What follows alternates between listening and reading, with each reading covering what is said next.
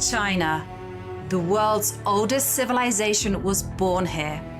Thousands of years later, it is one of the world's chess powerhouses. For most of the past 30 years, China has held the most prestigious title in women's chess. The legacy of the Women's World Championship is rich. Menchik, Gaprindashvili and Chibanitsa, Kosteniuk, Si Jun and Ho Yifan. Now, three-time world champion Ju Wenjun is defending her title once more. After vanquishing the likes of Katerina Lagno and Alexandra Goryashkina, another rival awaits. Challenger Lei Tingjie had to defeat 3 grandmasters in matches herself to get here. In the first 2 rounds of the candidates, she took on sisters Maria and Anna Muzichuk and won. Then in the final, she beat former world champion Tang Zhongyi. And that's it! Resignation! Lei Tingjie, the winner of the 2023 candidates finals. Will Ju Wenjun defend, or will we have a first-time champion, Lei Tingjie? Half the match is in Ju's hometown of Shanghai, half the match in Chongqing, where Lei hails from. Who will win and claim their share of the €500,000 prize fund? Welcome to the official broadcast of the 2023 FIDE Women's Chess Championship.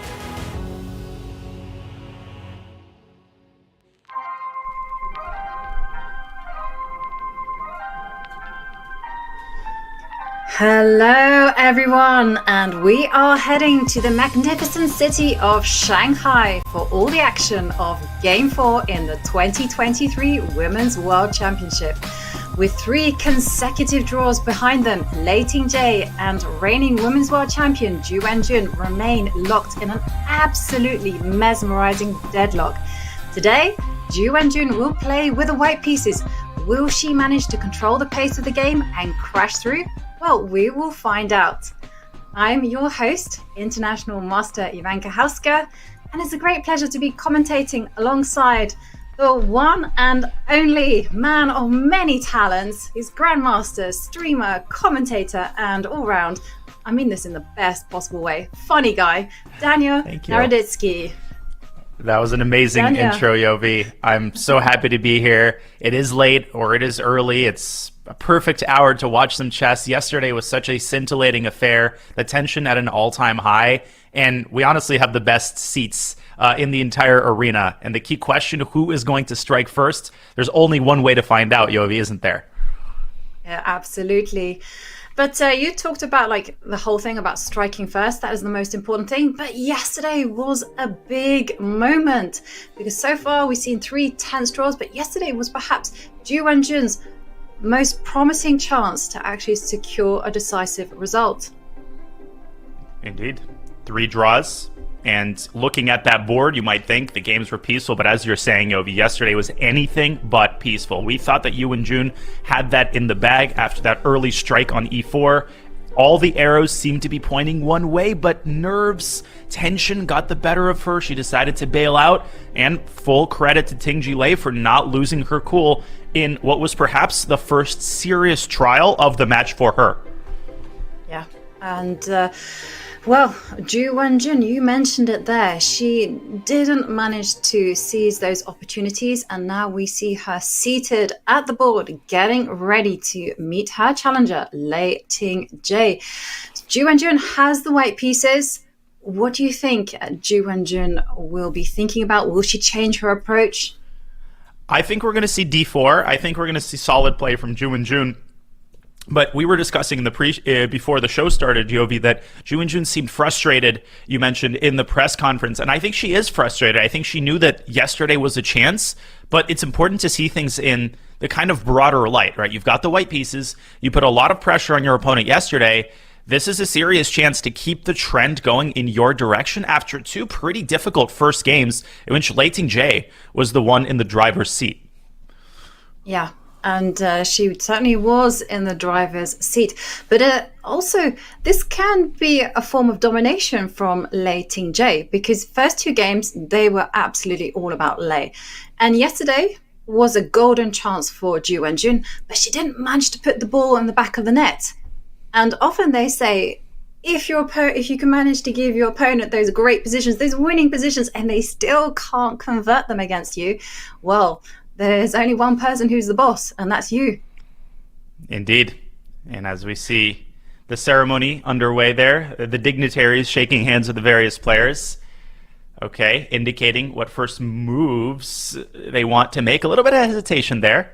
And I think somebody should run a stats analysis on how many times the first move made ceremonially corresponds to the actual first move made in the game. I think it's pretty high. Yeah, sometimes there's some consultation going on with the players beforehand, but we have seen some very creative opening first moves. And of course, these two players, they've known each other. They've played each other for many times and many a year. And let's check out their head-to-head stats. Now, of course, Ju Wenjun, being the older player, she is the most experienced one. Obviously, she's 3-time reigning women's world champion. But when it comes to the classical rating, I think this is the key stat.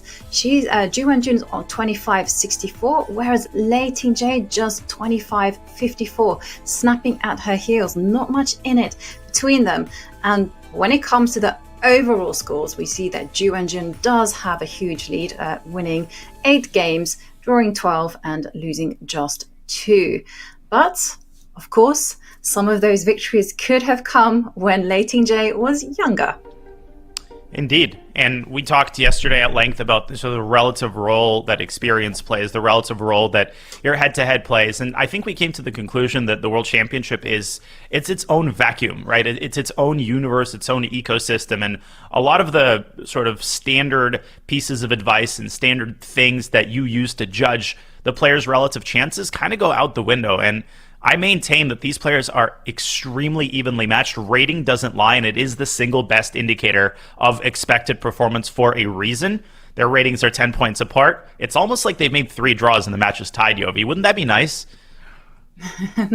Oh wait, well, sorry. We want some decisive games. We want that added storyline. And interestingly enough, we see the players and they're dressed in their corresponding color outfits. We see Ju Wenjun with a white jacket and Lei Tingjie wearing black. Perhaps these two players are superstitious. I didn't notice that until you pointed it out, and now I can't unsee it. I also can't unsee it as well. I mean, I quite like this whole philosophy that if you're playing white, you should wear a white outfit. Black. It would be you should wear a black outfit. It would be much worse, Yobi. I think you'd agree with me if Ju Wenjun was wearing a black outfit and Lei Tingjie was wearing a white outfit. That's like that psychology test where you have to read out the names of colors, but the actual color of the word is a different color. I think it's called the Stroop effect, where like you have to read the word green, but the word is written in purple ink. That would be crazy. I'm glad that they match the colors they're playing with. Yeah, consistency is key, as they say.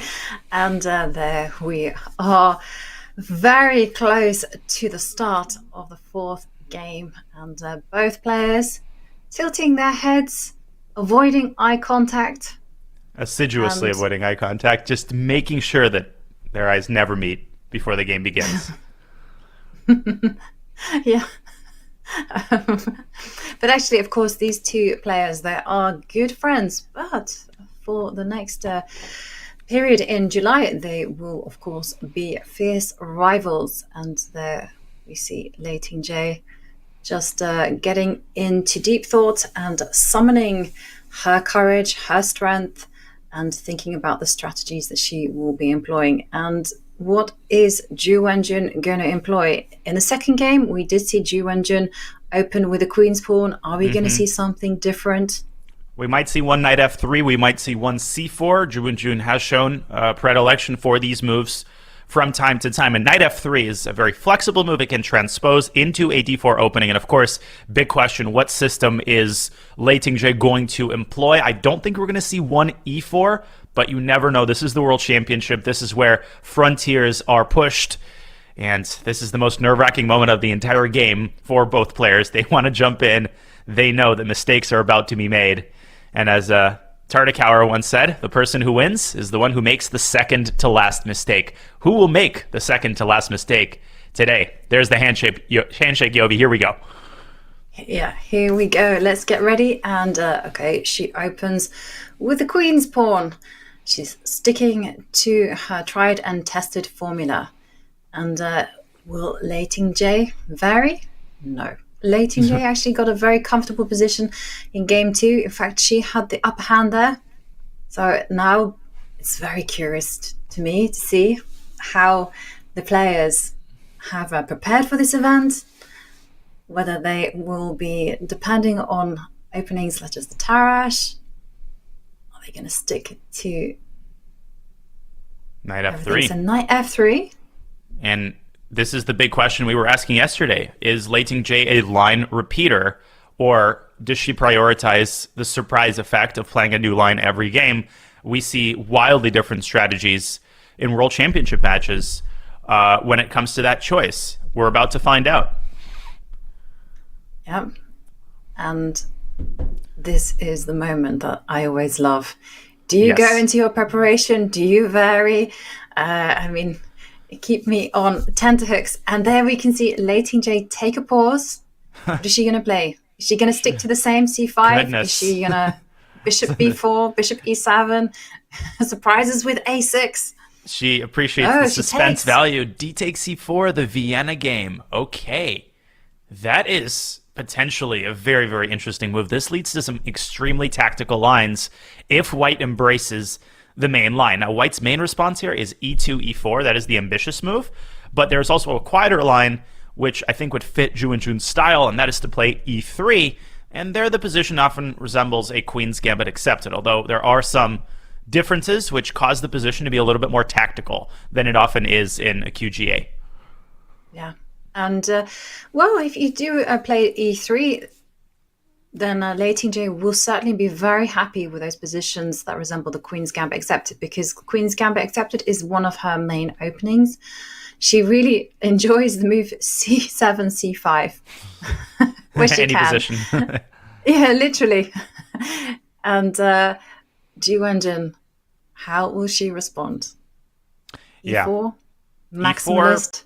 It's really hard to say. I mean, it depends on how much she expected d takes e4. To what extent was this move on her radar? And I think for newer players, it's important to realize that, of course, she knows this move. It's not like she sees dc4 and I've never seen this before. What do I do?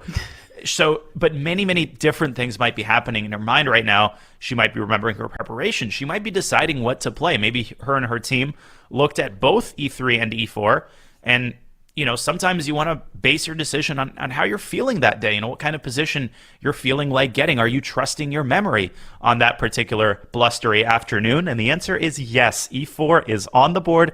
And now will we see b5? Yes, we will. Okay. We are not going to see... What do you call this variation when they play b5? So the umbrella line is the Vienna. I think DC4 is the Vienna variation, and I think b5 still fits that general label. White now usually goes e5, and you get actually one of the most underrated and interesting lines within the d4, d5 umbrella of openings. Mm-hmm. And e5, very much a move that I've played. And basically, Black says, you know what, I'm going to reinforce the protection of c4, but I'm going to give you b5 and get some great activity for the pieces. The bishop will be able to develop to the light squares, bishop b7, and it will have access. I've seen Alireza Firouzja play this line, also played by many top grandmasters. Yeah, this line, again, one of those that tends to fall beneath the more noisy lines like the Rogozin and the Queen's Gambit accepted, but it has not been refuted, and it's a line that strikes a balance between getting a sharp position with winning chances on the one hand, and yet it's still relatively sound from a positional standpoint. And the reason why is, if we bring up an analysis board a little bit early, but I think it's important to kind of paint the context of this line, because the position does become very irrational. After e5, knight d5, which we're actually going to see on the board, White plays knight takes b5. And yes, Black's queenside pawn structure is awful, But black possesses this massive square, this outpost on d5, and when the bishop comes out to b7, black's light square control often compensates for the damaged pawn structure on the queen side. As we go back to the live board, guess what, Yovi? We actually have this position. Yeah. This has been seen many times before, and the players are following the realms of theory. And it's quite standard now to actually go bishop e2, get the king castle. Those are the kind of happy moves. And afterwards, white takes a pause, and white can do many moves. Like, for instance, develop the dark square bishop to a square, put the queen on c1, and try to apply pressure on c4. White's plan is very simple. If you can, okay, yeah, as you're highlighting there, that's c4 pawn. Yes. Just win it. Yeah, bishop e2 is the main move. There's also this hyper-modern idea that involves playing the move queen to d2, which is not a move that really occurs to you unless you're acquainted with the theory of this line. And the queen travels to f4, and from f4 it can jump either to e4 and put pressure on the long diagonal, but more regularly it goes out to g4, because very likely black will develop this dark squared bishop. So the g7 pawn is a weakness that white can try to target in this kind of roundabout manner with her queen. And you're right, Yovi, there are so many different ways to play this position for white. Black's choices are much more limited because the pieces don't have, you know, that many options in terms of their development. You usually see black play like knight c6, bishop b7, and bishop e7. These moves are fairly automatic, and after that, you know, the fun really begins for black. Yeah. It is going to be an interesting opening. I've always considered this one to be more of a solid opening for black, in the sense that black is not really that ambitious, but just kind of trying to hold the balance, maintain dynamic equality, and achieve a draw. It's not like a King's Indian, which immediately like imbalances the pawn structure, and you feel that black is trying to get to you. This one, I feel like it's a dynamic game that tends to lead to a draw. And I can just see that, just checked over the stats in the opening files, and I can see that the stats kind of balance out a lot of draws. 56% draws, 87% a draw. Bishop e2 chosen. Very solid line. Yep. Castles. And knight c6, the immediate response. Absolutely no hesitation. That is also the most popular line. And man, so many top-level games here. And what's crazy is that this occurred for the first time in 2014. This is a very new line. And almost immediately, a lot of top GMs picked it up. Like, this is a line that is played so regularly by players like Caruana 2 games, Nepomniachtchi 2 games. Jeffrey Zhang has 5 or 6 games in this line. So top players really, really like this line for black. And I think that's one of the reasons we see so many draws, Yovi. It's not because the position is inherently drawish. It's just because this tends to happen in games of high-rated players, and those games just statistically do end in draws pretty often. Yeah, that is true. When you play correct chess, unfortunately, the result does tend to end in a draw. But okay, we are humans. Mistakes are bound to be made, especially as you pointed out, the second to last mistake. Don't make that one. And just play ridiculously precise. But I have to say, on the whole, these have been very high quality games. Like the match so far, I mean, we've seen small errors here and there, but there's not been any big blunders, so to speak. And we've seen a lot of resourceful fighting chess. And there we do see white castle. And now this is the big decision that you and I were talking about. I've personally put the bishop on e3. I think I put my knight on c3 and put the bishop on e3, and then put my queen to c1. That's a very positional way of handling this yeah. position. It was recommended by Sam Shanklin, and I thought, well, if it's good enough for Sam, it's good enough for me. I can vouch for that. Played. Yep. And are you a d4 player? I think you are, right? Now, in my older years, I've become a d4 player. By nature, I'm an e4 player, but recently I have a over-the-board round in 14 hours, so I won't delve too deeply. But at this point, I really like d4. But mostly Jababa London, though, so I'm not as familiar with d4, c4 openings with white. Yeah. And on the subject of openings, one of the things that really captured my imagination was the way that Ding handled the World Championship match, because there we saw him ducking and diving, choosing weird opening lines. Is this the future for chess? That you just, for instance, choose a job of a London and you employ it maybe 10 times a year, and then you have like maybe 10 minor openings, so to speak, like that in your arsenal, and then you just keep moving on every year. I think that's a great point, and I do think that the arc of opening innovation trends toward, disposable openings, if you will, having, as you're saying, 5 or 6 different openings, even at the very highest level, which was never a thing. I mean, the narrow repertoire was considered to be kind of de rigueur at the highest level, where you were playing the Najdorf, the King's Indian, and with white you were playing 1d4, and that's all you were playing. And if you made a surprise move, it was once a year at the maximum. It's just not practicable now. And even players like MVL, who are more of the old school, even MVL has started to vary a lot within his umbrella of standard openings, but still, he doesn't just play the Najdorf anymore. You just have to do that. There's too much information out there about you. There's too much risk that somebody's going to prepare 45 moves of theory, and that's not even an exaggeration at this point. It's not an exaggeration. I remember a story that one of my friends told me, that he played against Fabiano Caruana, and he said Fabi had prepared like 45 moves of theory. It was like, and it was against an opening that he hadn't even employed that often, and it had been very much played to surprise Fabi, and yet Fabi just knew it all. 45 moves of theory. Scary times, actually. God. That's how hard these players work nowadays. It reminds me of the old Soviet joke shared about Mikhail Tal. Rumor has it that Mikhail Tal was approached by a journalist, and the journalist says, "Misha, you're so well prepared. Rumor has it that you work 25 hours a day. How do you manage that?" And he says, "I just get up an hour earlier." So. But that really reminds me of a story that I heard from Shaq himself, Shaq Mamedyarov. He was in his teenage years, and he asked himself, "What is my goal?" And his goal was to be one of the best players in the world. And he said, "Well, how am I going to get that?" And he said everywhere he looked in Azerbaijan, everyone was studying 10 hours per day. Mm-hmm. So he was like, okay, where can I fit 10 hours?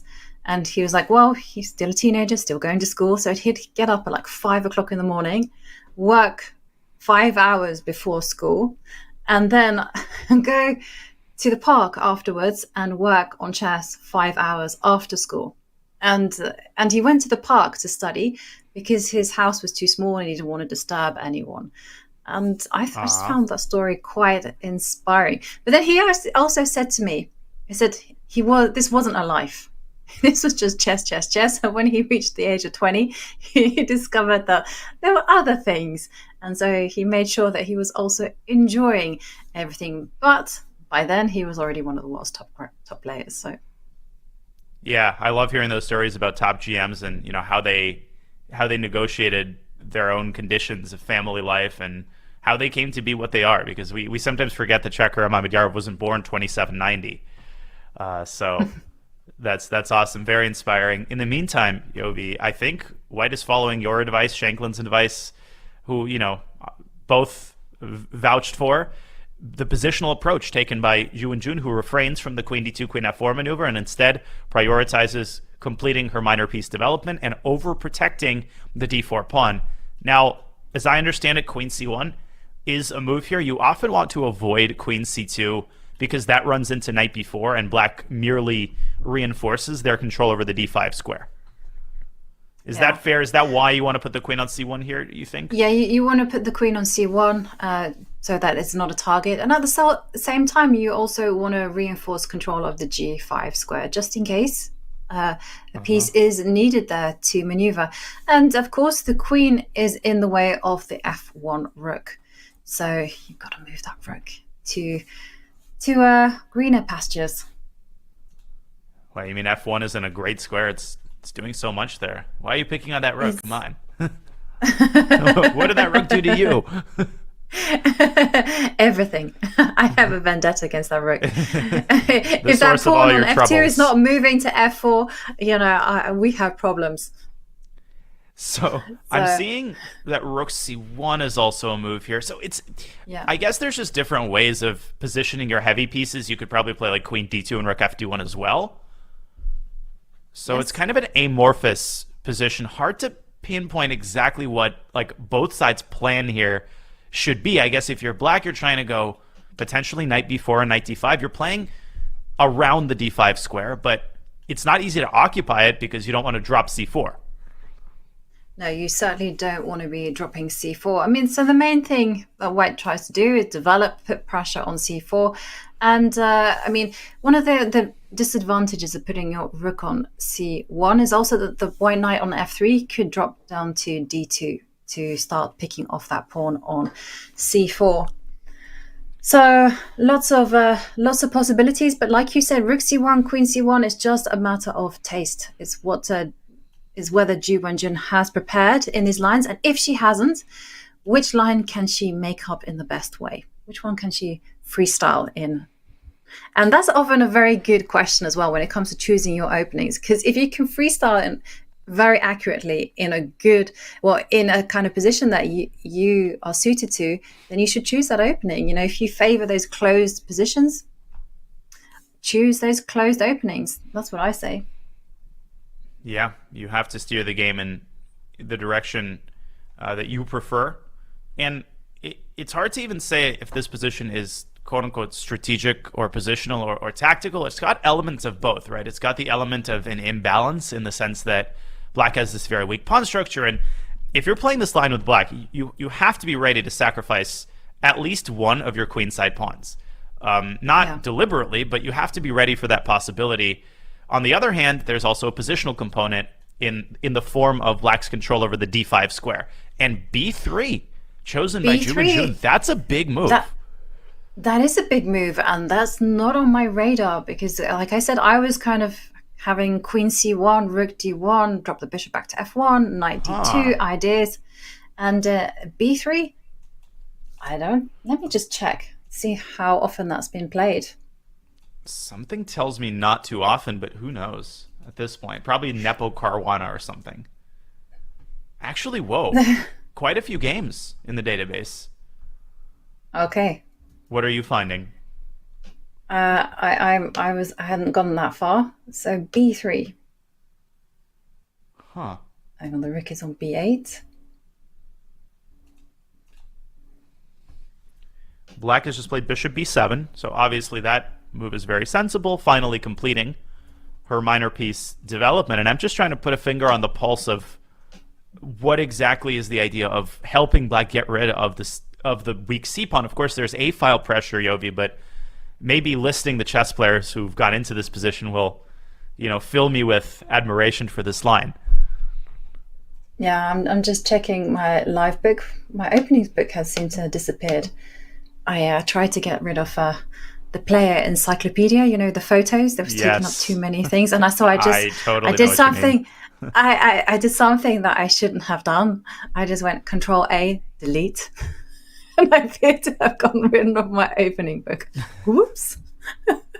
Yeah, anyway, that's the issue with chess base. I will move on to. Okay, so looking at the game, I can see that there have been 4 players on the Chess.com opening database, and the strongest ones, we see Parham Masudlu has faced this twice in 2021, 2020, and Nordebek Yakobayev has played this with white pieces in 2021, and Shant Sargsyan, very strong Armenian grandmaster, played this.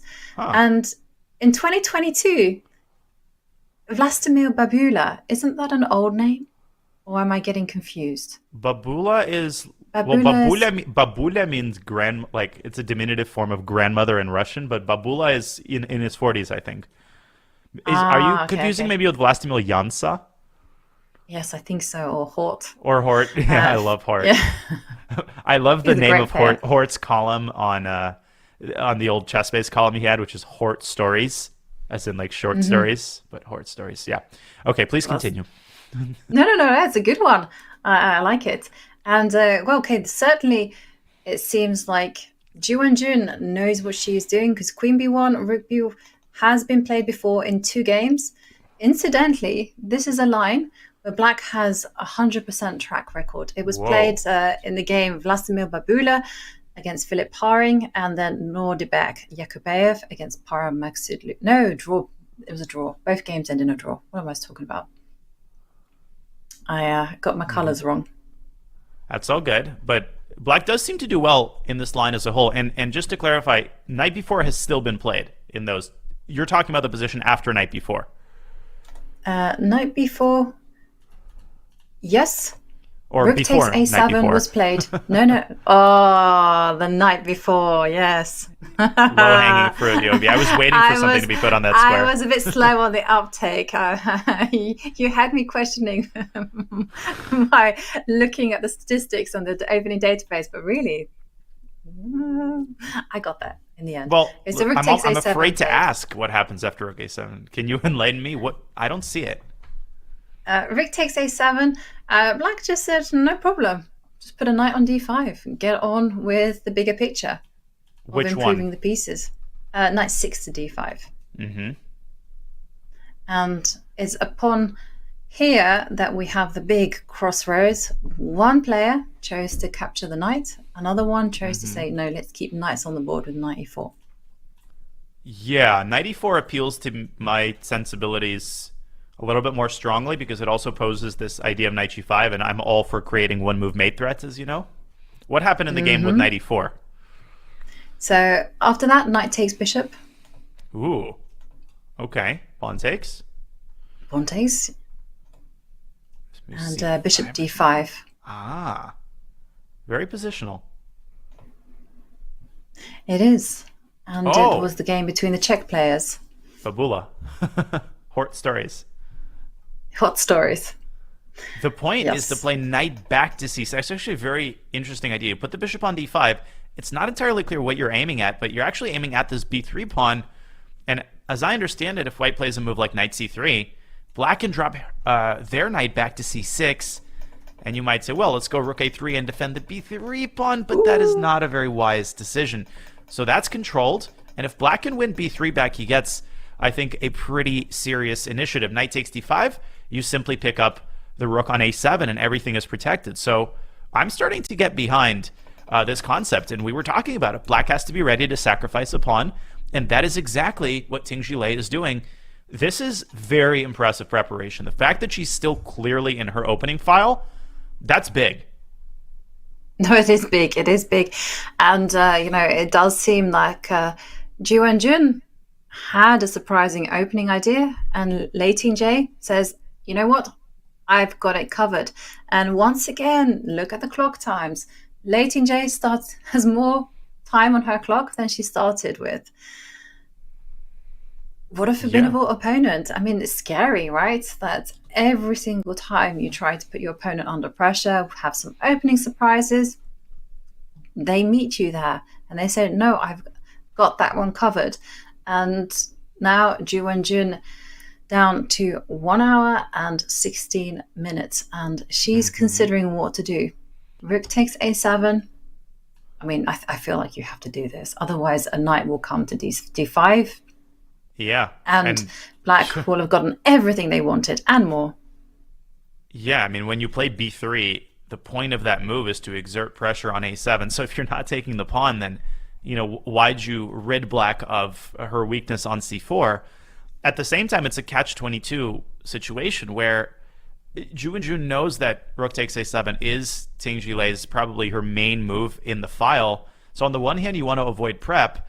On the other hand, you don't want to make an a priori bad move to avoid prep, because then what's the point of avoiding prep if you know you're going to be worse? So it's a very uncomfortable spot, and this is why Ding played h3 on move 4. It's because of situations like this where you get this feeling of hopelessness. Like whatever you do, either it's going to be a mistake or your opponent's going to know how to react. Yeah, this is definitely a dilemma of modern day chess. Yeah. And I mean, but can you kind of work through the ghosts and you say, okay, rook takes a7, definitely the most logical move on the board, something that Lei Tingjie would obviously have looked at. I mean, how scary is it realistically? I mean, the whole point is to put a piece on d5. She can't stop it. She, even if she doesn't take that pawn, how on earth is she going to stop a knight appearing on d5? She cannot do that. No. And I'm exaggerating things a little bit for effect. If we bring up our analysis board one more time, going down that rabbit hole, rook takes a7, knight d5, bishop d5, right? We were looking at knight e4 earlier, but if white takes on d5 and, just sort of plays a prophylactic move like rook to a1, remember the black's idea was to play knight c6 and discover an attack on b3. I'm not getting the vibe that white's position is all that risky. I think it's probably equal, like black's domination in the center balances out the pawn that she has sacrificed, so maybe knight c6. But white's position is uber solid. Everything's on a defended square. So I don't think Ju Wenjun's worry is that, okay, I'm going to lose the game. I think her worry might be, well, what if I slide into a slightly worse position? Or what if I have to suffer to make a draw? That was not in my daily agenda with the white pieces. Yeah, definitely not on her agenda. And I've actually played a position like this where my opponent blundered a pawn. And I can tell you, it's not very easy being a pawn up, but at the same time having to handle black's activity, because black's pieces have very nice harmony. And harmony is the name of the game when it comes to the middle game.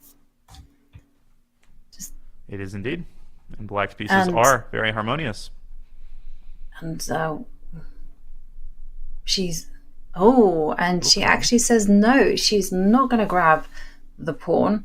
And instead she puts the knight on e4 immediately.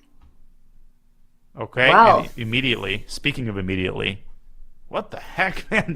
Does this prep ever end? h6. Well, I guess it's a natural question, right? When you reach this position on the board and you ask yourself, well, what happens if black says no? White says no. And it goes knight e4, trying to get to g5. You go, no, I don't want any of that business, and go h6. And then the question is white going to capture the pawn on a7? I think the answer is yes. Unless there's something. I'm just wondering whether there's something happening. Is there some nefarious on the fate king's that befalls side? white? Oh, you mean some alternative that involves attacking on the king's side? Yeah, but somehow or other, it's all to do with the light square bishop. It's just not getting into the game. That's the problem. And the knight on e4 is loose. And I was just also thinking about ideas that are white's disposal. Like, for instance, knight g3, get a knight to h4. And somehow you need that extra time to go queen c1 and then sack on. You need knight on g3, you need the queen on c1. That's two moves. And then, and only then, can you think about sacrificing on h6. Another way of setting up a sacrifice on h6, borrowing from Louis Lopez, to play h3 and then knight h2 and knight g4. The knight on h2 can be a very underrated piece, and I'm only half joking. I mean, that's a 3-move idea, and then bishop takes h6 actually becomes a threat. But I personally, I'm sorry, but I would not be able to resist this juicy morsel that is lying there staring at you with its eyes. Pawns like this just don't lie by the side of the road. So if I'm Ju Wenjun, as Yasser Serouan's friend Nikolai Minov used to say, if white's going to die, at least she dies with a full stomach. So take that pawn, then you'll have something to suffer for. Yeah, I like that saying, because normally I just say, you might as well, right? If you're going to suffer, just suffer with something in your hand. And I agree, rook takes a7 is definitely appealing, but I'm just considering why Ju Wenjun is thinking, like, what else could she be thinking about? So I feel like moves like knight g3, h3, they're just too slow. Yeah. Because knight d5 is coming, and after knight d5, the bishop will find itself taken. And have you seen that film, by the way? Taken.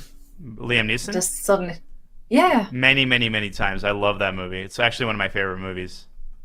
I will find you. No, when I said I will kill you.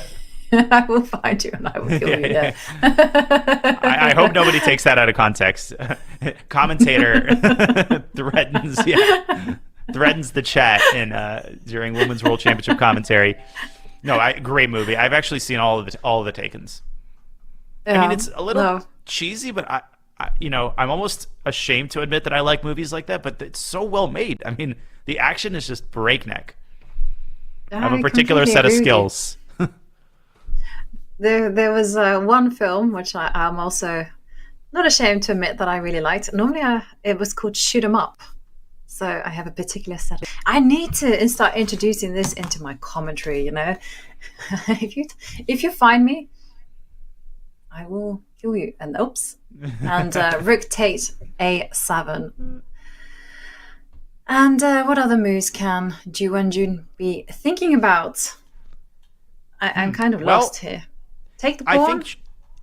I think you're right. I think it's the category of moves that involve just improving the position. So knight g3, knight h5 is kind of a tempting idea. I mean, it's not that white is signing up to sacrifice all of her pieces, just maybe put a little bit of pressure on the queen side, the king side. Maybe a move like rook c1 with the idea of knight c5, or maybe she's just double, triple, quadruple checking that rook takes a7 doesn't succumb to some hidden tactic. But I am still expecting this pawn to be captured. Mm-hmm. And whilst Ju Wenjun ponders whether she should grab that pawn, whether she should play in a different manner, well, we are going to go on to our very first break of the day. Lei Tingjie, on the other hand, seems completely unperturbed, and it's here in the beautiful Shanghai. The players are battling it out for the first half of the Women's World Championship match. It's going to get exciting, so don't go away. We'll be back in a few minutes.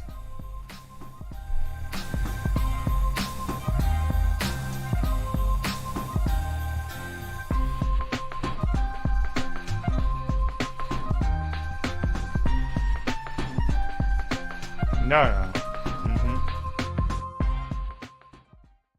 Hi, I'm Grandmaster Anish Giri, and welcome to Left-Hand Repertoire's 1e4.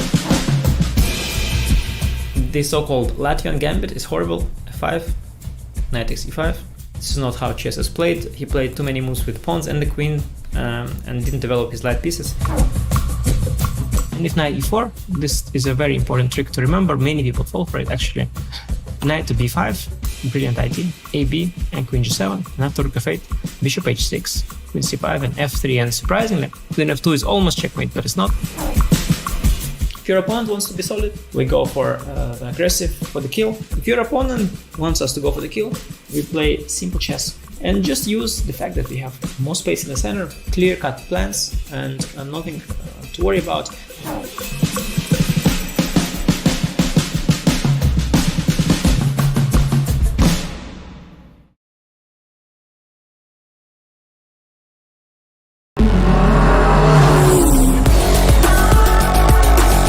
Oh my goodness, knight d8? Whoa. Bishop g5 with mate. No way! It has to give it. Mate! You bloated mate!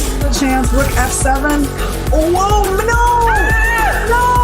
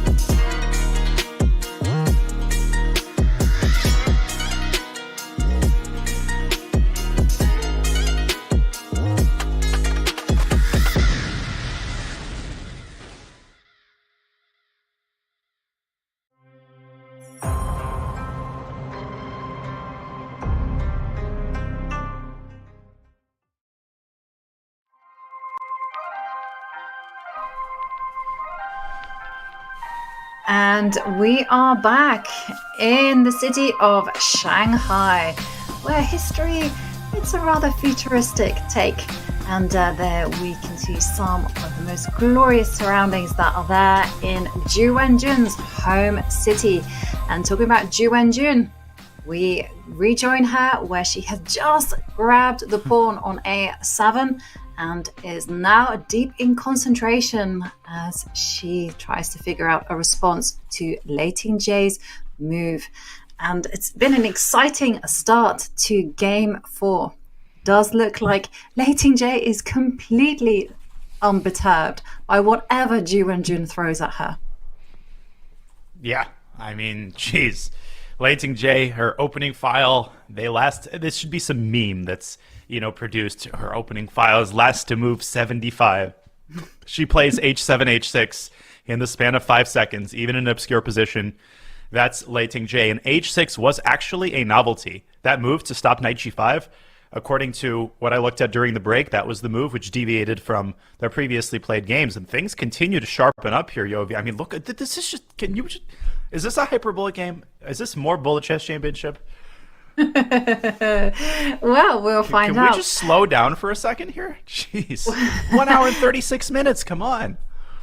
I know, but everything that Ju Wenjun plays doesn't seem to fluster her at all. So, I mean, now she's retreating the knight to c6, attacking the rook. The rook will presumably step all the way back. Yep. Goes to a1, back to its starting square. And the big question, though, is Lei Tingjie, how is she going to recover her material that she sacrificed, this pawn deficit? And now she's putting the knight back on the b4 square. So I'm kind of curious if Ju Wenjun went rook a... No, she can't go rook a7. What am I on about? There is going to be no repetition. Yeah. Okay, so White's thinking knight b4. Now the threat is, of course, knight takes d4. And White has to... I mean, this pawn cannot be lost. If White loses the d4 pawn, then the whole position collapses. So I guess there could be a repetition of the sort bishop b3, knight back to d5, bishop back to d2, but I kind of doubt it. I feel like White could also contemplate queen up to b2, but the issue there is that the knight is x-rayed by Black's bishop, so you have to watch out for tactics like knight takes d4 or knight takes e5. Maybe even rook d1 is a possibility here to set up some sort of tactical defense against knight takes d4. All of this points to one thing, which is that I would hate to have this position with White and be totally out of my preparation. Yeah. No, I mean, this is a very tricky position on account of the dynamism of Black's pieces. The only move that I can see that can avoid the repetition is actually putting the bishop back on e3. And when the knight retreats to d5, you step all the way back with your bishop to c1. After all, you put your rook back on its starting square. Why not let the bishop join in the fun? Absolutely. Every piece needs to join the party. Can we have one non-instant move by Lei Tingjie? What do you think? When will this file actually end? Well, we've seen her take a small pause right now. She still has more time than she started with. The players do have the very classical standard time control, which is like 90 minutes for 40 moves with a 30-minute bonus time once you've reached move 40. And of course, the players are getting that 30-second increment after every move. And this does mean that Ju Wenjun started with 1 hour and a half. She now has 1 hour and 35 minutes. So she's got 5 minutes to play with. I mean, hang on. Has this ever happened, actually, that say the game finishes pretty quickly? Has any game in World Championship history actually ended with one player having more time on the clock than they started with? That's a great question. And it would have to be, all of the World Championships played, I guess, in like 1990 and further, because, I wonder at what point electronic clocks were introduced to the World Championship. Beforehand, you couldn't have increment. But that's definitely a question for, a chess statistician. If only we had a website that like aggregated these kinds of stats. Just some food for thought. Yeah, That I would would. be I awesome. was Or also you could ask trying to. these types of questions. I was also trying to figure out like what was the longest game that's ever been played in a Women's World Championship match. And I think in 2016 there was some that move 80, but someone somewhere has to have played past move 100, and that's also something I would love to know. Okay, during the next break, I'll do a little bit of research. In the like 3 or 4 minutes that we have, I'll see what I can find. Okay, and yeah, we have a Berlin draw, Carlsen and a candidate. I would say, okay, that is true. That's true. They did play a few Berlin draws. Okay. Well, Berlin draws are pretty hard to remember, so presumably that took a couple of hours from each side to reproduce. Okay, in the meantime, finally a think for Lei Tingjie and Bishop e3, move 19. She still has over the time that she started with. Crazy. And okay. We have our producer in my ear, Bick. Thank you, Bick. He's very eagerly saying that there was a rather fun line that has been available to Ju Wenjun, and actually it all started with not Rook A1, the big retreat, but in fact playing Rook takes Bishop. And in the meantime, we do see, after that small moments of hesitation, the knight coming to d5, attacking the bishop. And what is Ju Wenjun going to reply? Bishop c1 is my vote. I'm dizzy. I feel like I'm trying to put my finger on the arrangement of knights and where they've gone. If I can just rewind a little bit. Because, okay, so we had the knights on b6 and d5. So first she played knight 6d5.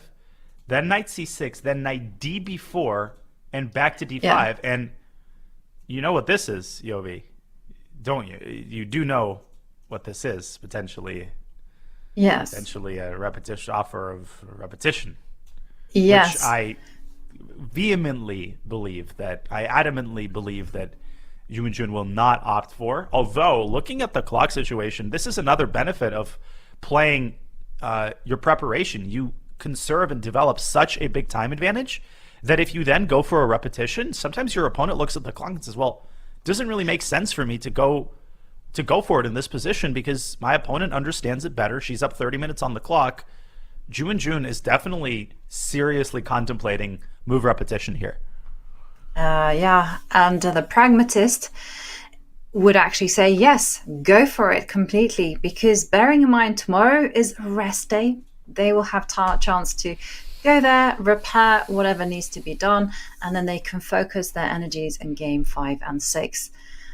But bearing in mind Ju's track record from yesterday, which did highlight to me that Ju really wants to squeeze out every game until the last possible minute, I would say no. And also, I don't think I've ever seen Ju Wenjun take a quick draw. So yeah, just not her style. It really isn't. And but shall we, whilst the players are thinking and Ju Wenjun is considering that eternal question to go for the draw, yay or nay, let's go and have a look at our producer's big, rather fun line. So it all started back when the white rook was on a7 and the knight retreated to c6, attacking it. Well, Ju Wenjun had at her disposal rook takes bishop, rook takes rook, and then queen c1. The queen and the bishop are subtly indicating exactly what they want to be doing. And the knight is on freeze, so knight goes to b4, then bishop takes h6. How did she miss this? She should be kicked out of the tournament, honestly. This is painfully obvious. And the idea, I guess, is after queen h6, you just can't stop knight fg5. Right. Which means black doesn't take the bishop, of course. But then I feel like, how does black survive that one?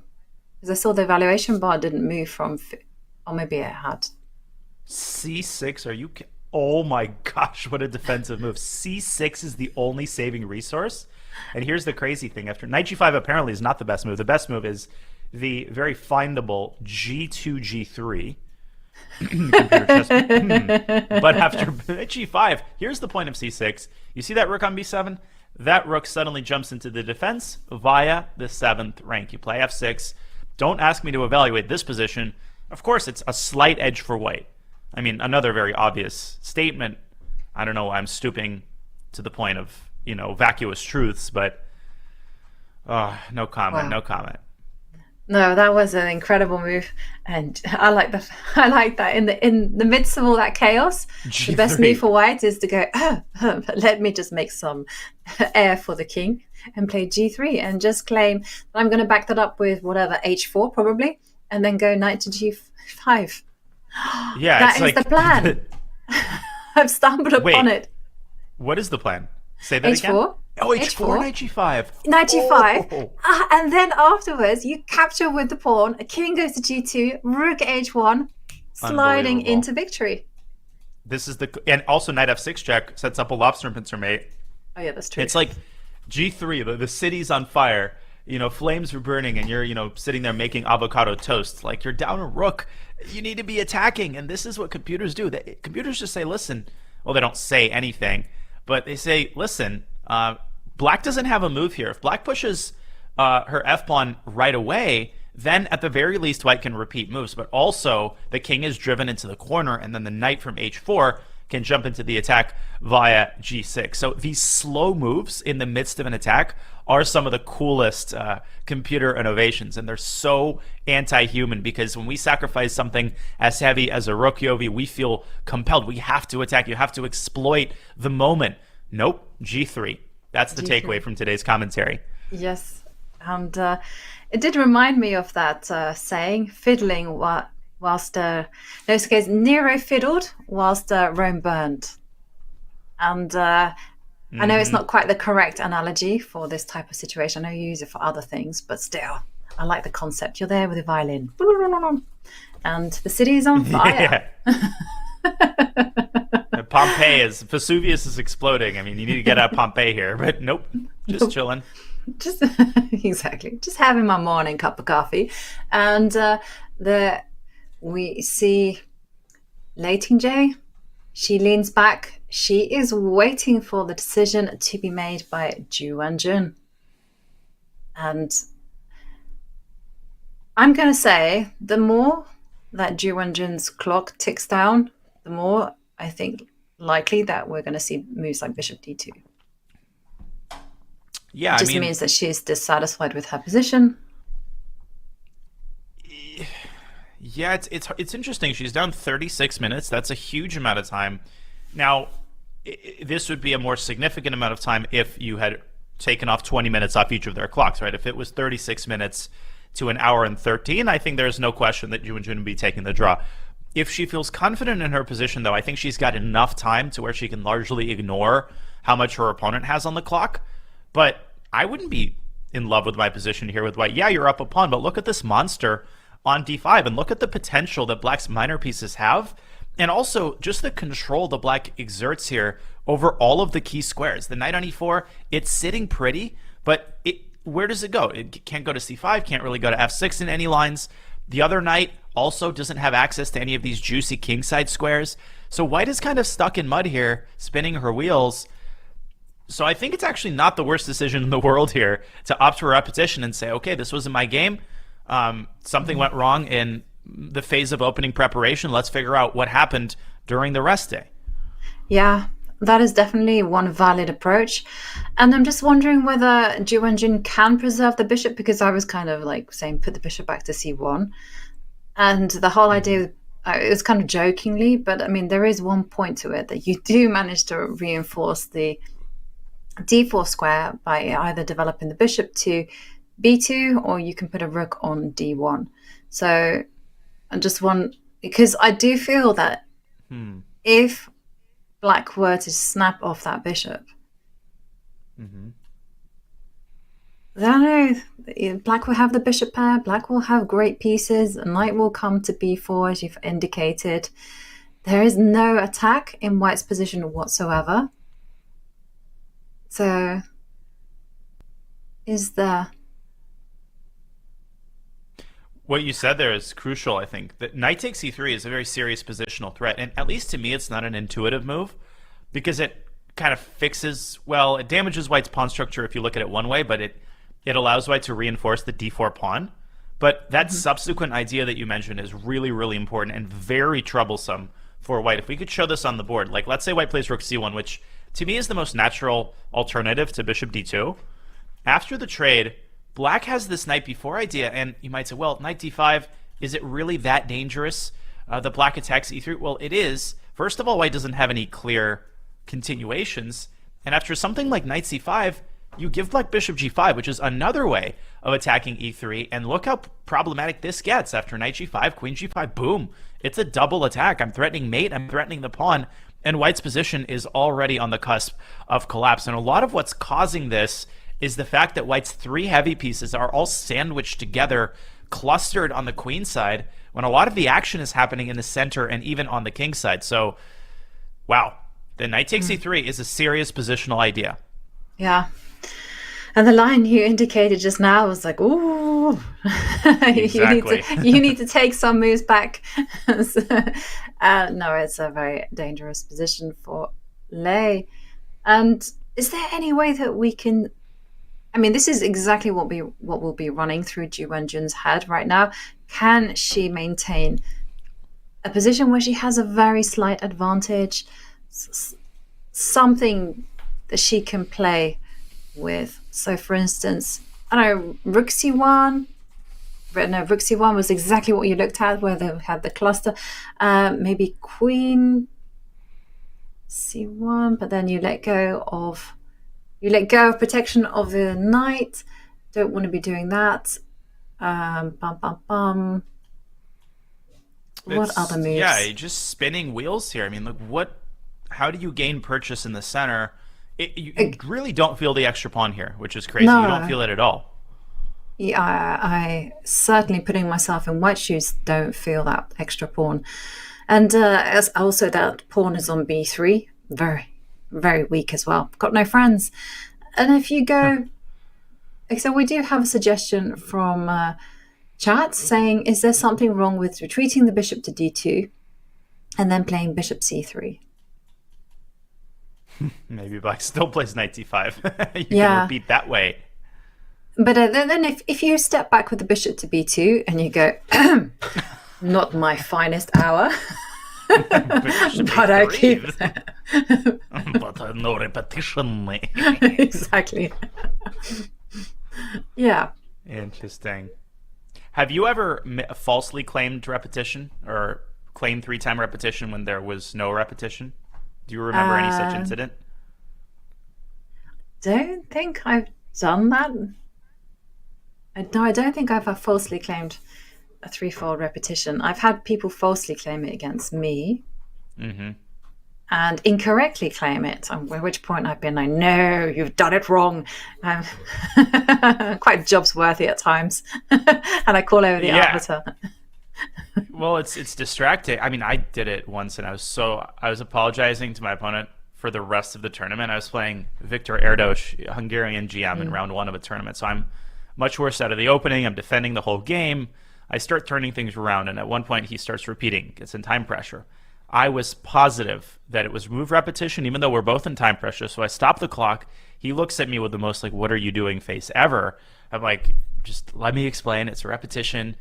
It was one of those cases where, there's a tiny change in the position. Like the king is on g2 when the knight is on d5, and it's on g1 when the knight's on b6. Like, it wasn't repetition, but it was very, very narrow. And let's just say my opponent wasn't happy. Ultimately, the game ended in a draw. But yeah, I was thinking of getting him like a bouquet of flowers or something, because it was not my intention to derail his thinking process. Oh, that's very nice of you to be so thoughtful. No, I don't think I've had anything like that. I've done it, no. But I have gotten annoyed with people for offering draws all the time. So this is one of the great things about no draw offers. I don't like it when people offer draws in my time. I'm like, it's my move, my concentration time. And I had someone He later apologized to me many years later, but I mean, he was very, very nice about it. But he inadvertently kept offering me draws at critical moments. Every time I was about to sacrifice a piece, he goes, There's draw for I would draw. And I'm like, no. And then like I was short on time. It's like a draw. No. Yeah. And what else? What else has happened? And then I had one girl again. She was very young at the time. She offered me a draw every single move, and I was like, okay, look, I'm like 200 rating points higher than you, and there's no way I'm going to be taking the draw. I have a better position. And at the end, she started to cry when I refused the final draw offer, and it dawned on her that she was in a lost position. I was like, I felt a bit mean then, for about like a minute. For about 10 seconds. Then you realized, it's chess. That's what you got to do. I definitely. Sorry, go on. Yeah, no. I just looked over to my left, and I saw that we've been given White's best option if White doesn't want to take the draw. Okay, and you have to check this out. So basically, Rook C1 Bishop is C1 the or best something? move. No, Rook C1 is the best move. Give up the bishop. It's no problemo for the computer. And then after Rook C1, Knight takes E3, F takes E3, and the big point is, if the pawn on E3 is attacked, well, there's only one man who can step up to that job. King F2. Why was I going to say David Beckham? Like, I don't know why, but that name just came into my mind. I don't know. I don't know why. King F2 where? Knight before King F2? No, it's just like King F2, Knight C5, and after Bishop G5, wow, in comes the hero to save the day. No, Knight C5, yes. Yes. Well, not Knight C5 here, I guess. Oh, you're just saying chill on F2 and then play something like Rook A7, I guess. Yeah, Rook A7 is good. Wow. And Black just has no easy way to increase the pressure. This actually makes sense because you're keeping the knights to take the sting out of Bishop G5. There's no Bishop H4 because White can just block with G3. Use the king. Trademark Jovan Kahuska. I was proud of myself for saying that only one person that can step up to the job. This is one of the great things about how commentary has changed in the last few years. So like pre-pandemic, it was all about like just reel out those variations and be as impressive as you can. And then of course, Champions Tour, Chess Tour came in, and they were like, no long annotations, no long variations. We don't know about these things. You will lose all the viewers. And so then you had to kind of just think about expressions and think about ways you can kind of communicate chess to someone who can't play. And I think that's been a great development for the game. I think it's honestly, okay, this might cause some eye rolls, but it's really beautiful how commentary has evolved to the point where players of literally so many different levels can appreciate different aspects of the commentary and of the show. The higher rated players, they watch for the openings and they watch for the ideas, but it's a show now, so you can basically barely know the rules of the game and still appreciate certain competitive aspects of the game. And it's really, really amazing to me how much chess as a spectator sport has improved in that direction. Definitely.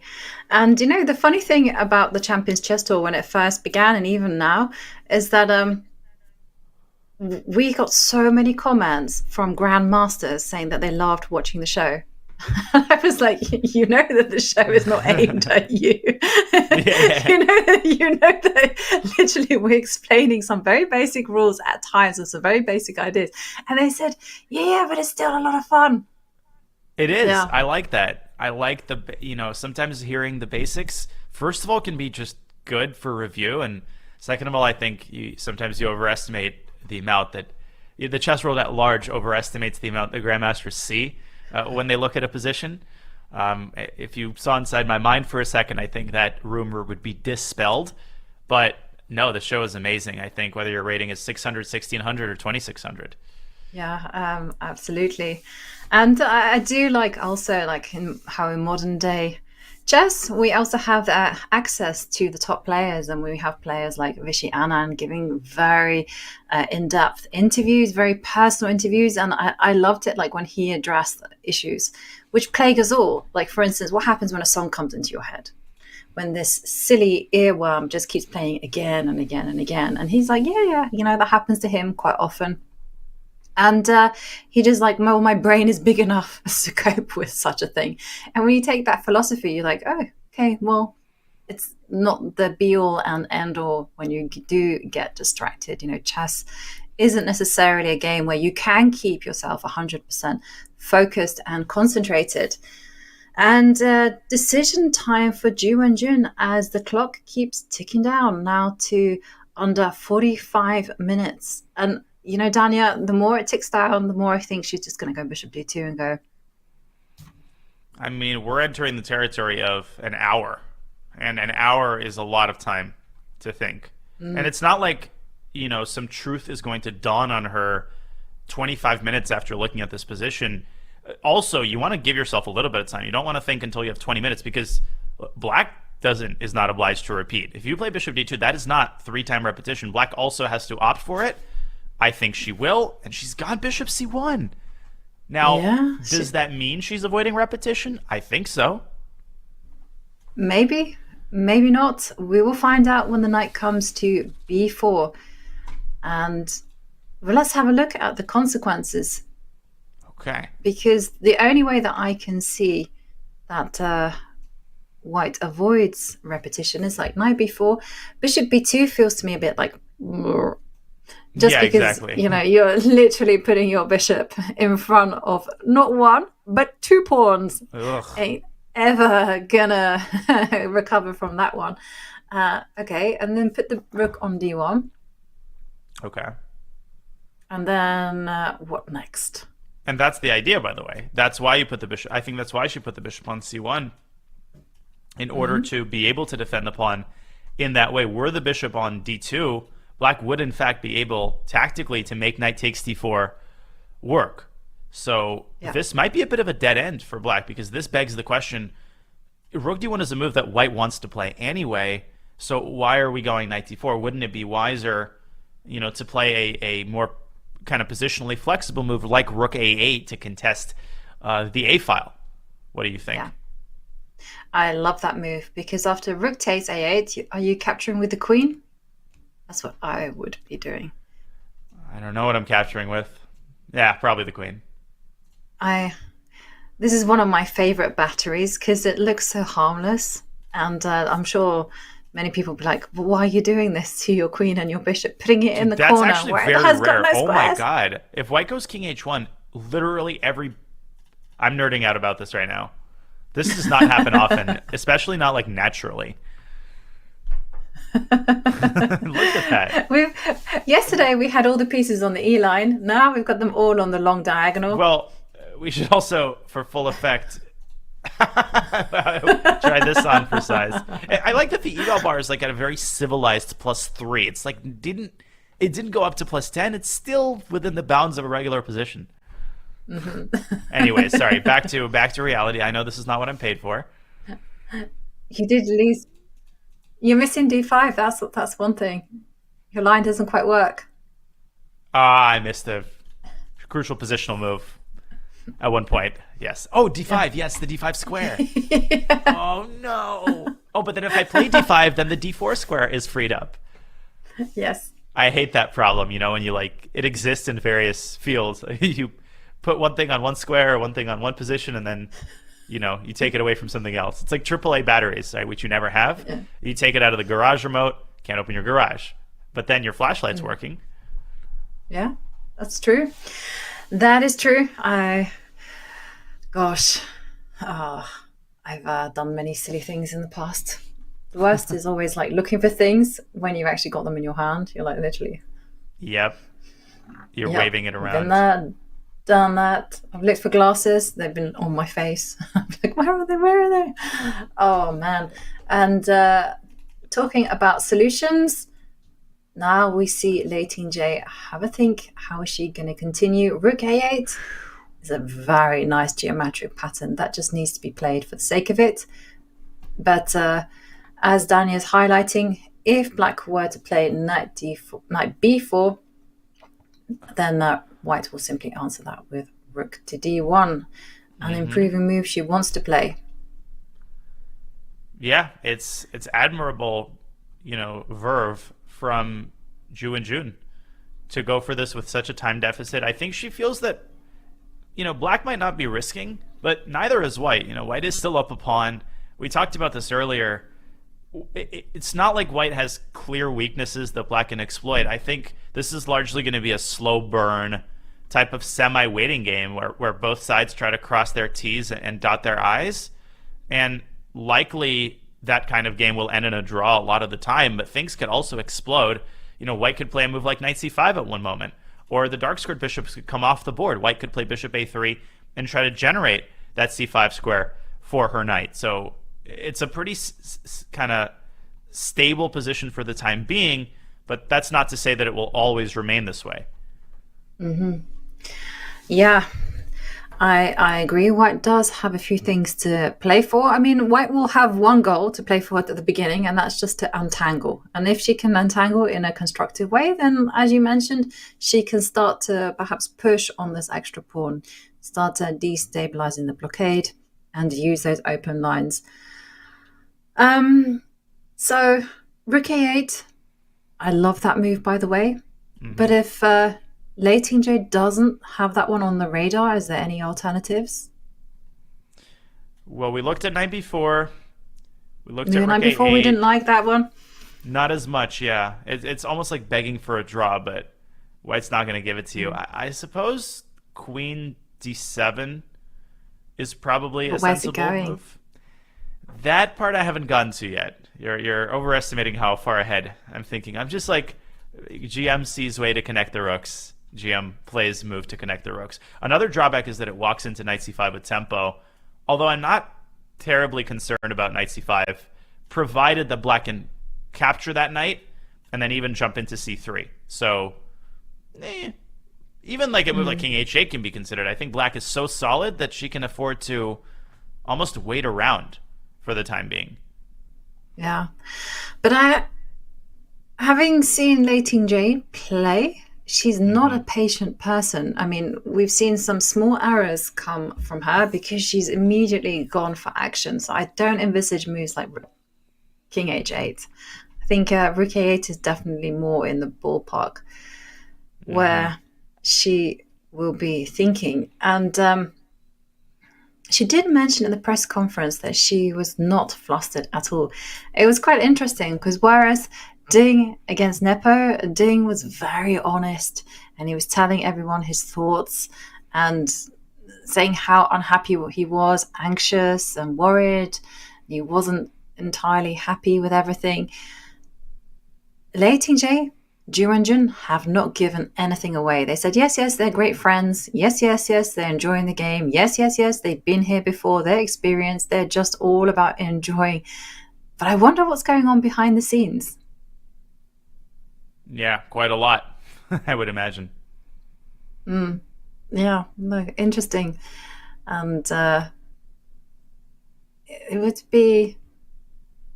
I remember reading an interview in 2018 after she beat Tang Zhongyi in exactly the same scenario. It was a first half in Shanghai, second half in Chongqing, and she said that there were nights where she couldn't sleep. There were nights when it was very important to her to have like some view of the river. They needed to walk, and at some point the tension gets too much. Well, there have been some stories from World Championship matches where, the players are nonplussed about each other's behavior. I think Mikhail Tal was relating a story from his World Championship match against Mikhail Botvinnik, where I think one of them was singing, or one of the seconds of either Tal or Botvinnik. I think Botvinnik's second was singing, and he was staying directly below Tal in the hotel. And Tal had to actually move tournament venues because it was disrupting his preparation and disrupting his sleeping, even though the singing was, as he put it, first rate. So, those kinds of stories are not totally without precedent. You know, the tensions are at a high. Things need to be just so for you to be able to relax. And I think they should be just so. I mean, if you're playing the World Championship, you deserve to relax in your own way. You deserve to have a luxurious hotel room and the kind of food that makes you happy. All of that really does factor into your success when, you know, the pressure is just this unimaginably high every moment that you're sitting at the board. Yeah, I agree completely. You have to have those good vibes. You have to feel at ease. And talking about feeling at ease, now we have a critical moment on the board. Lei Tingjie, deep in thought. It's the first time that she's not blitzed out a response. So we are waiting to see what will happen. And in the meantime, we are going to go into a break. The players are, of course, playing in the magnificent city of Shanghai. And there we can see the waterfront where history is combining with the future. That's the scene. Just stay with us, because in a few more minutes, we're going to get hold of all the action of Game 4.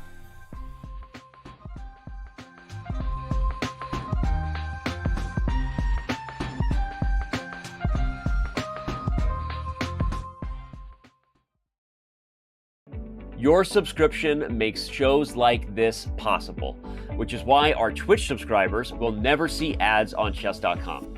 Connect your Chess.com account and Twitch account at go.chess.com/connectaccounts, and bang, boom, voila, you're done. 100% ad-free bliss forevermore. Whether you're following our events on site or on stream, type the command connect in the chat, and thank you for helping bring these shows to life.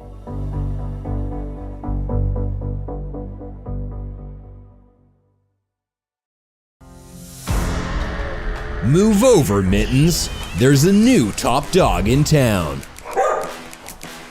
Benji the Bernadoodle might be an international master of fetch, but chess lessons with his dad, Gotham Chess, aren't really sticking. Host of his own public access TV show, Wishboy knows a thing or two about the most dramatic moment in chess history. A baller through and through, Buddy Buckets is moving his game from the basketball court to the chessboard. Watch out! Pinky practices chess from the inside of his mom's handbag on Woofstock's law campus. Don't judge a dog by its Diamante collar. Ponchik learned chess from his dad, GM Levon Aronian. He has never lost to another dog at chess and certainly won't lose to you. This July, the Possumness is unleashed on Chess.com.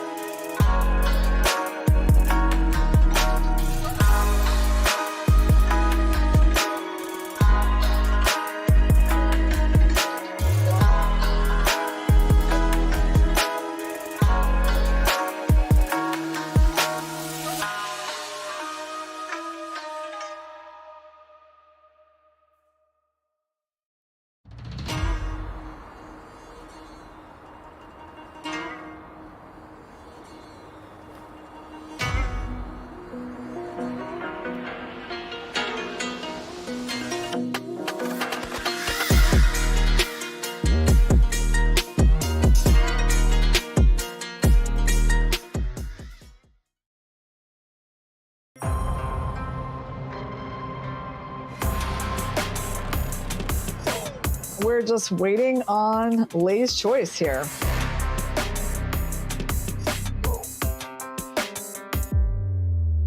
Oh no! She didn't play that!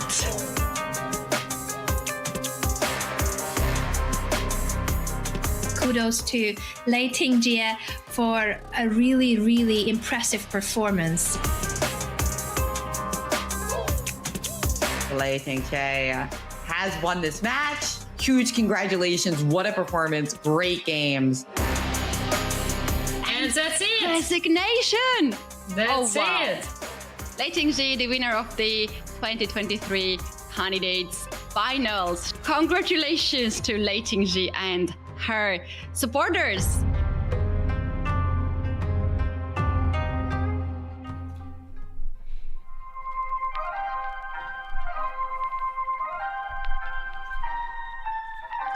And we are back just in time to see Lei Tingjie focusing there. And from the video, we got to see her path to this very spot, to the very chair that she's sitting in when she won the candidates.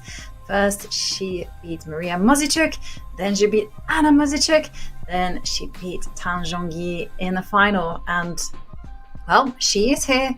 She is making the moves. She's come exceptionally well prepared. What an impressive player and impressive challenger she's been to Ju Wenjun so far. Yeah, I mean, composed, collected, good preparation, no blunders, and I was impressed by her demeanor on the board yesterday after several major opening inaccuracies, blundering knight takes e4, crisis time, bad situation on the clock, and the fact that she didn't panic, the fact that she was able to maintain her composure speaks to the depth and quality of her pre-match preparation. Of course, all of that goes out the window the moment you lose a game. But so far, I think Lei Tingjie has made a serious claim that this is by no means going to be a walkover for Ju Wenjun. And that was pretty obvious given Lei Tingjie's recent string of successes. But here, we could have had a repetition. Ju Wenjun feels confident that she can cash in her extra pawn. And we've had a couple of moves since our last break. Jovi, what do you make of this? The rooks have indeed been traded along the A file, much like we thought was likely. Shall we rewind a little bit just to see how we got here? We shall. We can, by a process of deduction, just deduce that rook A8 was in fact played. But how did Ju Wenjun respond? Rook D1 was played. So kind of one of those semi-waiting moves, trying to trade on her own terms. Lei agrees to the trade on Ju Wenjun's terms, and then does in fact play a move which is all too familiar to all of us now. This time, knight C4. How many times have we clarified which knight has gone onto a particular square? First it was knight B6, then it was knight D5. Now it's knight B4.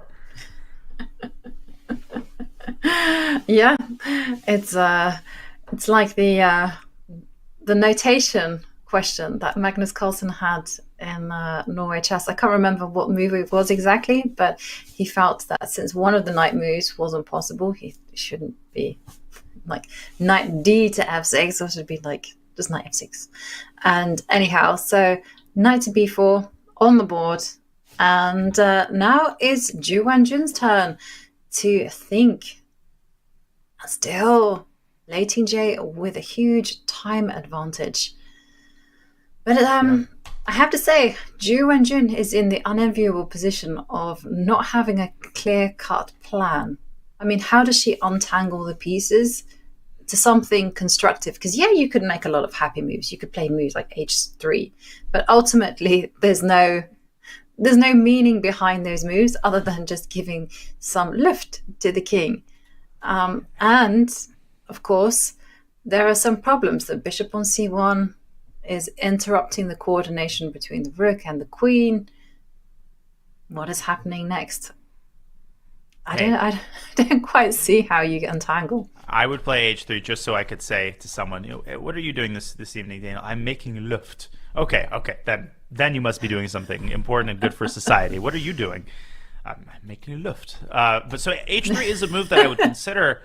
If you want to be more sort of concrete, take it to black. I would also consider moves like knight c5, maybe even queen a7, although I'd be very, very worried about sending my queen all alone to black's side of the board, and that's just a one-move threat that I'm not totally sure what it accomplishes. I was also going to go on a tangent about notation and what makes this system of notation so nice, which is how precise it is, right? You can indicate where a piece is coming from, where it's going, whereas the old system of notation was so clunky because you often didn't know which knight or bishop was being referred to. If you say queen's knight and both knights are on the b file, well, how do you know what is the queen's knight and what is the king's knight? It's also kind of interesting that in the really, really old days, in the 1600s, when chess books first started to come out, the squares were not called squares, they were called houses. So the moves would be recorded queen's knight to the white's queen's knight 4th house. And that actually remained in Spanish, because in Spanish the word for square is casilla, which literally means little house. In Russian it's cell, literally. I never knew that. It's a very interesting point. Rabbit hole history explorations, instead of doing productive things like studying openings or preparing for tournaments, that's what it yields. No. This is what you need to do in life. You need to gather those stories and you need to remember them. I also remember, going back to your point about like how to tell the difference between a king's knight and a queen's knight. Well, in the good old days, they did come up with a rather nice solution, which was to, I think they attached a sign on that knight, so you could tell. That's like good new invention for parties, is to have little symbols that you put on each of the glasses so you know who it belongs to as the night wears on. I think my brother got a set of little fruits like that you attach to the cups. Very innovative. Well, one thing I did think about once was that I thought that that we should have this kind of machine that basically reveals to everyone your deepest, darkest secret, and everyone is walking around with this machine on their like jumper saying, "This is my biggest, darkest secret," and then you get rid of all the awkwardness, right? Totally. It's like, oh, you just really? wear it on your sleeve. You just exactly. And you show your vulnerability to everyone. And okay, so I just suggested h3. I was just chucking a move out into the atmosphere. But I also noticed that the knight on e4 is loose. And as they say, loose pieces, they drop off. So, of course, there could be some tactical point to Lei moving the knight on the c6 square to b4. And I'm just wondering whether there are any potential jumps as well that Ju Wenjun has to calculate. No knight e3s, no knight f4s, because does it help? To me, it feels like it might actually help black if they exchange a set of minor pieces. Like, for instance, knight f4, you can go bishop takes knight, and then the queen can line up. On d5. On the long diagonal, yeah. Yeah, I mean, that bind on the light squares then becomes really concerning. And, the b3 pawn is a weakness. Yeah, right now, black's eyes are trained elsewhere, but once a piece gets to d5, whether it's a bishop or a queen, white definitely does not want to part ways with her extra pawn. So I agree completely, and I think this is one of the reasons why Ju Wenjun should prioritize the move knight c5. Just try to get the knight out of the purview of the bishop. Of course, then you have to calculate who benefits in the event of the trade on c5, and she's down almost an hour on the clock. That's starting to worry me. Yeah. Well, can we dive into knight c5? It is the most aggressive move, and let's find out what is concerning Ju Wenjun. And, of course, the critical move that you need to calculate is always the capture. Checks, captures, threats, no checks. At knight c5, and we say it, we're going to get it in real time. Look at that timing. Yeah. Okay. Knight c5. So we're likely going to get this position. And in this position, I mean, we can keep the analysis board up. I think queen e7 is impossible not to play. I mean, this move is so natural, it would be a crime not to play it. And I'm wondering what exactly Ju Wenjun is planning against this move. Might it be bishop a3? No. No. Terrible it's not move. Be... Terrible move. No, it's not going to be that. Oh, he's a great guy. I feel so bad ever like doing. I he's do like it one of the literally best out of guys. love. I do it because I love his stories and I love when he, delves into. I literally live for that. Yeah, me too. He's also the most cheerful person ever. Like if you have an awkward moment in commentary, he's always there to lift you up. He looks at you, he smiles. Honestly, I want to be like Yasser when I'm 60. He's like this in real life too. I think that's what a lot of people should understand. It's not an act. Like I've spent time with him outside of the commentary booth, and he is exactly like that. Warmest hearted, kindest person you'll ever meet. Yeah, 100%. So I always feel a bit guilty, whenever I do an impersonation of him because he's such a great guy. But it was recognizable. Can you do a British accent? Can I do a British accent? Yeah. Definitely not in front. Not in front of a person with a British accent because it's an abomination. It's an abomination. It's an abomination. Yes, I can do the sort of the professor accent, Elizabeth. But honestly, it's terrible. It's absolutely terrible. It's terrible. My British accent is one of my weak points compared to the other European accents. It's actually not bad because you don't do the mistake that lots of people do. They go water, and they all think that we have that. And water, that's the final emphasis. Water is wrong. It's water. Water. Laboratory. Laboratory. Lorry. Are you a lorry driver? Lorry driver, yes. Did you watch the Peep Show on the telly this morning? Okay, that wasn't terrible. That wasn't bad. That was like some lord in his manor with a pipe in his slippers by the fireplace, just watching television and slumming it with plebs. Okay. Sorry, I am half crazy, and so if you give me a chance to do accents and whatever, have you not, I will join in. I'm better at chess players than I am at like country accents.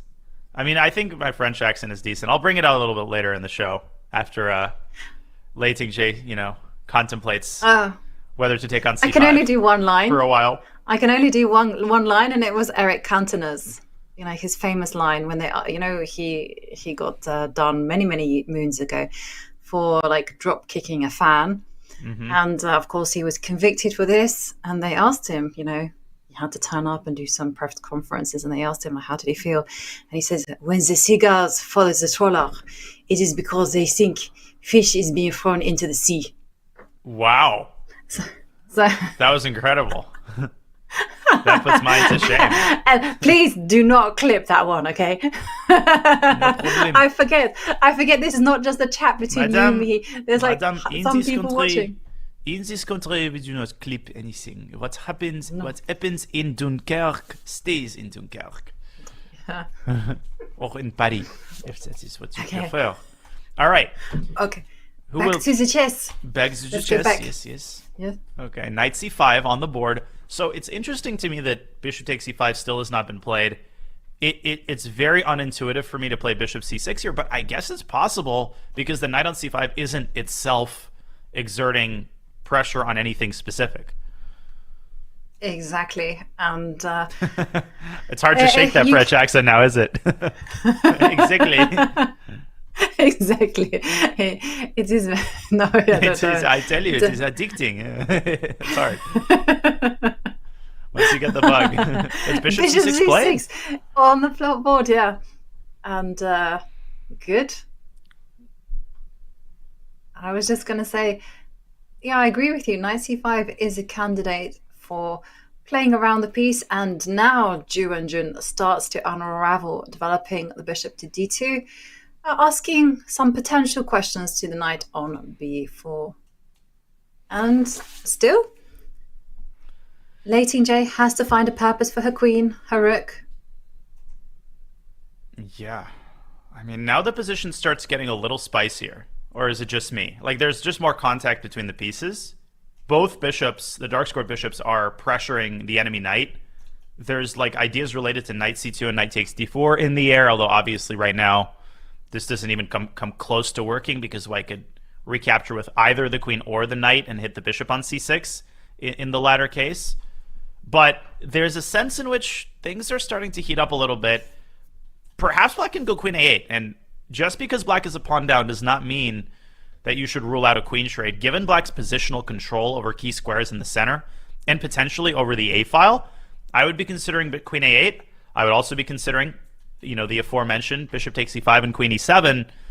Although now, Yovi, I'm souring on that idea because I don't really want to give white's knight a really, really nice central post on d4.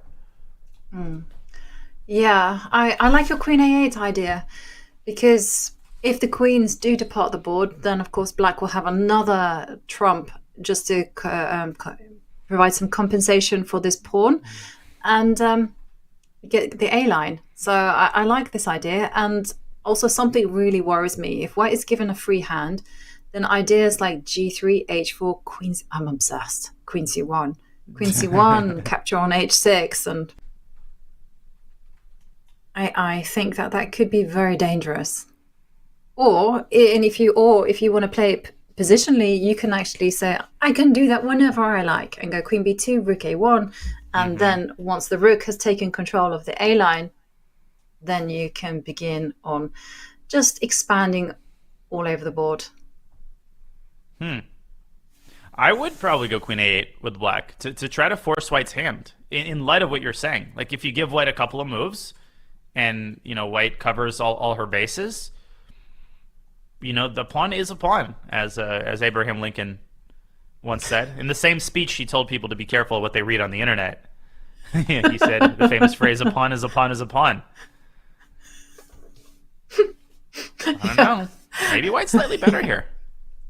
Yeah, it does feel like it. But even if the queen a8, bearing in mind Ju's mentality, she's fighting it out. She's prepared to play it out until the bitter end. I'm just thinking that she might just go queen b2 and then play rook a1 and meet, first of all, deal with the queen side before turning her attention to the king side. So here's an interesting question in that line. If we could pull up an analysis board, queen a8, queen b2. Can black pursue? Is it dumb to pursue the white queen with queen a2? Wow, Evalbar doesn't think it's that dumb. It looks dumb, but it's important to realize after knight takes a2, the knight actually can jump back around to c3 and start harassing, a lot of white's vulnerable pieces. So after like rook a1, for instance, okay, knight b4 is possible, knight c3 is also possible, and I think this might be the lesser evil for black, because without the queens, white doesn't have as many resources to delegate to the defense of her kind of vulnerable central pawns, even though you do give up the a file here, which is a little bit annoying. That is annoying. And I was also kind of curious to see how desperate is black to trade off queens. So say, for instance, you go queen a8 and they go queen b2. Are you obliged to actually go queen a2? I just kind of wanted to see how precarious the situation is. Yeah, Bick, how dare you remove the analysis board? We're not done yet. So instead of queen a2, what sorts of... Are you thinking about maybe taking here? Yeah, let's just play a move like that. Bishop takes knight. So bishop c5 dc, and then queen a7 or rook d8. Just a move that doesn't trade off queens. Let's just say a move that doesn't trade off queens. Let's say queen a7. Yeah. Now rook a1. Oh, no, hang on a second. The c pawn is. Probably I was, laughing. Maybe knight c4 is a decent way to direct it. Yeah. Although I think black can still take on c5 here. That's the thing. Like rook c1, queen b6, and this construction is reliable, right? It's dizzying. The knight defends the knight defends the bishop, the queen defends both pieces, but it's all safe. It's all kosher. Yeah, it is. It's copacetic. When did they say that? The 80s? I've never heard of that word. I think it's a probably US slang. It's all copacetic. Like same era as groovy and, Boogie Wonderland. Ah, okay. Yeah, no, I don't know. I don't know a lot of these like slang words. Beautiful. BEA beautiful, yeah. I apologize to all of humanity for that one. Okay, so Queen A8, it is possible. But I mean, ultimately, Black should definitely be doing something with mobilizing the queen. Whether to put it on Queen B8 or whether to target Bishop takes knight, they need to do something. You can't just sit around and claim that your positional compensation will last forever, because it certainly won't. Yeah, the commentators and annotators' favorite phrase, with compensation. Where, under which corner does this compensation hide? What does it consist of? That never seems to be answered, but it exists. It's some sort of amorphous substance, you know? Mm-hmm. The word that I always hated was unclear. Okay, best said with a Russian accent. Unclear in the position complicated with chances for both sides. Double Queen B8 position. Queen B8 rather than Queen A8. Unclear. What is this doing? Queen B8. Pretty unclear what it's doing. But what if White plays... Yeah, what is the next move? And that's a great question to ask if you see a move and you're not sure, you know, what the intention is. What is the next move? I think the next move might be just Rook D8, and Lei Tingjie might be borrowing from White's earlier idea, which occurred on move 14 when White played Queen D1 to B1. And one of the ideas is to play Rook D1. Can you believe that? Black is doing virtually the same thing 10 moves later, playing Queen B8 and vacating the D file for the Rook, assuming that is in fact the primary idea, which it might not be. Do you have any alternate thoughts on what this might be preparing? Yeah. Maybe Bishop B5? Yeah, I was thinking Bishop B5, Rook D8, as you highlighted, but the Rook on D8 doesn't do too much. I mean, and the Bishop on B5 doesn't make much sense, because why offer a trade of light squared bishops when Black's light squares, like control over the light squares with the bishop, is so superior to White's? Bishop is on E2, which is just purely a defensive piece. So I'm a bit baffled by that. So the only thing I can assume is the Rook comes to D8 and wait and see. But I don't think Black can wait and see for too long, because her plan is very concrete now. The consequence of her moving Queen to B8 means that I can play my favorite move. And I have one of my co-commentators, Simon Williams, to blame for this. H4. H4. I already know what move you're referring to. Yes. H4. H4, H5. And we smile, right? Or we thrive. It's similar to what Ju Wenjun could have done yesterday with, you know, this H5, H4, H3 concept. It's not as committal of a move as it may seem, because White's king is in complete safety. So I guess a big general question is, does Ju Wenjun want to play on the queen side or the king side? If you want to play on the queen side, then you make a move like Rook C1. If you want to play on the king side, which is always my preference, I love the idea of going H4. At the very least, you're putting the thought of an attack in Black's head. And I feel like Lei is starting to lose the thread already. And if you can put more of that pressure, it might result in a more serious damaging mistake. Is it copacetic? Copacetic.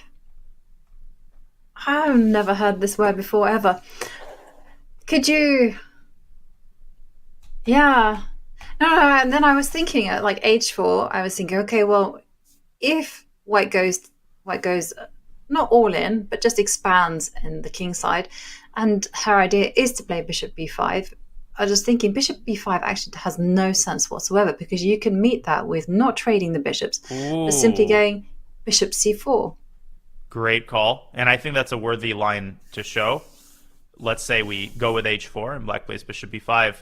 This is a collinear move. Bishop C4 saying, you want my bishop? You're going to have to, you know, take my pawns to the orthodontist for free. And also Black is losing a minor piece here because the knight doesn't have any squares. If he drops back to B6, you drop the knight on B4. Yeah, knight D7 is in the air. Yeah, C6, knight D7, even here. Easy clap. Yep, that is not ideal. And I say that with a British understatement. It's a nightmare. It's a nightmare, yeah. My life is ruined. And yeah, bishop c4. Black's life might be ruined after bishop c4. It's genuinely hard to find a move there with queen c1 and bishop h6 on the horizon. Yeah. People pulling out their thesauruses for Twitch chat. Yeah. Thesauri. Yeah. Yeah, I didn't know that. But I actually learned something very interesting. It is. But the plural of fish is fish. If you like, for one type of fish, is fish. It's only when you have many kinds of fishes that you can say fishes. Oh, wow. See, I did not know that. I did not know that either. So there you go. Little bit of useless trivia for everyone. Well, I love the category of plurals that it's like a murder of geese or like a something of salt. Murder of crow. Murder of geese. Murder. A crow. I don't know why. I never know those. A pride of lions, I think.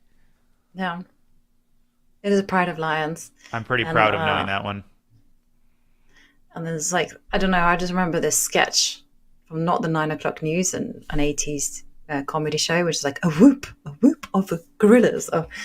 And yeah. We have a genuine question from our producer Bick. He says, why are we thinking about h4 when white can go at g4? Yeah, didn't even cross my radar. It didn't cross mine either, but it crossed Bick's radar, and that's the important part. To me, you want to make a move that strikes a balance between not being too weakening, and I feel like g4 steps over that because it weakens the f4 square. I just don't feel like there's a necessity, to play it when you can kind of keep all of your assets with a quieter move. But it is very interesting, and it does have the advantage when you actually play g5 of making contact with the hook on h6. The issue might be g5 is met by h5, and there, black is only one move away from completely locking up the king side. Mm-hmm. But a genuine question. Yeah. No, it's Oh, group of eight. That's actually very good. I thought it was called a House of Representatives. Yeah. Yeah. G. Okay. And moving on. Yeah.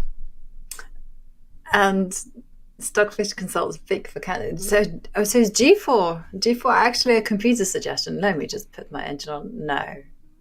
Wow. No Queen way. C1. Queen C1 is my top engine. And that one was a move that did occur to me. And I've been like not been consulting the engine. That's not true. I've been like yelling about Queen C1 for a long time. Because after all, who can resist the irresistible, the idea of going for checkmate? Yeah, I don't know. Too many people who can resist that. Mm-hmm. Phew. And chat is actually like asking us, putting us on the spot. They're saying, isn't h3 better? Because h4 looks highly committal. But as we've kind of said, h4 and the idea of going g3 is you still have perfect pawn structure. So it's not really a committal move per se. Yeah, it's not. You don't leave behind any weak squares. I mean, the only weak square is h3, but that's easily defended. And squares are only weak if they can be attacked. Very true. And we have a mental reference. I think when we hear the move h4, we associate it with a pawn storm. So we think the follow-up has to be g4, g5. But no, I mean, the follow-up could just be to bring this pawn up to h5. And we should also point out that, as we saw earlier with this g3, h4 idea, when we play queen c1 and sack on h6 and then play knight g5, we will be able in many cases to recapture on g5 with a pawn and open up the h file. And if you think that's far-fetched thinking, well, think again, because that is GM level chess, right? You never know what the future holds out. So you have to position your pieces and pawns in such a way that you're essentially ready no matter what life throws at you in the next couple of moves. Exactly. And like you mentioned, it is the modern day chess. AlphaZero kind of started it, and everyone has run with it. And I've seen so many Grandmaster games where one side just goes h4, or even Magnus does it. It's like his trademark. He does it with the A pawn. He moves it all the way up to a6 and beats you in the endgame with it. And when it comes to h2 pawn, they do the same. They put it all the way up to h6. They win an endgame. Yep. And it's just all about space these days. And decision for Ju Wenjun. And I'm just curious about the clock time. So she's now moved under half an hour, and they've played 24 moves. So I wouldn't say she's in any time pressure just yet, but she does look poised to play something. No, she's keeping me guessing. I'm not very good at reading her body language. Yeah. It's hard to say what exactly is catching her eye here. Yeah, 27 minutes for 6. I mean, it's not ideal, and you want to avoid a situation where things get ultra tactical, because black can spend 30, 45 minutes calculating a single move. Not saying I want that to happen necessarily, but it is a possibility. So you want to keep things relatively positional until time control if you're Ju Wenjun. But this next move is going to decide a lot, and it's going to show us about her frame of mind and her thoughts about where she wants to exploit her advantages. My prediction would be h4. I like that move. Yeah. I suspect something like that, or queen c1. And also, learning from yesterday's game, she will have noticed that her mistake there was just not seizing the opportunity when it was presented to her. And there it was all about playing h5, h4, h3. And here it is exactly the same. And yes, she does have to play faster, but she is getting ready to play a move, which is not h4. Queen a5. a5. What about queen b6, though? Huh. This was not on my radar at all, I will be honest with you. And I think probably wasn't on the radar of most people in the chat either. Wasn't on my radar. Odd move. What is the first of all, what is the idea? But main question is what happens after queen b6, which seems to force the queens off in a favorable version for black. I think it's the tension of the match, because Ju Wenjun is a very direct, very aggressive player, and here she's, you know, I see her in yesterday's game and today's game. Instead of seizing the initiative, she instead plays a very positional move. So the idea is quite clearly to double on the A line, perhaps play queen a7 and take control. Yeah. But queen b6, as you've pointed out, puts a spanner in the works there. So queen b6, she's simply arguing, maybe she's arguing that either she can take the knight, but I'm not sure about that one, or she can simply trade off queens. Yep, and like CB. I'm not. And she's just saying she's a pawn up in the endgame knight. I was going to say knight e4 and to try to use the d6 square, but that doesn't seem too bothersome at all. Your old idea, Yovi, would work perfectly here with knight f4. Then you grab. I mean, when you see black's control over the d5 square coupled with the threat of bishop c2, this might be a pretty extreme statement, but I almost would prefer to play black at this point in the endgame with white's pieces really out of promising squares. It also should be pointed out that rook a1 in this position, which would be ideal, runs into rook a8. And this is a classic trick that everybody should be aware of, right? The intermediate capture on a1 with check, then you recapture the queen. Now, the game doesn't end after rook a8. White can play queen takes a8, but unfortunately, this is not checkmate because black has Lufthansa square on h7. So h6 turns out to be a very prescient move. And I think that Ju Wenjun might have just forgotten about queen b6, or she has some hidden idea there. Yeah, I mean, Queen B6 is a natural move, so I don't think she has overlooked it.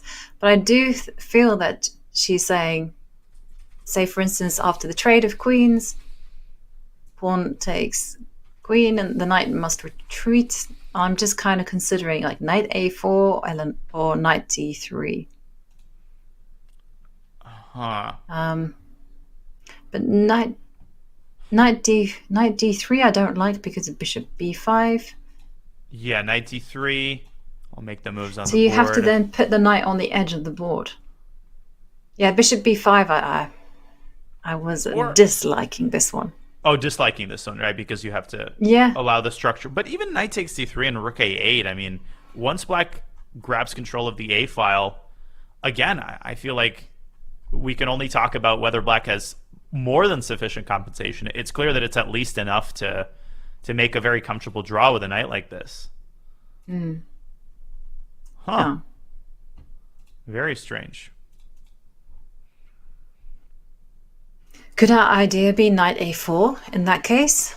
Knight a4, process of elimination. I'll go rook a8, hitting the knight.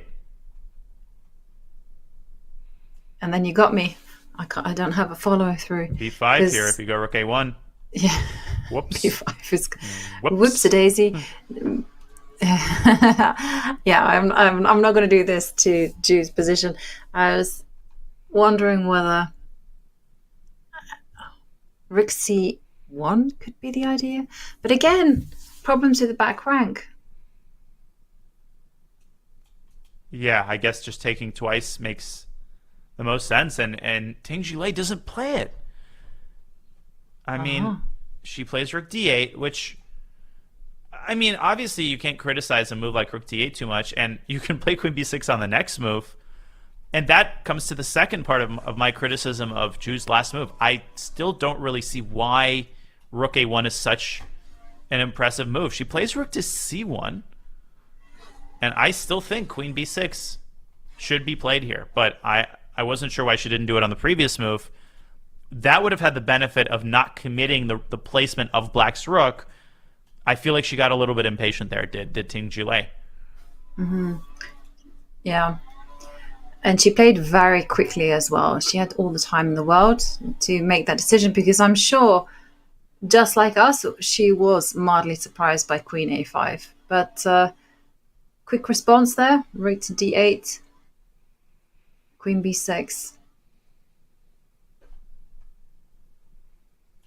Well, how else are you going to smoke this queen out of a5? Because it is on an annoying square. Yeah, and the knight on c5 is very annoying. So queen b6.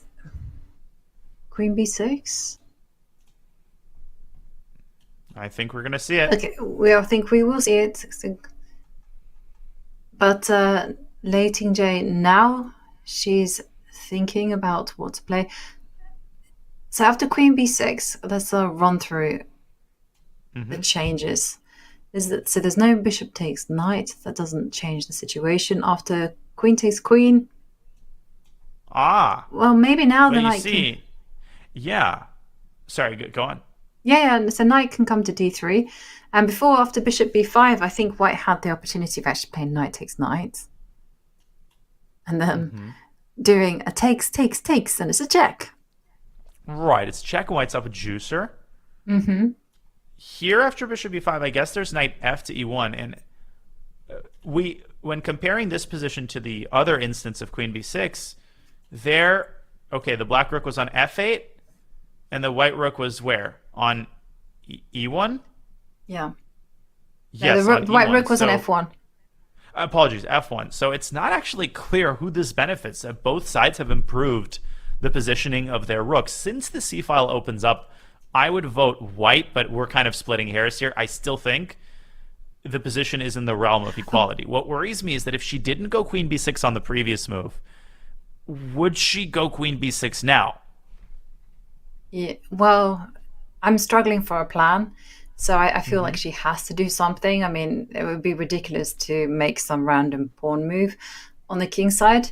There is one big difference that I wanted to highlight with the rook being on c1. Well, now the bishop on c6 is that famed tactical weakness. One protector, one attacker. And so I was thinking after pawn takes queen, knight can actually go back to a4. Mm-hmm. And say you go rook a8. This is my idea. You can actually play knight takes b6. Oh, and what's so cool about this, that's really, really nice. After bishop takes c4, it looks like black has this move, but maybe you can run through why that isn't actually possible. I didn't see that.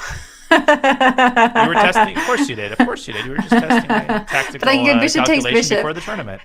Bishop takes bishop, and woohoo! But happy Yoankai, accident. win a piece. You do win a piece. Come on, you didn't see bishop takes before? Oh, no. Knight takes a8. I've got two pieces for rook. I'm rook good. c8. Uh-oh. Yeah. Okay, now I resign. Calculation over everything. Although, that reminds me of an embarrassing story, but please continue.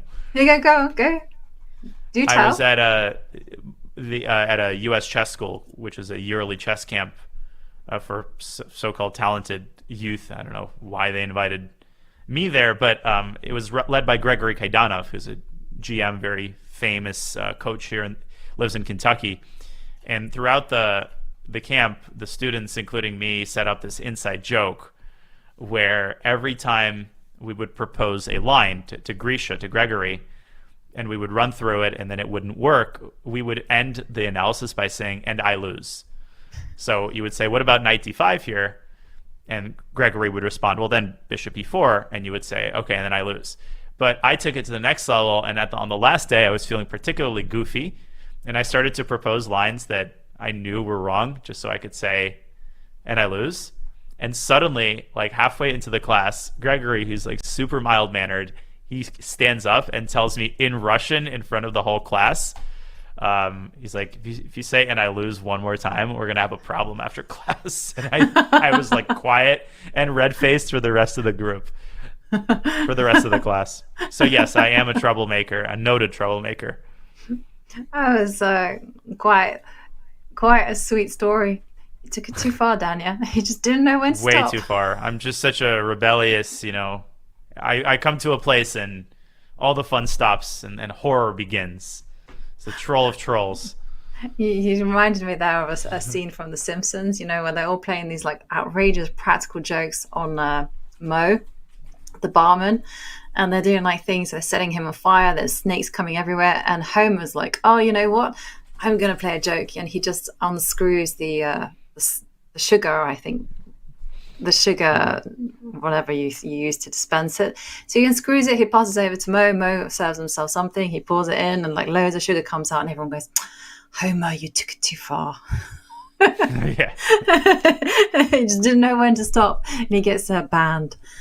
Yeah. That's exactly right. Yeah, everybody takes it a little far, but respectfully, and then there's one person who just never catches the hint. Yeah, that was... that person was me. But okay, we had an interesting question there from chat that says Lei Tingjie is a pawn down, but she has a massive time advantage. Does this give some compensation for this pawn deficit? I think to an extent, but we'll see when we reach move 30 how much time white still has.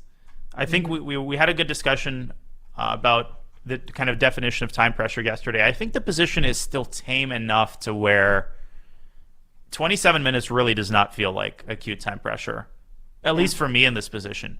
But still, I think a lot is going to be decided by Lei Tingjie's ability to realize that, to see the bigger picture, right? Yeah, you're trading queens when you're down a pawn, but you have to approach this position very concretely and realize that the reason black is not well coordinated is because of the pressure that white's queen is exerting on black's position. And she's got plenty of time to find it. Yeah, she does have. And it's also very natural as well, because you can find it by a process of elimination, because really you're not going to go bishop takes knight. White is very well placed to meet that capture. And if you want to give your pieces some purpose, then queen b6 is a good move to begin with. You drive the queen back or you initiate a trade. But indeed, but there was that situation that we were looking at. Now the rook is on c1. what happens after knight to a4? So what happens after knight a4 in the queen trade variation? Yeah. Well, let's go through that line one more time. Trade and knight to a4. Oh, the line where you actually showed, like, what does black actually do if rook a8 doesn't work? My inclination would be to just get out of the whole knight takes b6 shenanigans with bishop b7. Just a little prophylactic move and hold the c7 square with the knight. Like, what does white do? Give me a move. H3. Well, you do have you almost have knight takes pawn anyhow. That's the first thing I was thinking. It's funny how I think we both just immediately zeroed in on this idea. Like, put the rook on c7, exactly. But there is bishop takes knight. Yeah, or even rook d7. But yeah, bishop takes knight is more clinical. I agree. So yeah, doesn't work. That doesn't work. And okay, so if you just do normal principles in the end game, you say, still a pawn up, still have that psychological hold over you, and just play moves like g3, king f1. Yeah, keep the game black alive. Probably does the same. Yeah, I wasn't quite. Actually, I would much rather play h4 because there's still a lot of tension in the center, and I don't want black to expand on the king's side now the queens are off the board. Yeah, I agree. I think the one person we should invite to the studio right now is Keith Arkell. Yes, I think he would help us understand how to consider this endgame. Who's better? He would be able to play for a win with both colors. Yeah, he absolutely would. He's such a magnificent endgame player, and I agree with you. We should definitely get him on the studio. Bring him on, endgame expert. Keith, come join us. But one thing that I remember being taught was that when there's no tension in the center, it's all about expanding on the wings. And it was actually in the context of French advanced variation. It was like, when you get a position like this and it's endgame, go h4, prevent black from playing g5. Very interesting. Yeah, that you often see that even in rook end games where you're trying to arrange your pawns in a certain way and really clamp down on your opponent's pawn chain. Why? Because you want to set yourself up for success in the event that all the pieces come off the board and you get either a pawn endgame or an endgame where pawn position starts to matter more acutely. Yeah. It's all about the space. But okay. But the more that Lei Tingjie hesitates, suggests to me that she's not looking at this. She's looking at playing something else. But what? Because one of the things about Queen b6 is that it changes the dynamic of the game. And Lei Tingjie might be just thinking, well, I don't want to do anything so radical. I would much rather just maintain the tension and keep asking white, what are you going to do? How are you going to improve? And we actually saw Ju Wenjun leave the board, replenish her water. And it's actually been such a nice relief, actually, that in this championship, both players have remained seated. At the game, they do have personal resting areas which are equipped with refreshments, chairs, so that they can just chill. But instead, they choose to be present. Yeah, it's funny. There was a breaking news alert when Jan Nepomniachtchi Dingleren sat down at the board. Here, they make CNN front page if they leave the board. So just two completely different dynamics. But I'm fully expecting Queen b6. I agree that if Lei Tingjie is considering Queen b6, she's wow. I mean, that timing was just ideal. That timing was superb. We've had a few moments where we've managed to sync the moves with the commentary. Well done, us. And indeed, Queen b6 played, and once again, choices for Ju Wenjun. She has just under 27 minutes. Will she trade queens? Will she step back with her own queen? My money is on just making that trade and putting a knight on a4. Well, I'm not a betting man, but I agree. You don't see white playing queen. I just don't see white playing queen a3 here and walking into rook a8 with rook a2. No, you got to take. Having said A, you have to say B, as the Russian expression goes. And again, I mean, the position's starting to clarify here, starting to liquidate. And the endgame doesn't mean draw. I mean, it's an equal endgame according to the engine. I think we're getting the sense that it's equal just because black clearly has enough compensation for the pawn, but probably not more than that. But I just had surprised an by idea. a line. No, I just had an idea. And it was just simply queen takes queen Okay. while you were talking. Okay, and then it Look appears. at that. Yeah, Oh look my at that. God, another the queens moment. have left the board, and pawn takes queen. Oh, go me. And knight Let's a6. go. Now, let Knight me wait. a6. Knight a6. Knight a6 on the board. Unbelievable. Just when inspiration struck, she played it. But I must admit, I was a bit slower to the party, seeing knight a6. Yeah, I was a bit slow to hear what you were saying because I wanted to wait for her to start moving. Knight to a6. Well, the idea is very clear, straightforward, and very powerful. You're trying to remove the defender of this bishop, and the bishop forms kind of the key part of, or shall I say the Keith part of black's defensive construction here. You know, Keith, he was so chuffed to hear that you really appreciate his endgame skills, and you used him as a pawn. Well, I got to give credit to my friend Dominique.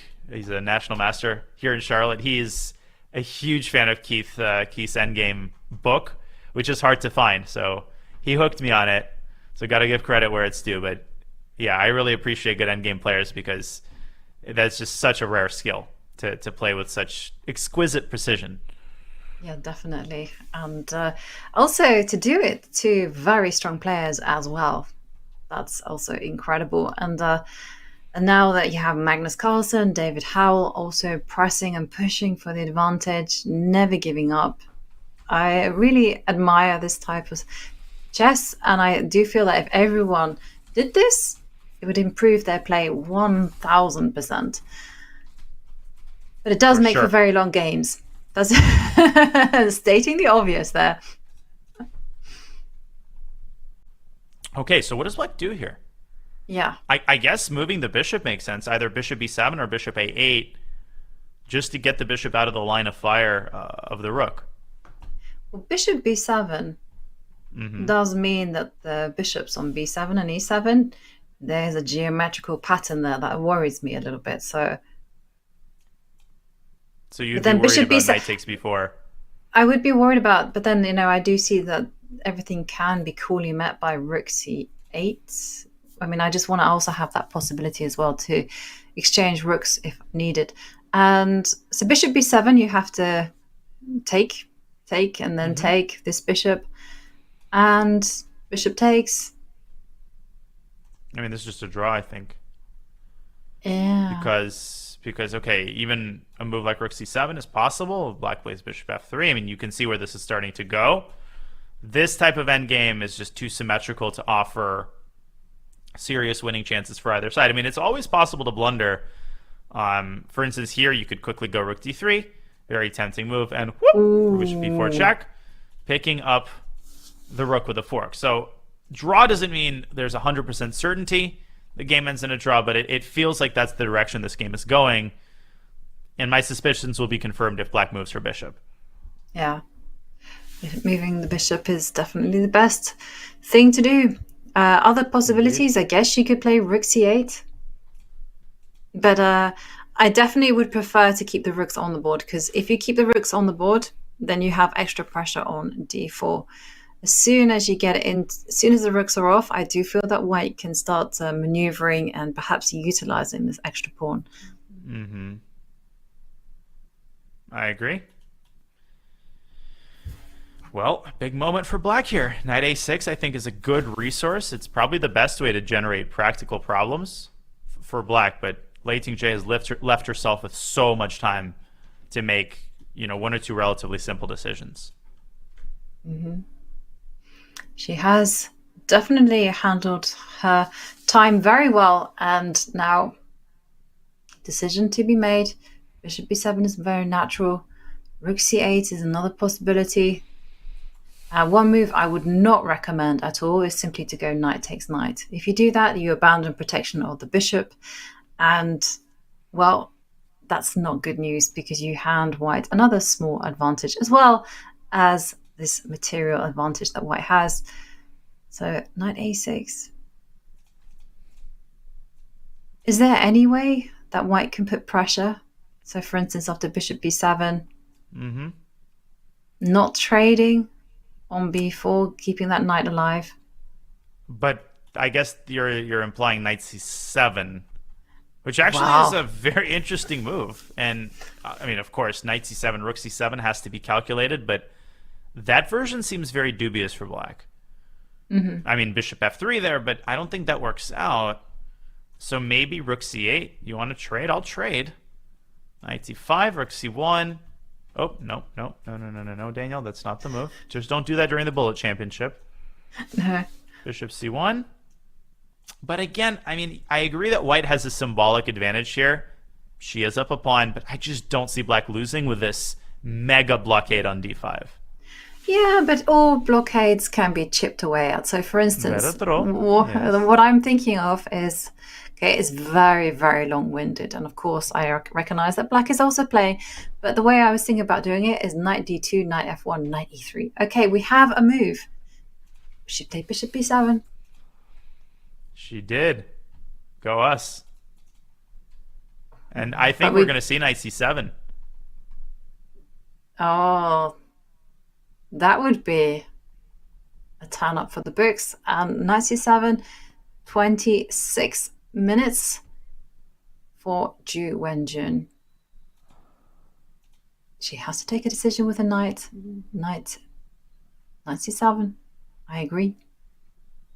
Yeah, we are in fact going to see a knight move. Knight takes b4 versus knight c7.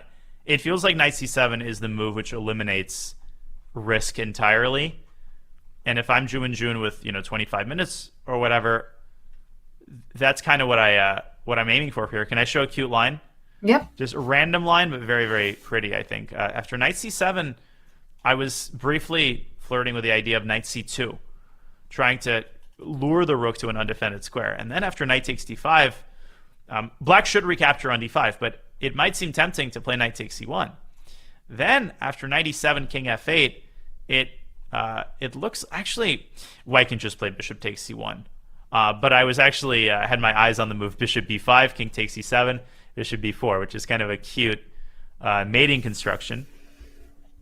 That is but very anyways, sweet. all of that is a moot point because in this position, white can just play bishop takes c1. I miscounted all of the minor pieces. So these kinds of shenanigans are unnecessary for black, and they merely create problems. I think there's a high likelihood that we see the very stoic rook c8, and that we see a trade of rooks coming in shortly. I'm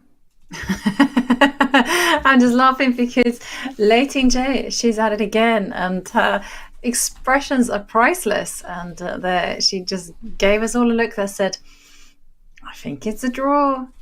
And Ju Wenjun, well, she is still very much in thought. We are expecting knight c7. But of course, she can trade off those knights. But yes, but it's position complicated. Position is complicated. Well, the good what I've news been in terms of reduced to. complication, it's only just complicated for one or two moves. After that, everything is going to be pretty straightforward. And Agreed. Lei Tingjie, I just love the way she looks at her opponent. She's pulls her face, makes a grimace, with a smile. And Ju Wenjun, fully focused. Admirable that Ju Wenjun didn't go for that repetition earlier, but again, the time situation, the kind of body language confidence, I think we're likely heading in the direction of another draw, but there's definitely some juicy moves left because plenty of tension remains on the queen side. And I mean, whenever you have this many pieces making contact and a tactical component, anything can happen. We've seen that, and we know that to be true. Yeah, And in the meantime, as you said it, anything can happen. And whilst we wait for Ju Wenjun to just take a decision and decide what to do with her knight, well, we're probably going to go on to a short break. But, well, this Monday, something very special is happening. The AIM Chess Rapid begins on July the 10th. It's this Monday. This is the 4th event in the 2023 Champions Chess Tour. And with the grand finals closing in, the stakes have never been higher for players like Fabiano Caruana and Nordibek Abdusattorov, who have yet to secure a CCT trophy. A victory in the AIM Chess Rapid punches their ticket to the finals in December, but the path will not be easy. Among others, Magnus Carlsen returns to fight for his share of the impressive $235,000 prize fund. Use exclam CCT in chat for more. And with that, we are going to go on a quick break. Don't go anywhere. More of the Women's World Championship right after these messages.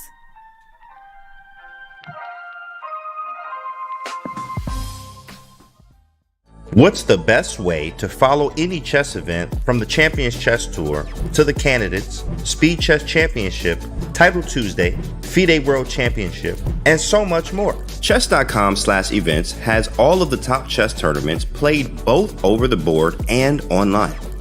Analyze and review games from the world's greatest players with live commentary, cloud analysis, Opening Explorer, and table bases.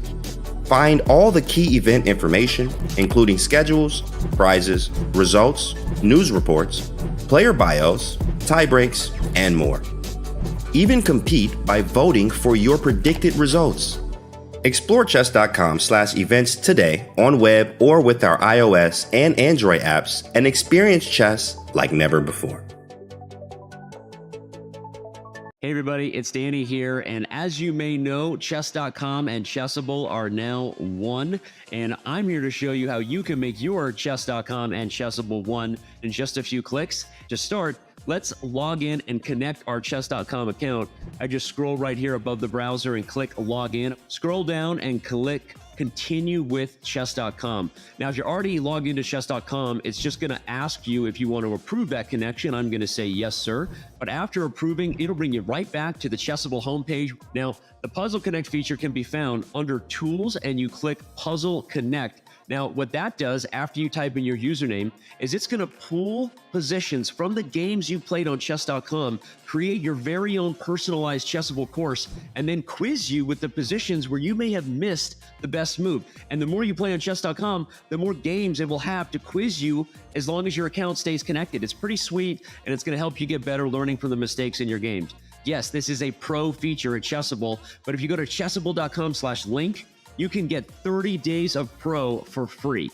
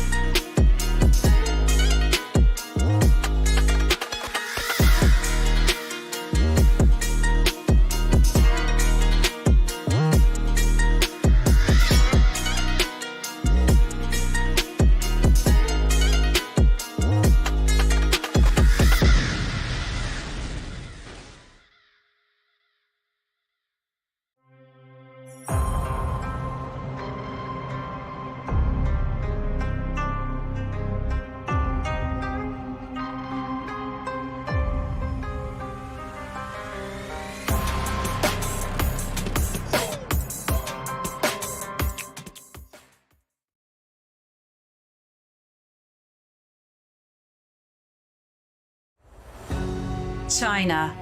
The world's oldest civilization was born here. Thousands of years later, it is one of the world's chess powerhouses. For most of the past 30 years, China has held the most prestigious title in women's chess. The legacy of the Women's World Championship is rich. Menchik, Gaprindashvili and Chibanitsa, Kosteniuk, Xijun and Ho Yifan. Now, three-time world champion Ju Wenjun is defending her title once more. After vanquishing the likes of Katerina Lagno and Alexandra Goryashkina, another rival awaits. Challenger Lei Tingjie had to defeat 3 grandmasters in matches herself to get here. In the first 2 rounds of the candidates, she took on sisters Maria and Anna Muzichuk and won. Then in the final, she beat former world champion Tang Zhongyi. And that's it! Resignation! Lei Tingjie, the winner of the 2023 candidates finals. Will Ju Wenjun defend, or will we have a first-time champion, Lei Tingjie? Half the match is in Ju's hometown of Shanghai, half the match in Chongqing, where Lei hails from. Who will win and claim their share of the €500,000 prize fund? Welcome to the official broadcast of the 2023 FIDE Women's Chess Championship.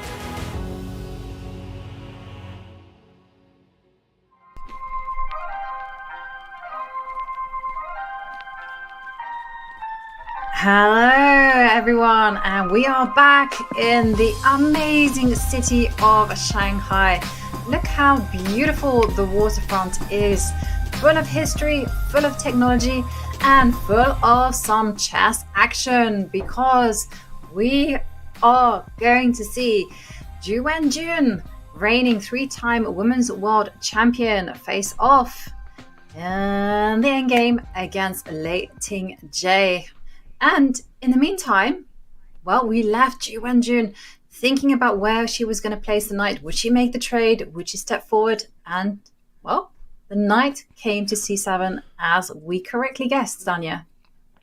Indeed it did. And the only sort of zesty move in the position, the trades on b4 would have led almost directly to a liquidation. We saw from the game yesterday that Ju Wenjun is, this isn't for show. She's genuinely always trying to find ways to prolong the game, to put more practical pressure on her opponent. I think this is what we're seeing here.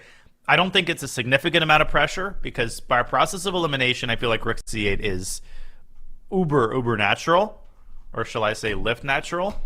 Okay, I'll let you pick it up from here. that one went over my head, but I promise I will do better, Danya. And I will get those some of those jokes. Okay, so I agree with you. Rook c8, very natural move. Really, there's not too many other moves that black can consider. So, for instance, knight takes knight would be a huge mistake, because those 2 bishops on b7 and e7, they will be forked. Don't want to be doing that. So, rook c8, most natural move on the board. Other moves to consider might be actually just to maintain the tension and just play g5. And it's interesting. There we see a nice comment there. Lei might do to Ju what Ju did to her yesterday, prolong the game and try to put pressure on the clock. It's tempting. I can see the advantage of that. That would be amazing, but I just don't see a way for black to put any pressure on white here at all. Sorry. Maybe? They just explained to me. So they just explained to me your joke. Oh, lifts. I mean, it was. Yeah. It's a good thing you didn't understand it, because you didn't stoop to my level. So it's actually a good thing that it took you a while. Okay, so can I explain it out to? It's a very good one. It's very clever. Uber is a taxi service. That one I got. No, I didn't get that one. That went over my head. I forgot. But Lyft is the same.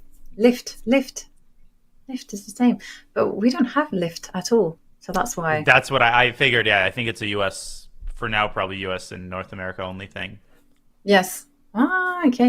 But maybe the company will lift itself onto other markets as well. Yeah. So Lyft is another taxi service to rival Uber. So Uber natural, Lyft natural. Now Uber like, competitive now industry. Now I can celebrate your genius there, Daniel. Well, the lowest form of humor, as they say, the pun. It's the best form of humor. Let's be Agreed. honest. And Kiwi Benjamin saying, you stole it from him. Did he? Anyhow. What did you stole from me? Kiwi saying that he's been coining that one for a while. Oh, I stole it from someone apparently. Okay, Yeah. I see what you're saying. So Chad is blaming me from plagiarism. Is accusing me of plagiarism. Yes. Wanted to roll my R there, but didn't quite make it. My favorite is to call someone a thief. But okay, obviously in English it's thief. But if you do it, I read this great novel called White Teeth by Sadie Smith. I recommend everyone to read it. And there, growing up in South London, you use Caribbean accents to insult people. So I was like, teeth. So I love to do that. Teeth. You teeth of joy. I don't know why. Just a throwback to South London days. But anyway. I'll put that on my book list. I'll add it to my Goodreads. No, Goodreads it really is. It is one to read. It's an incredible book, and if you want to, just understand what it was like growing up in London in the 80s, you got it there. Thank you, I Steer Goats, by the way, for the very kind message. It ain't easy. It definitely ain't easy, but I would rather be doing this than literally anything else. So it's fun, There's literally only one thing two things I'll roll out of bed for at 3 a.m. One is chess and the other is an early flight. And I wouldn't want to subject an early flight to my worst enemy. Early flights are the worst. But it's quite funny how optimistic humans are when you book them. You're like, yeah. I'll manage that. No problem. I'll just go to bed at 8 p.m. the night before. It's not a problem. All you have to do is get to the airport and just put your suitcase on the security belt and get your butt and sit it on the plane. And how hard could that be? Exactly. But the problem is that all the long haul flights are early in the morning. And they all require you to do the old-fashioned way of checking in. Because nowadays, it's all kind of automated. You just go to the machine, you type in your booking code, you check in your luggage without queuing for anything. But joy of joys, at the 6 a.m. flight, everyone is flying to America. They've closed the machines down, and you have to queue. And you're like, come on, man. What is the point of this? Why are you doing these type of things to me? Anyhow, that's my rant for the day. I'm sorry, to make travel as inconvenient as possible. Okay, 97 to the chess. And we're expecting rook c8. Any other candidate moves? I liked g5, to be honest. Yeah, g5 makes sense. You're just saying, you know what? The defender of d4 is about to get destabilized one day. Yeah. Rook c8 versus g5. I mean, there's moves like g5 that you could play. Bishop f8, king f8. I mean, you could keep the tension if you're so inclined. I personally just wouldn't be able to resist the temptation of clarifying the situation with rook c8. Yeah. It does look good. And ho, look at that, Tanya. G5. Look what you played. G5. You are on a roll. What can I say? It might be a bad move, though. Rook c8 objectively might be better, but I win the guessing game for now. You won. I think you even won it after your timing for the last couple of moves. That was something special. We haven't done that before. Okay, g5. And but okay. But okay. But what to do now for white? Yeah, very hard to find move. Yeah. So also, your idea of rook c8 has not lost its shine. So I think that I would be doing that in the next move. So if you follow up with h3, rook c8, was what I was thinking. And okay. And there we see Lei Tingjie, and she just played a fierce move, just like she had a fierce competition going towards this championship. So let's take a look at how she got here. Challenger Lei Tingjie is trying to become the 18th Women's World Champion in history and the 7th from China. She would join a prestigious list that includes Xijun, Hou Yifan, and her opponent in this match, Ju Wenjun. Lei Tingjie has already made history several times. She is just one of 7 women to become a Grandmaster as a teenager. In 2021, Lei won the first ever Women's Grand Swiss, and she did it by a whopping 1.5 points, starting the event an amazing 8 out of 9. With a round to spare, no one could mathematically catch her. That dominant victory put Lei into the candidates tournament, one step shy of the World Championship.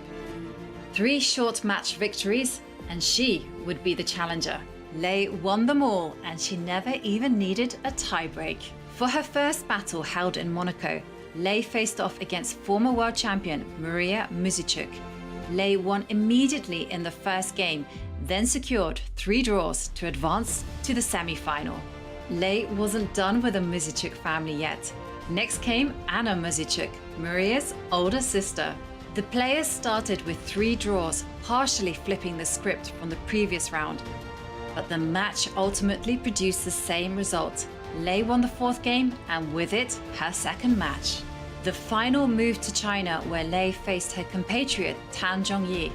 Like Maria Muzicuk, Tan Zhongyi is a former world champion. Tan greeted Lei coldly in the very first game, delivering Lei's first loss of the candidates. How would Lei deal with her first adversity of the qualification cycle? By taking over the match and never losing again. She won Game 2, and Game 4, and Game 5. Her 3rd win clinched the match with a game still on the schedule. Just like in the last round of the Grand Swiss, it wasn't needed. Now Ju Wenjun awaits. Has the 3-time champ finally met her match in Lei Tingjie?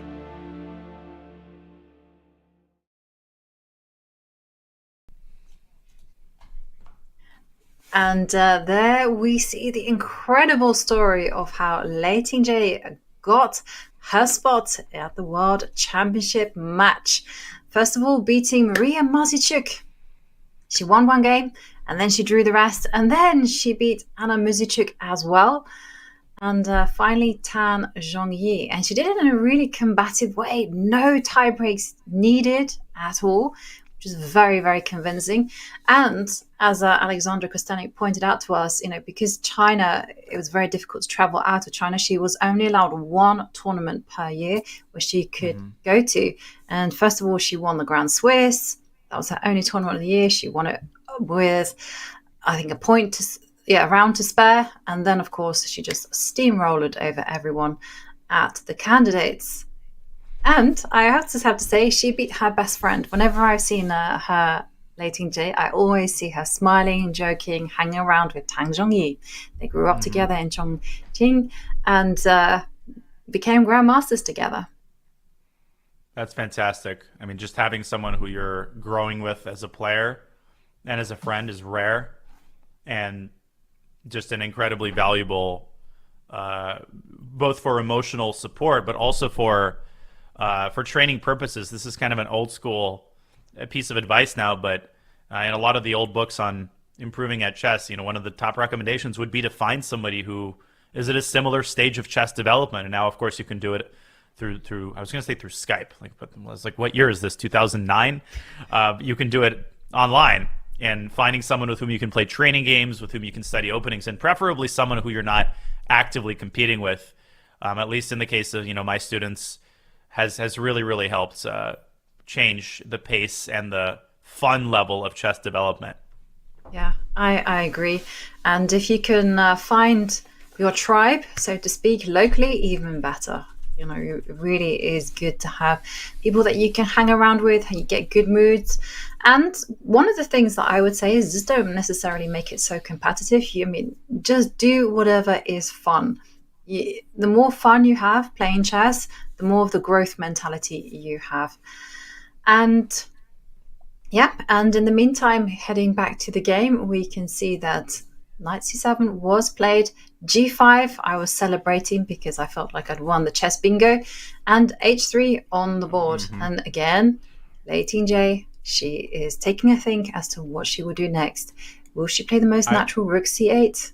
Step forward with the king? I don't like this. She's going for your moves, g5. Can I at least be vindicated with rook c8 here? I understand she played your move on the previous move. Can she at least play my move now?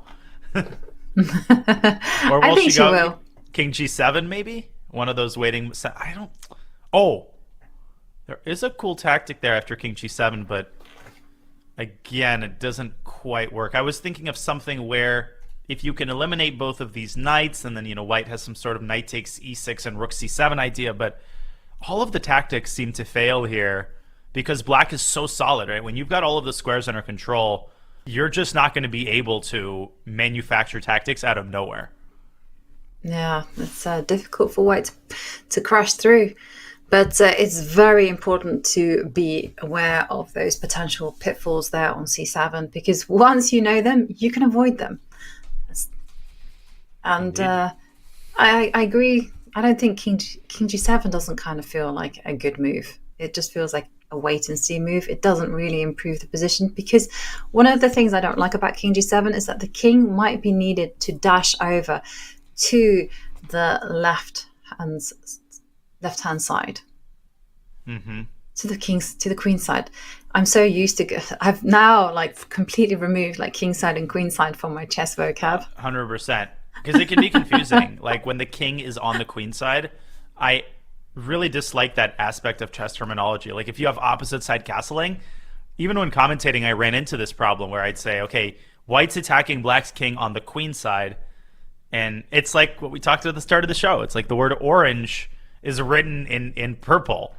It's like, I wish there was a more precise way to talk about it. So left and right side, it's straightforward, but it makes sense. Everybody understands it, and that's what we want to move toward in chess commentary, I think. Yeah. But I know I get a lot of stick from chess players. And when it first happened, they were like, oh, yes. That horsey can move too. And what are the potential moves here for Lei aside from rook c8? I'm struggling to see anything. And that is the point. We are also struggling to see anything as well. Whoa. And, Lei does. Well, she does make a move, and it's not one we anticipated. The knight jumping to the f4 square.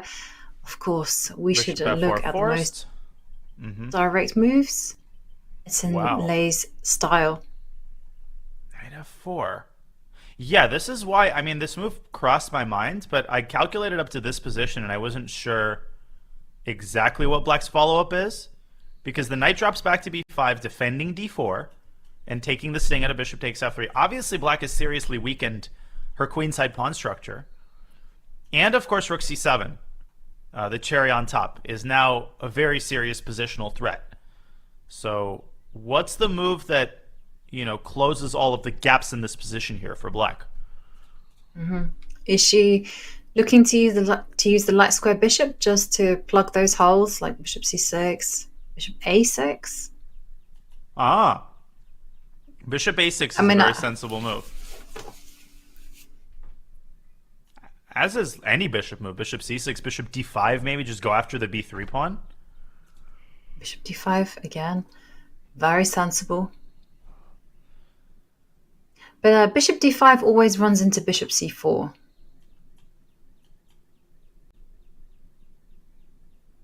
Yeah. Yeah, that's annoying. Bishop c4, just like in the old days, where... What was that line where black had bishop b5 and then white plays bishop c4? This is just generally a good idea in this line. Yeah, it makes sense. And of course, black doesn't want to Give whites a trip to the orthodontist and fix the teeth. I like that line. I don't know why I brought that up. I don't ever want to think about the orthodontist ever again. So that was an unnecessary reference. But it drives the point home. It certainly does. You don't want to correct white's teeth. And okay. For now, there's a huge threat of rook c7 on the board. So this is something that Black absolutely has to deal with. What about playing your move rook c8 right now? I don't think she's going to go for it. She's gone for bishop c6. Bishop c6. You strike again. Yeah. But of course, the white rook is also pretty flexible, can play rook a1 and be very insistent and say, hey, you know what? I want to put my rook on the 7th row. Yeah. Try to go rook a7. Try to go after some of these weaknesses on the queen side. So if we pull up an analysis board concretely, and rook a1 makes a lot of sense, trying to go rook a7. Now, what is Black's response to this move going to be? Is it going to be rook to d7, just trying to nip that plan in the bud? Probably it is. Because you can't go rook a8, obviously. Maybe you can go rook a4. But then, no problem. Black just drops. Well, Black doesn't even have to drop back. The bishop defends the knight. Yeah. So White's well of ideas is starting to run dry here. Yeah, but you underestimated the pawn grabber in me. And the pawn grabber says, there's a pawn on f4 that can be captured. You see it. It involves a king run. Is it h4, king h2, h3, g4? It's because it goes h4. Okay. So you want to put your king on h3 and provoke. I'm not sure whether you should provoke h5, but if h5 comes, then there's another pawn for one to start pointing at, and then king g4. Once you take one, the other falls as well. No, but this is exactly what you have to do here, because the sides are at kind of an impasse here. Or White doesn't have clear inroads to make, but neither does Black. And the one thing you have to avoid for if you're Lei, I think some players might be tempted by the thought of bishop takes f3 because you get opposite colored bishops. But here you relinquish your control over all the light squares. And that makes it very, very hard to keep up the blockade on these squares, which means your compensation for the pawn kind of evaporates. So by no means, if you're Lei, do you panic and try to force things. I think just staying put is probably the best strategy here for Black. But it's very difficult to just stay put and do nothing. And the king does make a move, doesn't go via the h2, h3 square, but instead runs to the center with f1. Okay, but where is that king going? If you could lift it and put it on any square, where would you put it? Okay, probably c7. I answered my own question. You did. King c7 is a great square to put it to. Unfortunately, it doesn't look very likely it'll get there. But in the meantime, you don't need to rush with it. The king can just sit on e1 or wherever. Very interesting. Unfortunately, the king is in the way of the bishop. The bishop is in the way of the king. So I guess this is a move. I'm going to make a prediction and say that Black goes king g7 here. I feel like we're entering the kind of waiting game phase of the game. Yeah. King g7 is a very natural move. King h7 also appeals to me because at least then you give the pawn on f4 a purpose. So if the king steps to e1, you can go rook g8. Ah, interesting. Yeah, I wasn't being deep. No, you were actually being deep. I'm not even looking at all these pawns. You're noticing all these weak pawns, and I'm not even looking at pawns at all. I'm just looking at the pieces. Exactly, and that's why you're a grandmaster, and I only made it to the international master ranks because I'm all about just capturing and pushing pawns, and I forget about my pieces and what they can do. There was a funny exchange many years ago when I was subscribed to the Chess Life magazine, just the official magazine of the U.S. Chess Federation, I think it was Yasser or some GM wrote an article where they jokingly described themselves as being a member of like Pawn Grabbers Anonymous, and kind of jokingly described this stealthy organization. And there was you know how in some magazines on the first page you have reader submissions where they write letters to the magazine? There was a submission, and there was a guy who in all seriousness interpreted that seriously and asked how you become a member of Pawn Grabbers Anonymous, how much the subscription costs. Like, in his tone, you could tell that he thought it was completely serious. And the response of the editor was pretty hilarious. Oh man, I love those type of letters. They're so funny. There was once, I think, a book by John Nunn, which was talking about secrets of rook and pawn endings, and a reader wrote in and complained, and it said, this book is a complete con because it only deals with the H, G, F, and E pawns. What about the other pawns? Oh my god! I just got that. Yeah, it's symmetrical. Sure. I thought that was a great line. When that's awesome. When I was doing my endgame column for Chess Life magazine, the same one that featured the reader submission about Pawn Grabbers Anonymous, I featured a game of Vladimir Kramnik's, and it was a game that Kramnik lost to James Tarjan, who I have another amazing story about James Tarjan, of how he appeared randomly at the Mechanics Institute Chess Club, but that's for another commentary. So I wrote this article and I analyzed this endgame, and during the article I jokingly refer to Kramnik as like a bad player, or even worse, like or stupid or something. And it was like very, very clearly sarcastic, right? Because at the start of the article it was very deferential. Then my editor writes me and he says, you have a reader submission.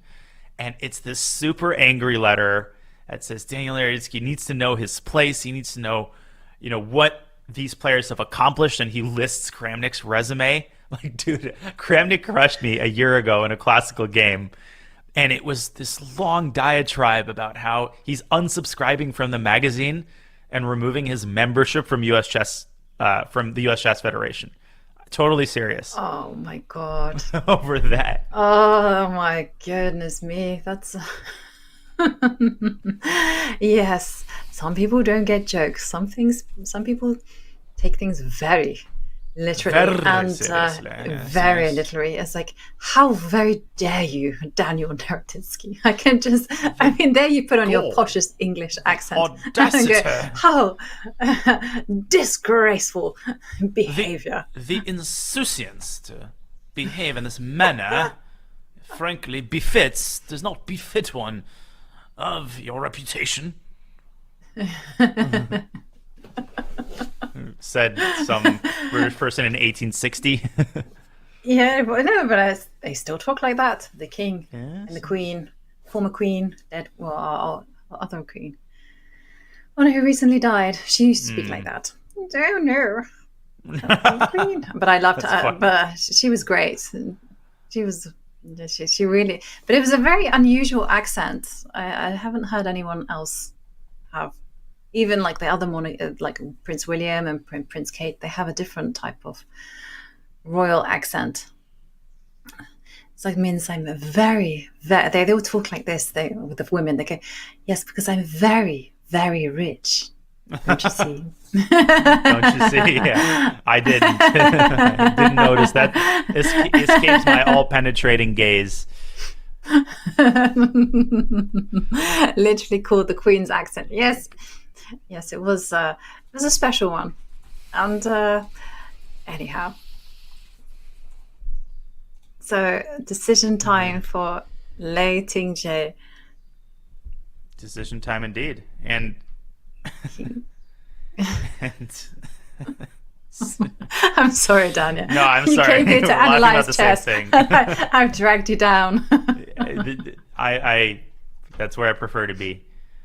King F1 is played. What's interesting is that Black's time advantage is starting to dwindle, but it's starting to become more irrelevant because both sides, I think, now have sufficient time to make the time control.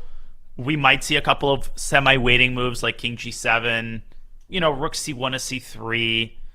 And that's how the game might end. It might end just with a positional draw. Like neither side sees a clear path forward, and so they settle on a repetition. But that hasn't been the arc of the games so far. Usually, it's Ju Wenjun who continues to push the envelope and at some point finds a way to unbalance the position in some way. Yeah. And we saw that yesterday. She put some pressure, and well, Lei Tingjie saying, if you want to run with your king to the middle of the board, I'm doing exactly the same. But the difference between this king run is that Black can park the king on D7 with good conscience, and the king is completely safe there. Indeed. Although maybe knight A7 could be problematic there with the king getting to D7. But that's you'll put a rook on A8 and brush that off like a little mosquito off your shoulder. Yeah, Black will have to take some time out to defend against that threat. But now what is Ju Wenjun going to do? She needs to reveal the plan. Maybe King G1. Because King G1, King G8. King G1. Yeah. But it is tempting. King G1 and see whether Lei Tingjie bites and goes King G8, and then she can go H4. Yeah, you've repeated once, and then you make the devastating follow-up. Exactly. I'm obsessed with this plan. I really don't think that the white king belongs in the center, just because it's very difficult for white to unravel. So you have to get your activity in other ways. Indeed. So 7 moves. 1, 2, 3, 4, 5, 6, 7 moves until, yes, I had to count because I don't math well, but interesting. And I think Ju Wenjun is deciding the kind of the category of move that she wants to make. It's not just because it's hard to come up even with a bunch of candidate moves. You're like, I don't see a clearly productive move. I feel like white literally has nothing better than to go like Rook C3 and Rook C1. And do you see any way that white can improve her position? Maybe Rook A1? Yeah, just just my plan. That's the only way I see. If you don't do my plan, if you don't do my plan, I don't know. I don't have it. I can't. I mean, let's just go through it logically. You can't touch the bishop on E2. Can't touch the knight on F3. No, you don't want to give up D4. Exactly. Don't want that to happen. The rook on C1. If you move it to A1, it's going to get challenged by rook A8. Do you want that to happen? Nope. Not really. The king. The king. There we go. The king. Where are you going to? All of the arrows are pointing one way. Yeah. So the king could run to C3 and find itself on. But then what's it doing on C3? I mean, that's the thing. There's no targets, and why is this impression created? It's because there's no targets.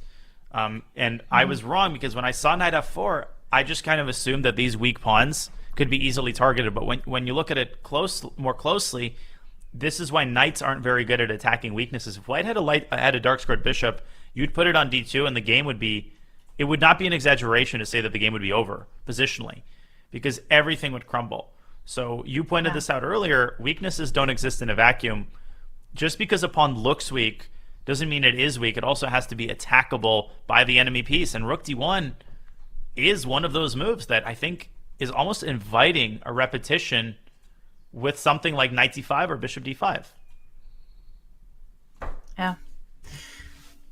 Bishop D5 makes a lot of sense. Attacking the pawn on B3. That's the one that naturally draws my eye. But then again, I agree. Rook A8, also a possibility. But before I get kind of consumed with the idea that black should be doing something, let's also ask ourselves, what is white's plan? What is White's plan? Well, I don't think Rook D1 brings us any closer to establishing the truth of that question, or the answer to that question. Yeah. But you know something? I was once told by Keith Arkle, or I heard that Keith Arkle said this, that in this type of positions, and especially when your opponent doesn't have too much time on the clock, what you do is you just simply, you wait, and you keep on waiting, and then when you can, when the opponent is low on clock, that's the moment to sit there and play the tricky move, or just to catch the opponent unawares. But the whole point is that by waiting, shuffling the pieces, you're simply lulling them into a false sense of security. Mm-hmm.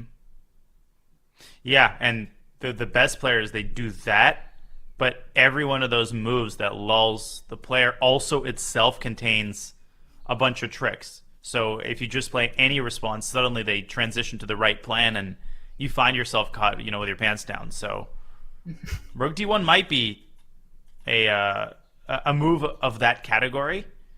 Maybe Ju Wenjun is trying to free up her knight and trying to drop back to c3, but for what purpose? Like, where is the knight going from c3? There's always that question at the end, which is like, where is it going from that square? Where is it going from that square? But first, Black has to find a reciprocal kind of waiting move. And I'm guessing bishop d5. I think this move is likeliest. Yeah, bishop d5 is the forcing move. And what happens after, say, you do go bishop c4, and Black goes, yeehaw! That should be yay! Yay! I can actually double knights. I can double the pawns. That's what I wanted to say. So bishop d5, bishop c4, and then bishop takes f3. Yes. Well, my move is she takes f3, believe it or not. Yeah, and then what's the assessment? Worth the trade? Well, I am very hesitant about giving up this light squared bishop, but the question, of course, is it a worthwhile? Yeah, the price is steep, but is the reward worth it? I don't think so. For some reason, I feel like if Black wants to just sit after bishop d5, bishop c4, you could just drop back to c6 and continue asking White, okay, how are you improving your position? Maybe knight e1 is an idea here for White, but all of this just seems very amorphous. Mm-hmm. Maybe, now you mentioned knight e1, maybe that is the big plan. Knight e1, knight d3. Ah, is that it? But then, okay, knight hangs on b5, yeah. But yes. Then, somehow, knight c3, yeah. Knight c3, yeah, you have to do some unraveling. Yeah, this is, I don't think Ju Wenjun has a clear knowledge of what she's going to do, but whatever she's done, her move is working because Lei Tingjie is taking, yet again, 6-7 minutes trying to tease out the concept behind Rook D1 when there might be no concept. Mm-hmm. Yeah. So it is a mysterious rook move. Rook D1, overprotecting the D4 pawn. Perhaps this is also her strategy as well, because she knows that Lei Tingjie is a fighting, aggressive, direct player. So she says, well, just by waiting around doing nothing, it might provoke her to actually try and find something direct, something concrete. Maybe Lei Tingjie is not comfortable with just shuffling the pieces around.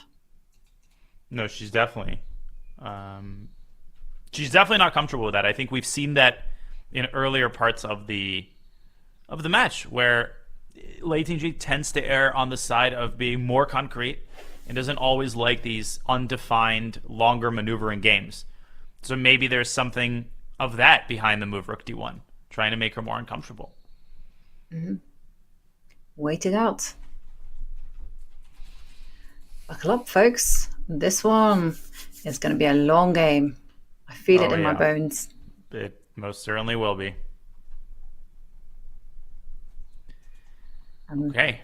There we can see Ju Wenjun waiting for her opponent, the challenger Lei Tingjie, to make her response after this somewhat confusing rook move? Well, we will leave the players in the playing hall and revisit the amazing city of Shanghai in a few minutes, as we are going to go on a break. See you in a few minutes. Don't go away.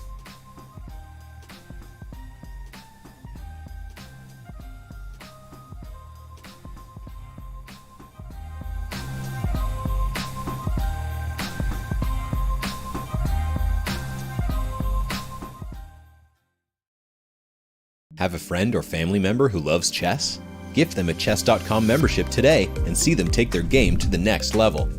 You can choose a gold, platinum, or diamond membership for 1 month or 1 year. Want your gift to arrive on your friend's birthday or on a holiday? Gifts can be scheduled to arrive up to 90 days in the future. All premium plans include an ad-free experience, unlimited puzzles and lessons, and unlock all bots. Go platinum to add unlimited game review or diamond to unlock insights and coach explanations. Give the gift of chess today. You guys play chess? You want to talk about it? Yes, we do. Let's do. Oh yeah. Where do you play chess at? In our dorm. Okay, when I say chess, the first word that pops into your mind. Protect my queen. Hikaru. Intelligence. Strategy. Tactics. Toby Maguire. Oh my God, you saw Pawn Sacrifice? Yeah. If you're on Tinder and you're scrolling and someone has a chess player on their profile, is that swipe left or swipe right? Swipe right is good, right? Yeah. Then yeah. Instant swipe right. Okay, super into that. Right, I'm into it. Yeah. You're into chess? Yeah. Okay. Probably whatever the swipe is, not So interested. you're not interested in chess players? I'm not interested in chess players who are on Tinder. Oh, I get that. In fact, that checks out. If I ask you to name one chess player in the world, can you name a chess player? Yep. No. No, I cannot. Anna Taylor-Joy. Capablanca. Wow, name another one. Oh, Kasparov.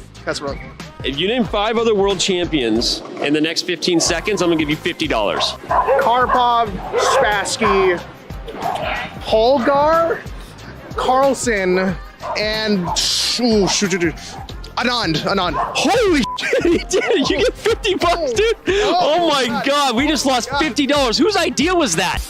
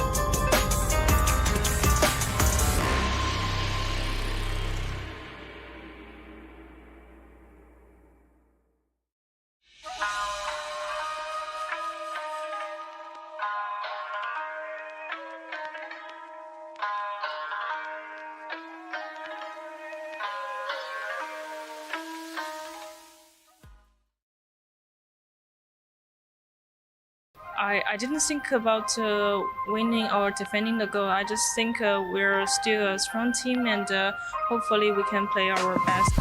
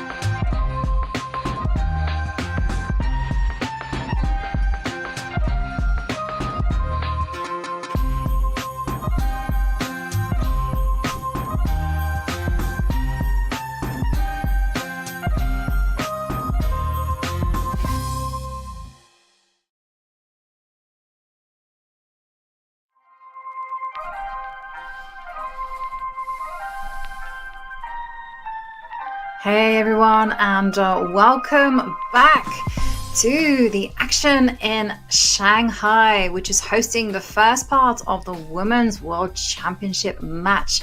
And there we saw Ju Wenjun, the reigning 3-time Women's World Champion, in action. She defeated Tang Zhongyi in 2018 to get the crown, and just a few months later, 2018 as well, she managed to defend her crown successfully in the Women's World Championship knockout event, which was a completely different kettle of fish. She had no benefits. And of course, in 2020, she defended her title against one of the youngest, strongest grandmasters in the world. She's Alexandra Goryachkina. And here we see Ju Wenjun with the white pieces. She is a pawn up. But in the meantime, Lei Tingjie is fighting hard and initiating a series of trades and active operations. And an excellent move just played by Lei Tingjie, really demonstrating a great understanding of how to play in positions where, you know, you're down a pawn in the long run, not trying to take the material from your opponent's teeth, but rather aiming for long-term piece activity. And I know this sounds crazy, but putting serious pressure on white, who absolutely can slide into a worse position with a couple of incautious moves. So knight a2, what is the idea? Well, the idea is to remove the knight from c3 and get the rook to the second rank, where it terrorizes white along the second rank and can jump into b2. Listen, if white loses the b3 pawn, black's the one who's going to be declining a draw. So Ju Wenjun has to be careful. Maybe she might even have to repeat moves with rook d2, gasp, rook a1, rook d1. Yeah, but even then, it is black who will decide whether they want a repetition or not, because after rook d2, the rook can step out to a3 and attack the b3 pawn. And there we see Ju Wenjun retreat her knight to e1. So she's planning to put the knight on d3, maybe go after the f4 pawn. Whoa. Ooh, how is 91, but okay, what is very passive move? It is a very passive move, and when it comes to endgames with pawn imbalances, it's all about how mobile the pawns are rather than the quantity. So just remember the phrase quality over quantity. And then I'm not liking this at all for Ju Wenjun. Rook b2, how are you going to defend the pawn? That's precisely what I'm trying to figure out. Yeah. I was almost afraid to ask, is there... Oh! Maybe bishop c4, b5, knight d... Oh, that's a cute line, actually. Whoa! That's a cool line. If we could pull up an analysis board. So rook b2, this is the big question. Now, white could play knight d3, rook takes b3, and knight takes f4, but that is a pawn that I'm not sure you want to swim in because you're giving away the passed b pawn. I was thinking bishop c4, b5, and knight to d3, but it occurred to me that black can probably move the rook away, and suddenly the bishop is trapped. Although even here, white could probably get away with going knight c1, and you get some sort of crazy repetition like this. And if rook c2, then the knight goes the other way, knight e1, with the same type of idea. So in any case, there's a lot of repetitions like this where white perpetually pursues the rook, or the rooks pursue each other. So there's a high probability for that kind of stuff happening in a position like this. Yes. Somehow I felt like white's position was just balancing on a knife edge there. So can we go back and just work through those lines, because it's really hanging in the balance. Rook b2. Rook b2. I think we're going to see this move, by the way. But yeah, it's the most natural move on the board. Mm-hmm. Attack a weak pawn, get a passed pawn of your own if you can, and bishop c4 forced. Bishop c4. Well, or there's this knight d3 idea that we were briefly mentioning earlier. I guess we could make the moves on the board. So here. Yeah. Rook takes b3, knight takes f4. Now, the redeeming quality is that white is ready to push d5. And once white pushes d5, the situation destabilizes, and black will have a harder time pushing her b pawn as smoothly as she otherwise would have wanted to. That is true, but that B pawn is very, very scary. I mean, it's just got free mobility, like B5. You can do it now, right? You can, B5, and I'll play D5. You go D5, and if I just ignore and I just say, I'm cool with that, I'll take it. Copacetic, knight takes D5? No, I'll take it. But what I'm going to do now is I'm just simply going to ignore. Ooh. No, I don't want to trade. Okay. No, no trades for you. And I didn't want to trade. I didn't want to trade the. Oh, I apologize. You didn't want to take on D5. Okay, I misheard. No. Yep. Straight away before. Yes. Straight away before. For some reason, sorry, I thought this bishop was hanging. No, she's not hanging. I have to be reminded of certain basic things from time to time. I would be scared here of losing with white. I would absolutely be scared of losing.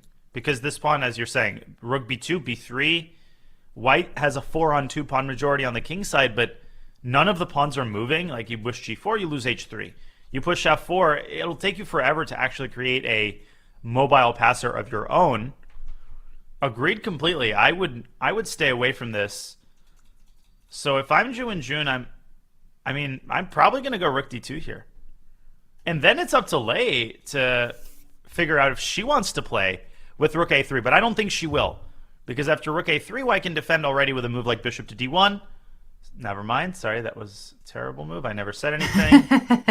Yeah, I don't know why that's bad. With my headphones. Not sure why that's bad, but it is. I guess bishop c4 is the move. With the idea b5 and I guess d5. But again, you're going to have to calculate some serious tactics to make this stuff work. Maybe time for a draw for pretty soon. Yeah, now time for Ju Wenjun to start backpedaling here. I liked your move of rook b2, bishop c4, but some pause from Lei Tingjie. She hasn't made her move just yet. What could she be considering? I mean, rook b2 is so obvious. Rook a3, but then rook a3 is not very active. I think she's just checking and rechecking all her lines. Or maybe she's getting excited because she can smell that the B pawn is very weak, could fall off the board. And then the winning prospects pass to her. They do indeed.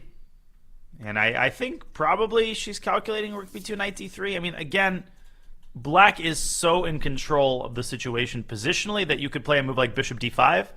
And one line I found to be pretty instructive is bishop d5, bishop c4, and then black can drop back to b7. And even with this extra tempo, it's virtually impossible for white to improve her position. If the bishop moves away from e2 and white goes knight e1 to d3 there, I don't have to make the moves. This is just the last thing. Black can play f3 and try to shatter white's king pawns. So really, I don't think rook b2 is strictly necessary, but I would play it just to force white on the back foot for the first time, you know, for the first time this game, perhaps. And I also just realized that after rook b2, knight d3, just to point out this tactical motif, it is also possible to play bishop takes g2. Yum. Whether you want to play that, that's another thing. But it's there. I'm putting it out there so that people can see it and memorize that pattern. Rook takes e2, deflection, and the worst defender is the king, because by rule it has to move when it's checked. Yes. Not bad for black either, I think, this position. You are still down a pawn, but you've got plenty of activity. You do have activity, but this is my least favorite line, just because in terms of the bigger picture, the b3 pawn is so strong. Agreed. Oh, and the play is still not reached 37. Oh yeah, no other. Not quite what I meant to do. It's good to see that these little hiccups happen to the greats. Oh, it most certainly do. They most certainly do. The two play buttons look exactly the same. So hell no, I learned that when I was in control of the board. It's not that easy to talk draws and come up with Yep. good variations. And watch out for, Bick's amazing recommendations at the same time. We're still waiting for them. I know. There was one It's earlier. like he's and lost now- his enthusiasm for the endgame. Please, Bick, send them our way. It's just hard to generate tactics in this position. Everything is so clearly defined. The knight's coming from e1 to d3. The bishop's coming from e2 to c4. Everything is cut and dry. But Black's next decision is really going to determine a lot, because if she plays bishop d5, this tells me that she's adopting a waiting game. If she plays rook b2, then very likely Black is already starting to think about maybe even playing for a win here. You're going to whisper that. No, I mean, absolutely. Rook b2, aggressive move. Bishop d5, solid. Both good. But one is the one that I prefer. But it's Lei Tingjie's style to go rook b2. Rook b2, allow knight d3. And yeah. No, I'm trying to figure out like what could be the thing that worries Lei Tingjie, and there is something, but it is so slow.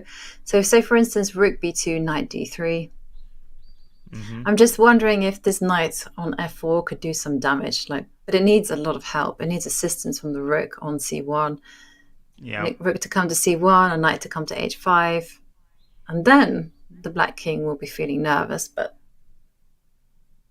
it's slow. Takes too many moves. Agreed. Yeah, White just needs to, with so many moves to untangle here. Okay, so single digit time. 1, 2, 3, 4 moves remaining for Black. That's not one. So like I said yesterday, doesn't matter the position, you really want to try to avoid a situation where you have, let's say, less than a minute on the last move. Because the 40th move, Yovi, and I'm sure you have your share of stories about the 40th move, it's really a famous move because so many blunders, so many deciding mistakes, so many decisive moments have happened on the time control move. Yeah.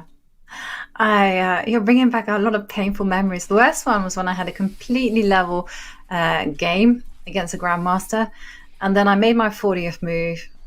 I went dashed off to the bathroom, as we all do, and then on the way back from the bathroom, it just dawned on me, I had just literally put my king in a mating net. I was just like, you're running from the bathroom, panicking. Why did I step forward? Why did I not step back? It would have just been a draw. And it's just like, oh my goodness me. And I came back and sure enough, that mating net had been constructed around my king. And I was like, oh. And it was a team game as well. And, extra emotion there. Yeah, so many revelations happen for chess players in the bathroom. I was playing the last round one time in a tournament in Riga, and I had just a regular Sicilian position. I went to the bathroom, and while I'm doing my business, it suddenly dawns on me that I've blundered my queen, and then my opponent can make. Basically, I had like a bishop on c4 and a queen on c3, and it occurred to me that he could push his d pawn up to d5, attack my bishop. The bishop moves, and then he plays d4, and my queen is trapped. And I'm sitting there, and I'm just like thinking, I'm like, this cannot be. Something's got to be wrong. But every time I looked for a defense, there was none. When I came back to the board, I was so convinced that I was about to have to resign. And then I noticed that in my mind, I had misconstructed the position, and I had a free square available for my queen. And the relief was just, that feeling of relief is so nice. It also happens when you think you've blundered, and then you find a defensive move in response to what you think is the refutation. Same type of thing. It is the same type of thing. Oh, yeah, those happy accidents, I call them. Also, it reminds me of like when you dream something and it's so vivid, and then you wake up, and what are we seeing? The rook did come to b2, rook to b3, and Ju Wenjun's plan is unhatched. Knight takes. Ooh. We might get the position we were discussing after b5, d5. Yeah. And I'm just going to have the evaluation bar is like laughing at me and saying like in the middle, but I feel this is far from the middle. Always Anything in the can middle. happen. Plus 0.0, well, now it's gone up to 10. 0.10, which A means massive advantage for white. well, it just means like everything is quiet on the front, but absolutely not. I mean, there's so many possibilities for white to go wrong now. And d5 definitely. Bishop a3 played. Move 39. Whoa. Spicy. And this leaves white with 10 minutes for her final 40th move. Bishop a3, bishop a3, bishop a3. What is the idea of this move? Maybe just to Well, get I out of guess- harm's way. Ah, so that d5 doesn't really come. Well, it comes with tempo, obviously, but after ed knight d5, she might want to go b5 in that position. And Yep. then we're definitely in for a long endgame because you never know. That kind of position could very well be double-edged. You could let the pawn slip through to b3. I don't know. And I'm also guessing that her big plan is actually with that bishop, if white doesn't go d5, maybe to go bishop b2 at some stage and also start asking questions to the d4 pawn. b5, b4, still very much in the air, very dangerous. Ju Wenjun now has to use her time to play as accurately as possible. This is a big moment, a big deciding moment. Is Ju Wenjun going to play d5? Because if she doesn't, well, why did you put your knight on f4? Why did you maneuver it all the way from f3 to e1 to d3 to f4? If you're not playing d5, well, the alternative is I think bishop c4. But I don't see the point of that because then you're helping the rook slide into a superior spot on c3. I'm anticipating d5. I think we're going to see the trade. We're going to see b5, and we're going to be in for another long, long endgame where anything can happen. Yeah. And do you think that Ju can bail out with moves like rook d3? And if black refuses the rook trade with rook b1, just keep on shuffling? Rook d3. Oh, I didn't even see that move. Wait, actually, this might be not such a bad way of trying to force a draw. I mean, I guess if black wants to play for win, black could go rook b2. But I don't know. I don't know if Lei will do that. White could also go bishop f3 here, by the way. Very important detail. With a rook on b3, black can take twice on f3. Here, black can't. And the bishop trade definitely favors white. So it's possible. Yeah, rook d3 is possible and is just a draw offer. Rook d3 is literally a draw offer. It is. And, well, Ju Wenjun. She's now around 7.5 minutes on the clock. And one of the big benefits of Lei's last move, which I completely forgot to mention, is that it actually takes away the c1 square from the white rook.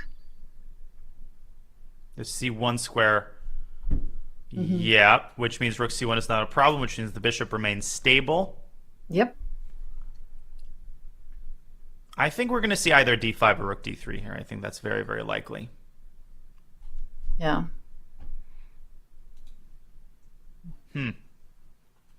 d5. My money's on d5. Agreed. I think d5 is the likelier of the two. Oh, hang on a second. We Wait, I'm not do supposed to have agree some with you. lines from our producer, Do Vic. we? Yeah, he says you do have to be very careful. If after a move like d5, black will naturally play e takes d5. And after knight takes, Okay. black's plan is simple. b5. b5. And then watch so you this. just ignore Watch this. everything, push Watch the pawn. this. Yeah. No, because I actually misread the message. White will play f4. f4. And then after b4, f5. And You just looky don't care, there. you. White's pawns are running faster than black's. And if I go bishop b2 here, I guess you go e6. The thing is, even here, right, you've pushed your pawn all the way, great, congrats. But even here, if I take on d5 and I play a move like bishop f6, black shouldn't lose this. You've got this passer on b4, and you've got a full blockade on the dark squares. This is why opposite-colored bishop endgames are so hard to win. But yeah, something like this is not unlikely. This is probably what Ju Wenjun is calculating right now. Yeah. And, but Dania, you yeah. should never doubt the BIC, because after bishop b2, bishop c4 is a great move. Great call, Jovanka. d5 on the board. d5 on the board. Okay. Wow. Okay, he takes d5 is going to happen, no question about it. Mm-hmm. Ju Wenjun is just no fear. She's just, she's just going for the sharpest possible instance of each endgame. And now knight takes pawn. And this is the big question. In light of that dangerous line where white pushes the f pawn, who knew that that pawn was so dangerous? But it is. Is the best move simply to go bishop takes knight and take the game into an opposite color bishop with rooks on the board? I like the sing song. The rooks on the board, very important addition. Yes, just in case, because with the rooks off, it's just gonna be a draw. But yes, the rooks are on the board, and I once attended a lecture on in games with rooks and opposite color bishops, and what was really important there was that it was all about mini plans as opposed to one big overall plan. It was just all about small improvements, but it was super necessary that if you're trying to win with the with the extra pawn, that you should keep control. You have to control the other side, the other complex, because if you lose the control of it, that's it. You're not going to be able to fight on it, and that will usually be enough counterplay to secure the draw. And the players have passed move 40, which means one thing and one thing only. They do get that 30-minute bonus time. So this means that they can leave the board, they can go to their resting areas, get some refreshments, perhaps go to the bathroom, get a break, and reset. Indeed. Plenty of time on the clock. I mean, the position's complicated, but it's not that complicated. It's not to the point where there's tons of calculation to do, because black's choices are limited to two. One is b5, and the other is bishop takes d5. But I don't see the need to take on d5 and try to beg for a draw, because with opposite colored bishops, if there's a 4 on 2, you never know when that kind of position might be winning. So if I'm Lei, I'm considering playing the move b5 rather quickly. Okay. And that means we do have to investigate this f4, f5 line in a deeper way. So b5, f4. b5, f4. And I mean, yeah, b4? certainly. I mean, this is what we looked at earlier, right, with b4. Yeah. So f5. Yeah. Keep him pushing. Or we looked at bishop b2. Yeah. But what's more natural here? I guess bishop b2 is natural. Also, rook b2 comes to mind. But apparently this is a very bad move because it allows the knight to swing around to like c4. It's actually important to keep the rook on the third rank. Yeah, bishop b2 is not that obvious. With the idea of bishop c4, bishop takes d5. I mean, yeah, you have to start finding computer moves here to hold. Wow. That is a very impressive move. But it works. Well, as Ju Wenjun resets herself after the time control, we need to reset on how long she's been at the top. Thankfully, we have a small essay prepared on how Ju Wenjun fought her way to stay at the top. Born in 1991 in Shanghai, world champion Ju Wenjun has won the FIDE Women's World Championship 3 times. Now she attempts to become the 6th four-time champion. In that time, she has established herself as one of the strongest women to ever play chess. As a teenager, Ju was already one of China's best players. At age 13, she finished second in the Asian Women's Chess Championship.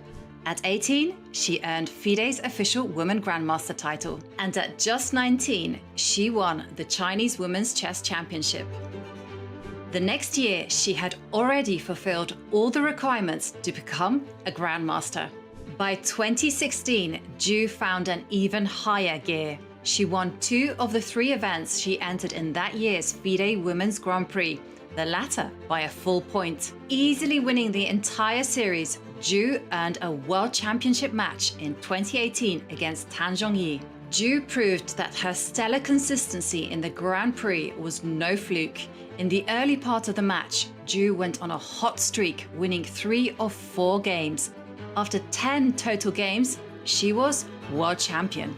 But there was not much time for Ju to enjoy her accomplishment. FIDE had scheduled a large field world championship tournament just 6 months later, with no special privileges for the champion. In the end, however, the knockout event was simply another opportunity for Ju's star to shine. Not only did she win the tournament to stay champion, she coasted through most of it. In the first 4 rounds, Ju didn't need so much as a tiebreak. When it came time to face Katerina Lagno in the final, resilience was also called for. Ju fell behind with 1 game left, needing a win on demand to force a playoff. And she did just that. Then she won the tiebreaker as well, proving that her excellence extended to rapid chess. Ju had now won the World Championship not once, but twice in the same year in 2018. She joined Vera Menchik as the only woman to win 2 in a single year. In nearly unprecedented fashion, Ju had proved she was no one-off. In her career to date, including a 3rd World Championship in January 2020, Ju has shown the ability to dominate several formats. Large matches, small matches, knockout tournaments, even the round robin of the Grand Prix. All have gone her way. But Ju Wenjun, she's too strong, too experienced to freak out and make a mistake. Whether enjoying a 3-1 run against the world champion or nearly going undefeated in a large field knockout, she is simply one of the best. The challenger, Lei Tingjie, will have to be at her best too. Otherwise, the world champion will once again be Ju Wenjun.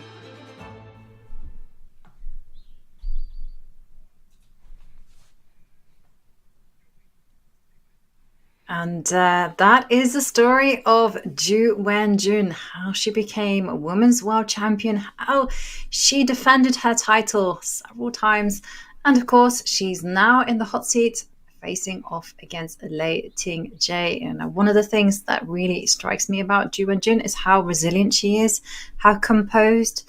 She doesn't reveal too much of emotion whilst playing chess, and this is the most important, how fighting she is. We see every game she commits to it with the will to take it all the way to the bitter end. And here we see Ju Wenjun pressing once more against Lei Tingjie. Yeah, the last move was knight takes d5. We had that explosion on d5, and it wasn't always this imbalanced. There was a time when white had a b pawn. Black finally was able to come around and remove that pawn from the board. Now we have an actual imbalance. White is still up a pawn, but it's a 4-on-2 on the king side. But 4-on-2 is usually a very menacing pawn majority because it means that it's easy to create a passed pawn. That could not be further from the truth here. Here Black already has a passed pawn. She could set it in motion on this very move. White's only real chance to create a passer, as we've already discussed, is to push the f pawn up to f5 and then quickly shove e6 through. And this is most certainly the subject, Yovi, of Lei Tingjie's calculations right now. If she's worried about this, then she can eliminate this knight and try to force the rooks off the board. But then she's got to evaluate that ensuing endgame as well. Mm-hmm. Definitely. A lot of things to calculate and a lot of things to assess. And I just saw some interesting questions posed to me from our producer. So I'm going to ask them to you, Dania. Okay. How would your life change I'm ready. if you became world champion? What would you do? How would with my your life? life change? Would you take months off at chess, or would you power through a few weeks after your title match with another tournament? I think I would permanently retire. I would pull like a Peyton Manning. I would just Roger Federer. I would just retire at the peak of my abilities. But because I feel like once you win the world championship, I can't. And this is what I can't imagine with Magnus is just the X that's on your back when you play any tournament. People also don't really fully appreciate how hard it is to play with that on your shoulders. The fact that literally anybody who ever beats you in any game, no matter how casual, no matter if it's a blitz tournament in the park, will be able to brag about that forever, much less in an open tournament or an invitational tournament. Like you beat Magnus Carlsen, that's essentially a lifetime achievement. I don't think I'd be able to tolerate that or to handle that, Yogi. So I'd be happy, but I'd probably retire. Yeah, I think I also couldn't handle the attention or the pressure as well, because it takes a certain type of personality just to devote themselves completely, 100% to the game. You do have to have this element of ruthlessness. You have to be efficient. You have to have the right team behind you. And like you say, just to deal with all the attention that you're going to get. If you win a game, it's expected. The highs are going to not be that high. The lows are going to be awful because everyone's going to make a song and dance about it. But when it comes to taking months off, I would take a year off. I would have that air of or mystery. a decade. Exactly. Let everyone wonder, was I the best world champion ever? What could have been? I mean, actually thinking about it, that's a smart move, right? You become world champion, you don't play again. Right off into the sunset. Yeah, with your bag of gold. But I do know that Ju Wenjun is actually not going to rest on her laurels. She is actually going to go off and play the World Cup in Baku. Oh, so she's going to be Baku in action pretty quickly after the Yeah, World she is going to be Baku in action. And someone else who was Baku in action, I remember Ding Liren. He went and played in the Grand Chess Tour immediately after he became world champion. And I think Nepomniachtchi also did the same, and it wasn't a good showing. I mean, I just didn't understand the decision. Nepo went to play the tournament right after he became world champion. Oh, wait. No, Ding. Sorry. Ding. Yeah, that was deliberate, but yeah. I'm sorry. I said it in a clumsy way. No. That was below the belt for me. But it is. I mean, I can't even imagine the energy that you expend in a match like this, and then just coming and playing a regular tournament almost feels weirdly boring by comparison. Really, just stress levels and energy that you have to give away that's unimaginable to me. Yeah. Well, when it comes to the World Cup, Baku is actually going to be super interesting because it's actually the only event that Magnus Carlsen has not won. And he's going to be playing there. And there are 3 tickets to the candidates tournament, both the women and the open. And I'm very curious as to who will qualify. And in the case of Magnus Carlsen, will he want that ticket to the candidates? Did he give up his title the question. just to go and play the candidates? And then if he wins the candidates, go, no, this is not part of the plan. I feel like, well, obviously his qualms about the World Championship match, as he explained, it mostly had to do with the amount of time that you have to spend preparing and the fact that it's a whole procedure, right? It's not just a match. And he was just not at the place in his career where he felt equipped to do that for, a 6th time. But I feel like if Magnus goes through that ladder, if he jumps through all the hoops and he makes it with his own work to the World Championship, he'll actually want to play. He'll want to reap the fruits of his labor because he'll remember what it was like to climb from the candidates to the World Championship match or from the World Cup to the candidates to the World Championship match. We'll see. It would also be a world first. You give up your title and then you go play the World Cup and then you win the World Cup Okay, obviously Magnus gets the ticket anyway to the candidates because of his high rating. But then you go to the candidates and you re-win your own title. That's a fun one for me. For sure. And in the meantime, we do see Lei Tingjie. She did not push the pawn. Instead, she retreated the bishop to c5, which then begs the question, what's that doing? She's up to her tricks again. So if you do back up with f4, then bishop takes knight is going to be something to think about, right? Or maybe not. Is it though? Because I take with the rook. But then you rook b1 check. Yeah, and then I go, bishop d1 for instance. d1. And then I was hoping to argue that this was enough, so I go rook b2. Well, I think it is. I think you're right. I think black's activity should be a pretty straightforward draw. Because this is threatened, right? And if I go g3, for instance, well, probably rook f2 and rook f2 and rook h2 is very pretty because you attack h3 and you're threatening bishop f2 takes g3. Mm-hmm. But even then, is that still so clear cut? Because the pawn will reach to f5. And I guess that's not so dangerous. Scary. f5, f6 is an idea.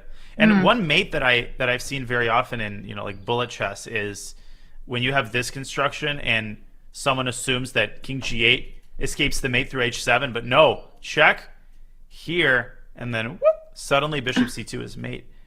So it is possible, right? You don't need a lot of material to get mated. This is a case in point. And let's see. We have the position after bishop c5. Tons of time available for both players here, and they're going to be using all of it.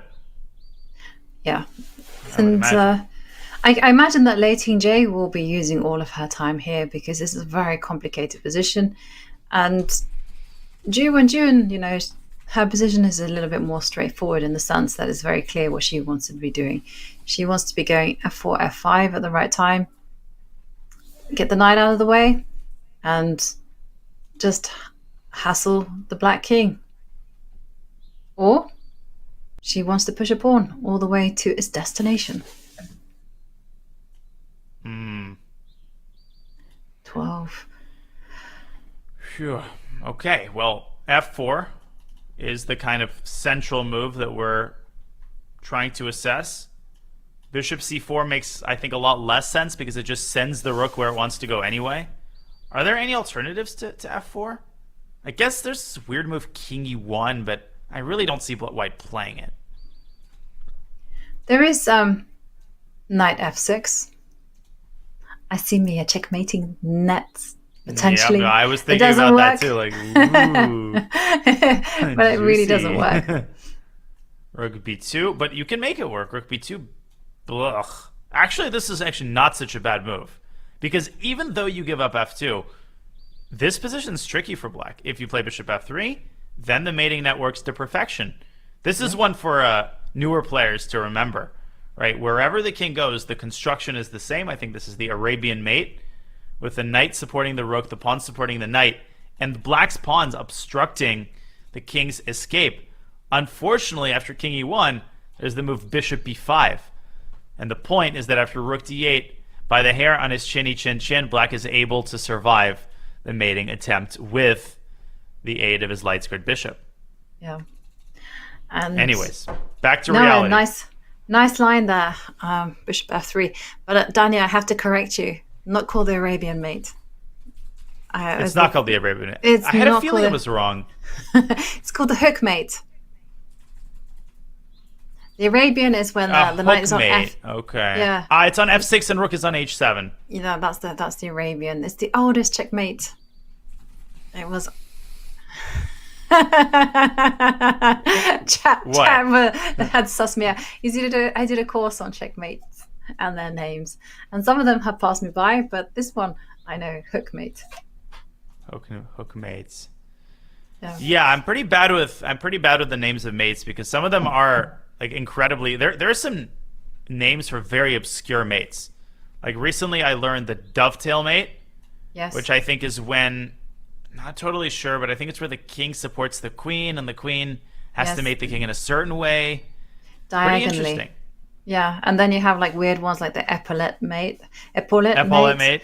Yeah, Yeah. like the king is being flanked by 2 rooks, and then the queen checkmates from 2 squares, and then I don't know. Epaulette is to do with the shoulder pads that French general army officers used to wear, and then you have morphe mates, and then you have things like the double bishop mate, which is self-explanatory, and then the view. Anyway, I could go on and on and on, but That's there pretty are a lot of impressive weird that you ones. know all the names, because Well, I did a course on them, so like I said, some of them have kind Yeah. of like stayed in my memory because you use them all the time, but others have Mhm. kind of disappeared. Like one I never knew the name of, but when you have a pawn on f6 and a queen on g7, that's called a lolly's mate, named after Oh, Lolly. chess player Yeah. called Lolly. Yeah, and Hikaru uses that name all the time because I love me a Oh, lolly. we could get a lolly mate on g7, a lobster pincer, and take the juicer.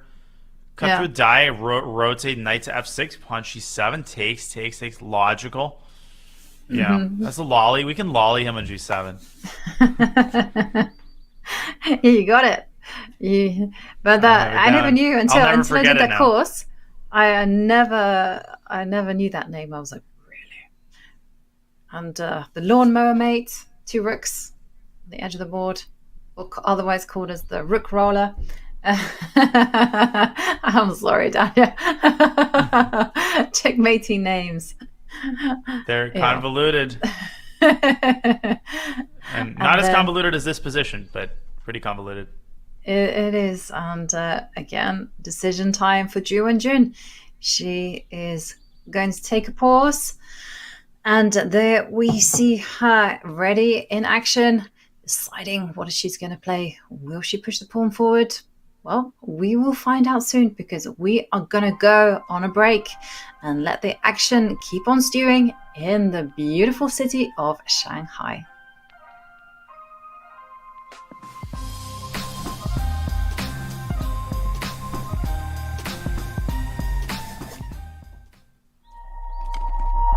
Chess.com's take a game 10-minute review break. recently Come got again. a No, major update. can we get a Here slightly are longer 4 break? I key mean, notes. At the end of each game review, you will now see a summary of the game from your coach, your performance rating for that game, and a quick grade for you and your opponent in the opening, middle game, and end game. We've added a new classification called miss for when a move fails to take advantage of an opportunity, but it is otherwise a sound move. We've also changed the definition of blunder. Now a move will only be considered a blunder if it loses material or allows a checkmate. Coach will now draw arrows and highlight squares when you hover over or click on the highlighted words in the move explanations. This should make move explanations easier to follow. Finally, Coach's explanations will now reference specific pieces and threats in explanations, making move explanations much more intuitive. The new game review experience is available on Chess.com right now.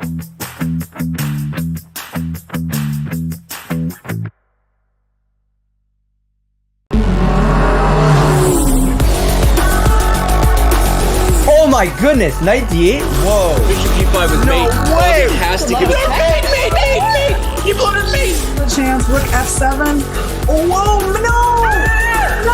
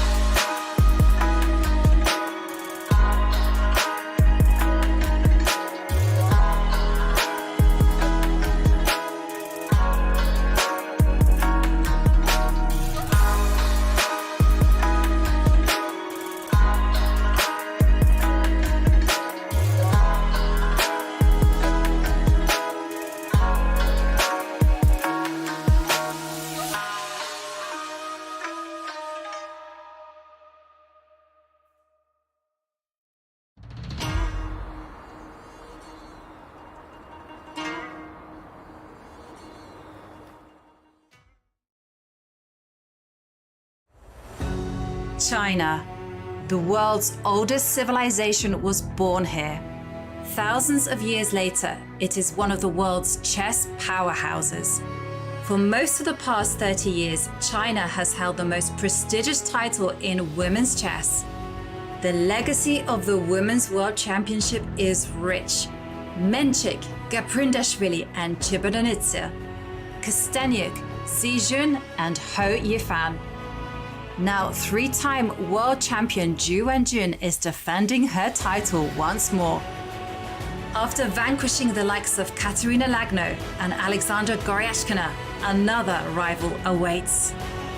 Challenger Lei Tingjie had to defeat 3 grandmasters in matches herself to get here. In the first 2 rounds of the candidates, she took on sisters Maria and Anna Muzichuk and won. Then in the final, she beat former world champion Tang Zhongyi.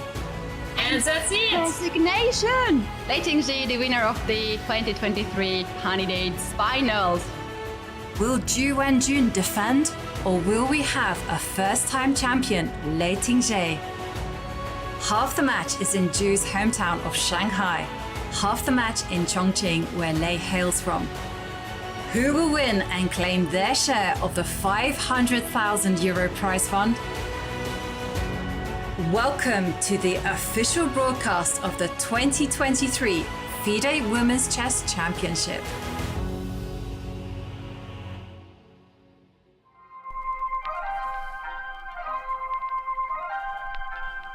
Hello, everyone, and we are back to catch up on what is happening in Game 4 of the Women's World Championship match in Shanghai, an incredible city.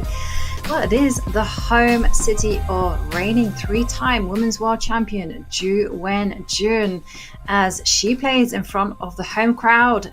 Ju Wenjun, she promised us fighting chess, and she is delivering. She is determined to find all the best moves in the position.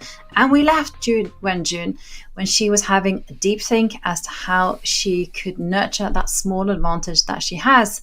And we do see from the camera that Ju Wenjun did place her knight on f6. And now the ball has been basically thrown over to Lei Tingjie.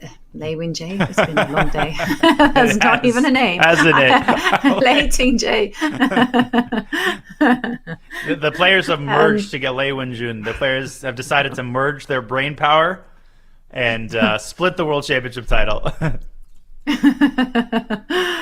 That would be a first.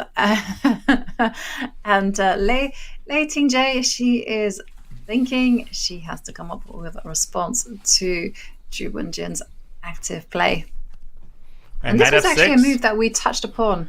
We did, that Black was planning moves such as Rook D8, check, and perhaps playing Bishop F3 at the right time. Definitely the Black King is feeling some nervousness.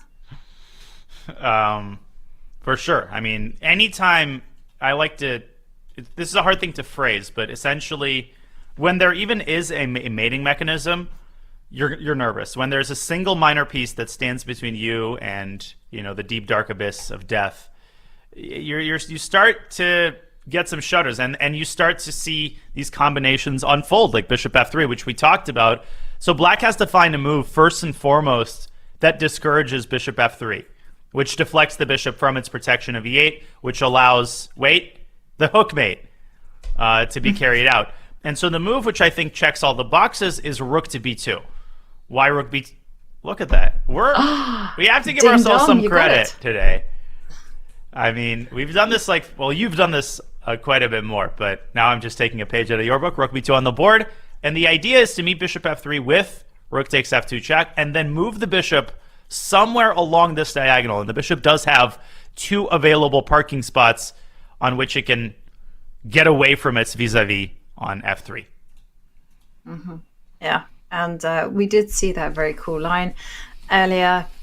That Bishop F3 is still very much possible, but it's not quite Ju Wenjun's style just to go into all the complications like that. Instead, she will play a more refined move, but how to how to break this. I mean, is she going to be playing knight d7? No, knight d7 allows, or is she going to start going for f4, f5? Many questions. h4, h5. It's not easy for Ju to unravel her pieces without giving some concessions. Yeah, I mean, and also we should point out that time control has been reached. We talked about this yesterday. 17 minutes feels very different when it's moved 30 and you have that pleasant feeling of 30 minutes being added to your clock. Now, every second that you're spending is a second you're not going to get back. Okay, that's not true. You will get 30 seconds back via the increment. But past 30 seconds, you're not going to get any of those seconds back, which means you have to put it to good use. And you have to make sure that the game is moving towards some conclusion. You can't simply keep things complex forever, or this will end in a time scramble. My guess is that Ju is probably calculating bishop f3 right now. She might also be considering f4. There you have to look at bishop takes g2 check. Suddenly you have to calculate some tactics here. And we're about to see a move. Will it be f4? Well, this is the funny thing, because earlier on I pointed bishop takes g2. And it took me, and I said to everyone, I just want everyone to put it on their memory banks. And literally, when I looked at this position, I did not see that instantly. It was only now when I started looking at everything. And let's go. f4 on the board. And now the decision is with Lei Tingjie. Is she going to be seduced by that extra material and go bishop takes g2? I think not. That would be a bad move, because the black king is still in that mating net. It would be a, well, I wanted to say terrible move. The engine is actually not, does not evince disapproval as strong as I would expect. And the reason why is that first of all, after king f3, no, black does not lose on the spot, because there is a check on e3. This forces the king to lose contact with the rook, which gives black a tempo, which black uses to cover the d8 square. Ugh. You got to make a move like this and give up b6 pawn. You're going to be... Then the game would actually last for another, 3 hours, because black's torture would never end here down a pawn. So why engage in all of that? Because the move f4 looks menacing, but again, as we discussed earlier, even if white goes f5 and e6, black can take and play king e7. So I don't actually think that Lei Tingjie should panic at all. I think she should make a neutral move, like bishop a4 or rook a2. The one thing she should not do by any stretch is to play b5, because then after bishop f3, your own pawn is blocking your bishop from escaping along this diagonal, and that loses the game instantly. Yeah. And that's actually quite a difficult spot, because it is very instinctive, when you're stuck for what to do, just to go, well, let's just play b5, get some counterplay, but you have to see deeper. Rook d8, definitely dangerous times for the black king. One move that appeals to me is actually moving the king, or maybe I was thinking h5 or anything, but I realized that h5 could be something not so good. h5, yes. Yeah, I just wanted to get that knight away from the king and get some lift. Oh yeah, to play on our earlier theme. Yeah. I mean, both players have their luft, but that was from a different era. That was back when the kings were, chilling on the king side. Now, it's like, the ancient ruins of an old civilization. A clay tablet here, a stone ruin there. The kings are now posturing to get into the center. I don't know. I don't know where the sentence is going at all. Like, I'm just... I don't know where this game is going either. Well, something that I see there from chat is that everyone is wanting that decisive game. But we have to remind everyone that when chess is played to a very high standard, when both sides ultimately play very well, the game will tend to finish in a draw. So we did see, I think, in game one, I mean, they both had like some ridiculous score of accuracy. Like it's like 97.8% accuracy. I mean, that's just insane. Puts it a very high quality. No, the quality of the games has been phenomenal. Really very evenly fought. And what I like about these players is that they are taking their time at these critical junctures. They're doing everything right. F4, and you sense that the time is now to come up with a plan. And you highlighted bishop e3. I like that move, just targeting pawns, forcing the white f pawn to move forward. And if there's lots of pitfalls. So b5 would be a big mistake, as Daniel has highlighted. And at the same time, you feel that b5 is the kind of move that you could play if you were given like 10 seconds on the clock. You would just go b5. And yeah, then, no, for sure. You're in trouble. In a hyperbola game, I would play b5. Yeah. And lose. And like or a flag cold my opponent. shower. Bishop And, f3, I would see- play rook b1 or something. Yeah, go ahead. Yeah, no, I just see a question from chat that's asking me whether I've played Ju Wenjun or Lei much. No, I've never played Lei Tingjie, but I have played Ju Wenjun twice. Same. And she's a very strong player. Yeah. Yeah. We played in Checkmate season 1. It was in Malta, I think 2015, I want to say. And I had the white pieces. And then we played in Isle of Man. And yeah, she lost on time. That was the big thing that happened to her there. It wasn't like a tiny bit better, more comfortable for me. But I'd survived the storm and suddenly she froze and she lost on time. That's relatable. Mm-hmm. Both the freezing and the losing on time part. I don't tend to freeze, but I don't tend to calm down. That's the problem. I'm not calm when I'm playing blitz chess. I'm literally going like this. Like, you're talking about like reading body language. You can read me like an open book. I'm like one eye on the clock, and then my eyes is like, what? And then I'm literally spending more time looking at the clock ticking down than being calm and in the flow and looking at my position. Well, it's very hard to avoid that compulsive behavior when you're like in a blitz time scramble OTB. You're always just, your eyes are like darting between the board and the clock, and seconds tick by so quickly over the board. But I feel the same way. I feel like when I'm time scrambling on the computer, I'm completely calm. Everything's fine. I played an over-the-board blitz tournament recently, and my friend came up to me after the game. He's like, man, I didn't realize you were so nervous in time scrambles. Your hands were shaking. You're barely making the moves. I'm like, dude, I was playing on my last second. This isn't like playing with a mouse. This is a different experience. I was like huffing and puffing and breathing and banging and Jesus.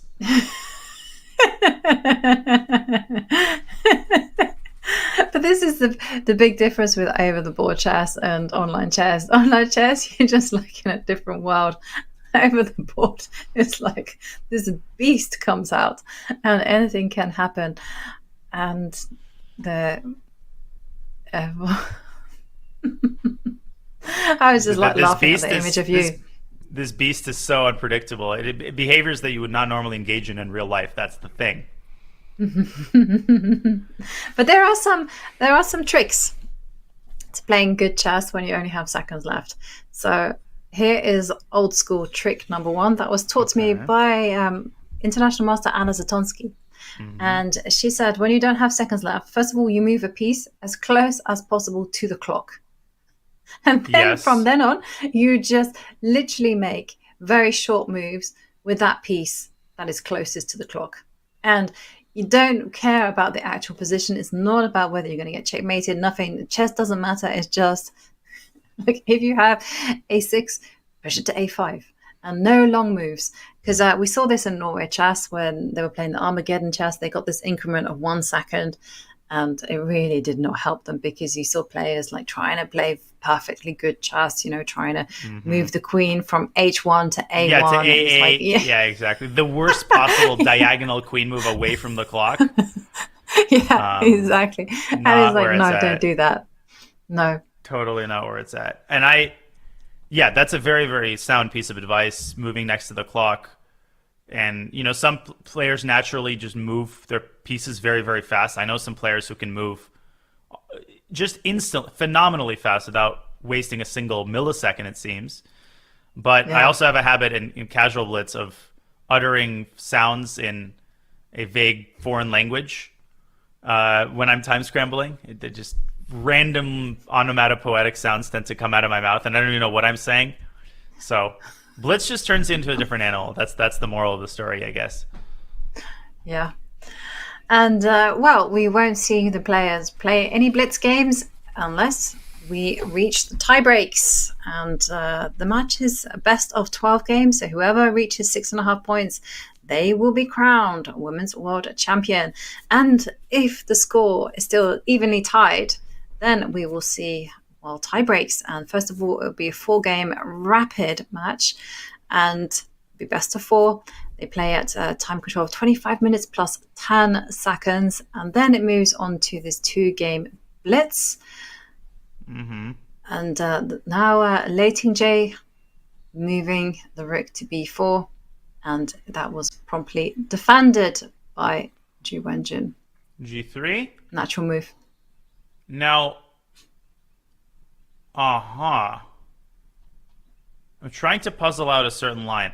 I think Lei Tingjie's idea is rook b3. And she played it.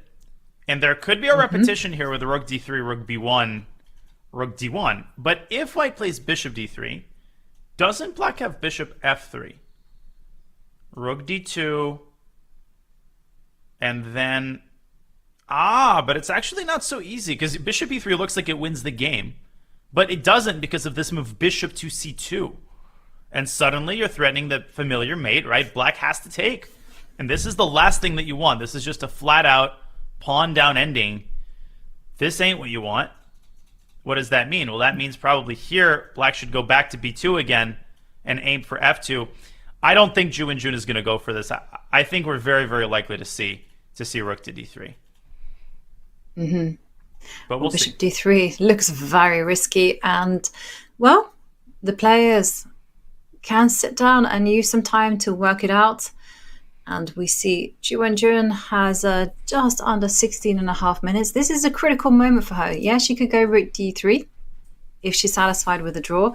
But we've seen her consistently want more. So I suspect that she will find bishop d3. You think she'll play bishop d3? But it's, Yeah, I'm I sure think she sees it, but you think she'll go for it? Yeah, she's very good at calculating. Backward bishop moves, though, are very difficult to spot. But we've seen how determined she is to keep the game alive. Always. Just any opportunity to repeat. Nope. Always find a chance. There's also moves like knight h5, but the last thing I would recommend is to move the knight away from the square on which it contributes to, essentially your only active idea. This is your greatest asset. This is why black's bishops aren't tearing white limb from limb. Mm-hmm. Yeah. But I mean, okay, is bishop d3 is a very interesting move, but very risky. Yeah. Draw. Well, I was thinking about knight h5. It's not the most glamorous move, I'll give you that. But at the same time, it's not possible for black to play b5 because white rook can start attacking those bishops. And Knight d7 check. But that is no, that is not a draw for actually. Well, it sort of is. Well, bishop takes knight. Yeah, I guess she wants Is bishop number takes knight, one rook choice. takes. Rook takes g3, right? Yeah. And then maybe some move like bishop g4 with like very minuscule threats of f5 and f6 or maybe f5 and e6. I mean, it's a dead draw, but black has to make a couple careful moves there. Yeah, but you can play moves like h5.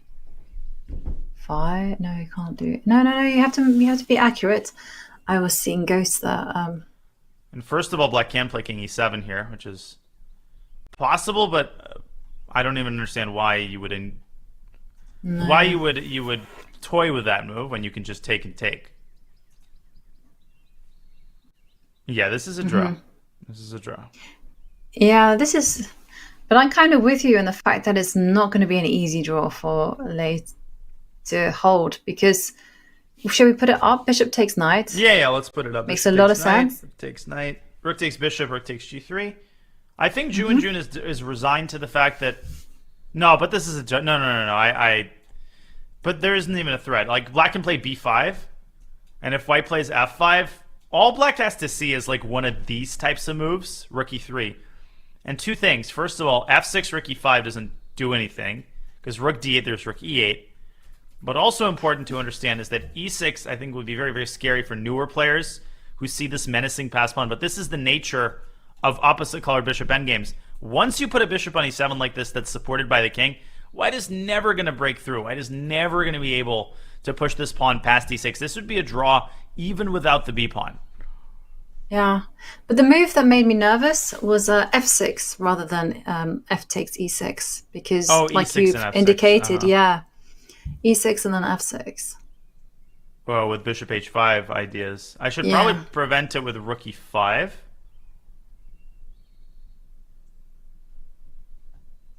And then it's you can't coordinate the bishop, so all is good. All is well in the house. Okay, but Lei is... I feel like she's taking inordinate amounts of time on decisions. Some decisions she should be making intuitively. It's like king e7, why ask for trouble? Why go into a position where you're down a pawn? Maybe you bank on a pass pawn. But I think it's easy to say this, like in a classical tournament where there's not that much at stake. Yeah, okay, you make these decisions pretty quickly. But remember, she's playing the Women's World Championship match. And if she loses this, it will be, you know, first of all, she will have a free day to think about this or be tortured by this for hours and hours and hours. And then, of course, so much at stake. You know, she's trained for this moment. There's a lot of emotional pressure. And there you go. We do see bishop takes knight. No, you're right, for sure. It's just, of course, you also want to keep an eye on your overall clock, and you want to strike that balance. And I feel like at times she's been erring on the cautious side of the balance. It's almost like it's a world championship match. Mm-hmm. And rook takes pawn. Has should to be played. Is there... No, rook b1. Is there anywhere else? I mean, I was thinking rook b1, but I mean... Rook b1... Nah.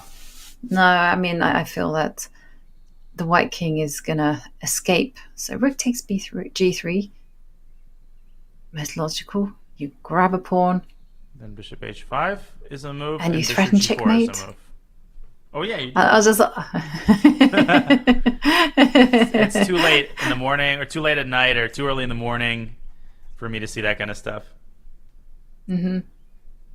Well, we appreciate you being here, Dania. That you're commentating this. What time is it now? 6 in the morning for you? 7:18. 7. Dawn is breaking. The birds are singing. Yeah, it's light outside. It's a very gray day, but gray is good. Gray good day is for good. chess. Later on in on the evening, you'll be playing chess. I will be playing chess in first, 10 hours from now. Yeah. You are going to be inspired by Ju Wenjun and Lei Tingjie. Well, hopefully I won't get an opposite card bishop endgame for my own sake.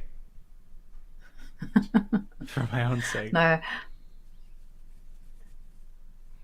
Looks like Ju Wenjun has the body language of someone who's about to offer a draw, but I don't think she is.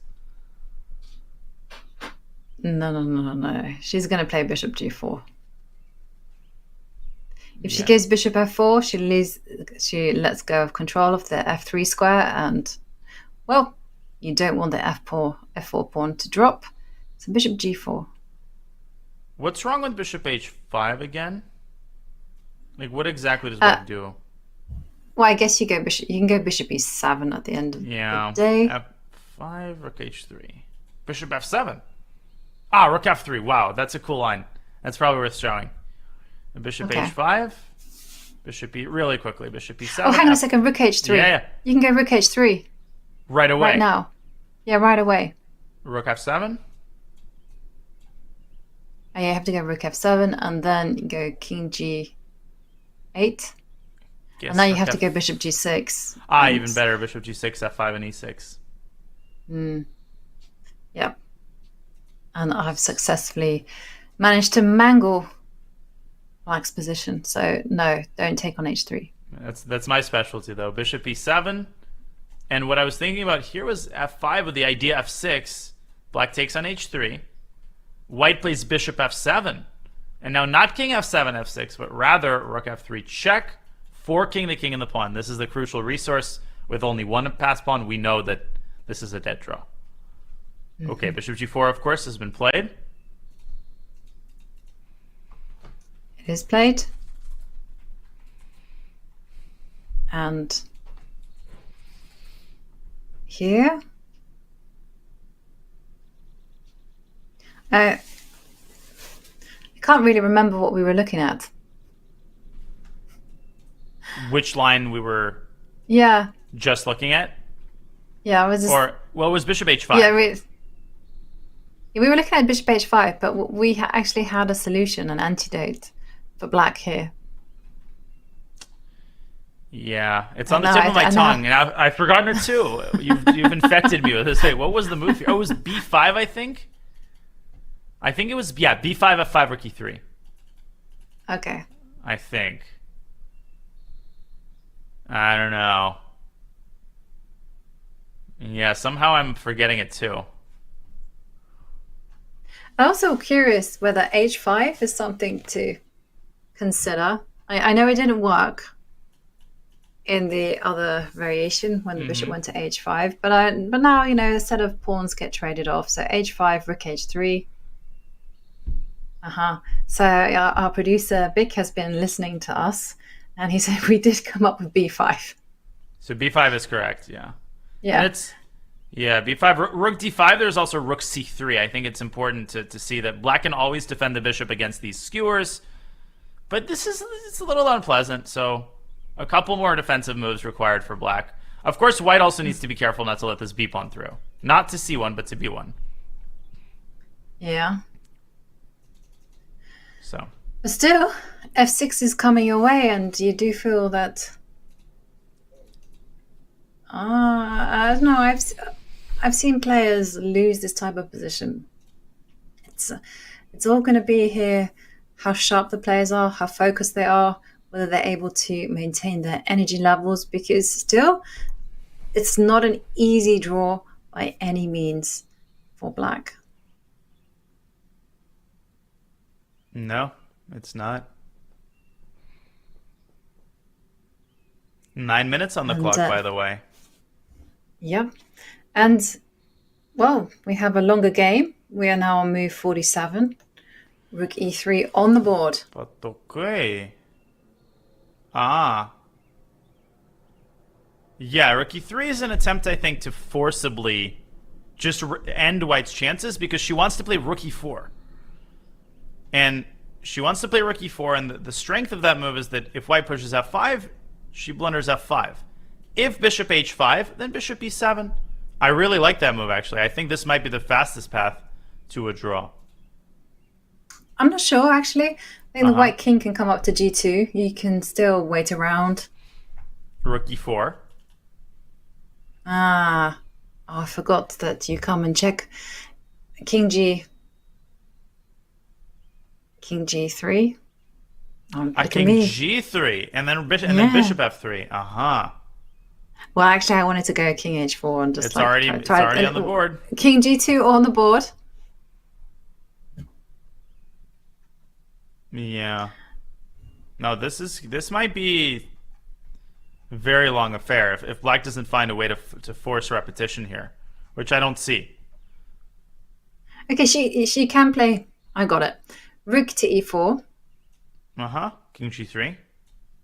Bishop e3. King f3 though. And I blundered my bishop. So, nope. Rewind. Take that back. Yeah, check bishop f3 is the idea. I don't know what black's next move is going to be. f6 is a move here, apparently. Actually, f6 is pretty easy to understand, because I think after rook e6, I guess this is a draw. f7, rook e7. And if rook d8 check, you don't want to go king f7, blundering bishop d5, you want to go rook back to e8, and then constantly back to e6 whenever white declines the trade. So that's got to be the drawing, the most forcing line. Yeah. Ooh. But still, you have to find the idea of f6. And okay, Ju Wenjun has 15 minutes. Can she find it? Ju will be playing, and don't expect the game to end soon. And yeah, Lei Tingjie needs to find that f6 idea.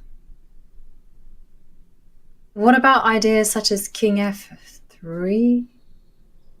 So king g3, and then... Yeah. I wanted to come up with the king somehow. Uh-huh. Well, first of all, okay, Black still has, 7.5 minutes now. This is getting into basically blitz territory. So... It is. We should also point out why we're even bothering with king g3. The point is that if White plays king f3, Black returns to e3, and you simply have to go back to g2.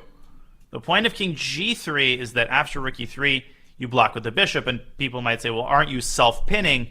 But this pin is completely innocuous because the bishop cannot be pressured, and White's ultimate goal in this position is to set these pawns in motion one way or the other. So in order to do that, first of all, you have to defend them where they are. Then you have to repurpose the bishop. And finally, you have to look for an opportunity to use tactics to push the pawn. So winning this would require a huge blunder for Black. Don't get me wrong. Like, Black would have to make a serious mistake, allow the pawns through. But the best way to make a serious blunder is to let yourself get down a couple minutes on the clock. I think Ju Wenjun is starting to gather hope here.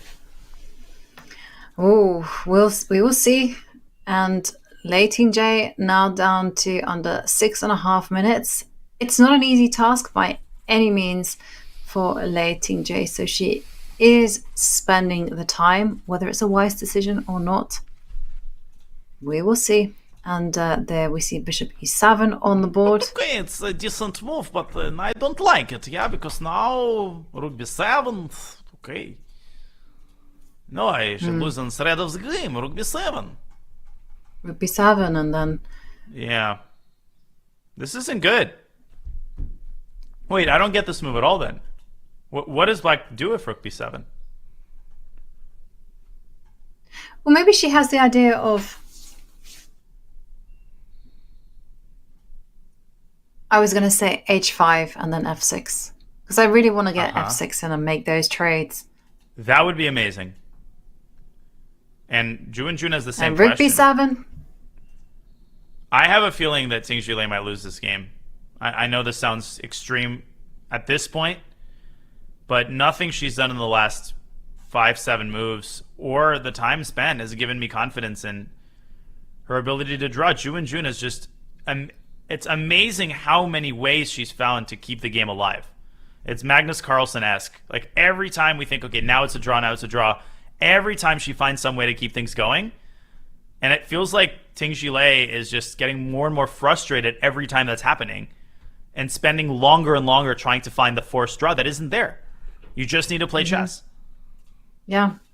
And this is one of the downsides to Lei Tingjie's play, is that she's very active. She's always looking for concrete operations. And here, as you mentioned there, Danya, it's all about waiting. It's all about trying to slowly improve the positions. But she's looking for moves like f6, h5, something concrete.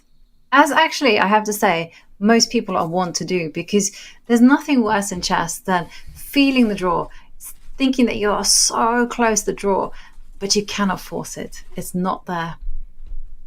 And no, that's what they feel like playing against Magnus. 5 minutes now on the clock. Okay. For the rest Well, of the she game. will be getting a 5-second time bonus. 30-second time bonus. New rules by me. I wish there was only a 5-second increment. That would make it more fun. I wish it was 0, actually, but that's just me. I think the future actually is not having that 30-minute added time, bonus time on move for 40. I think it should just be all moves in 90 minutes. I with agree. a 30-second bonus time. I think the bonus time is I don't want to say a travesty, but I really feel like to strike the balance between classical and rapid, like there is a middle ground. Like, you don't have to have the Tata Steel time control, which is like, 8 hours for 15 moves, but you also don't have to have.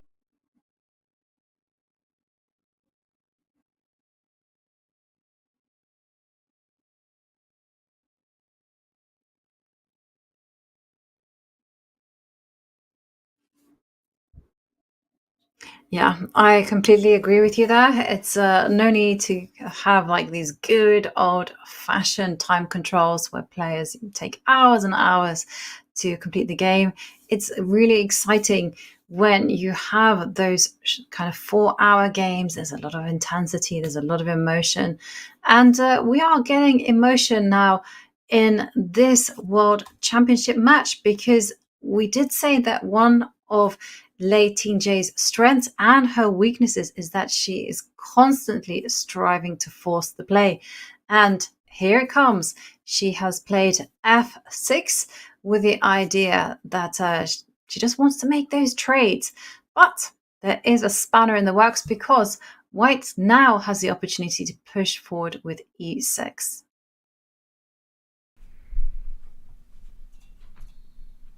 And this is the big question. White will play e6, or you can also throw in rook b8 check. Both of those moves are valid, but I prefer the idea of e6, keeping the king caged. And what is Lei Tingjie's idea? Is her idea simply to play h5, try to decoy the light squared bishop? Well, you're talking about e6. I'm sorry, my audio cut out there for just a second. If I'm playing White, just as a sideline comment, I would consider just starting to play really fast, because the clock might single-handedly decide the game. e6, h5, I guess White could play bishop f5. Is that the line we're talking about? Yep. That's Ju my idea. Talking about that too.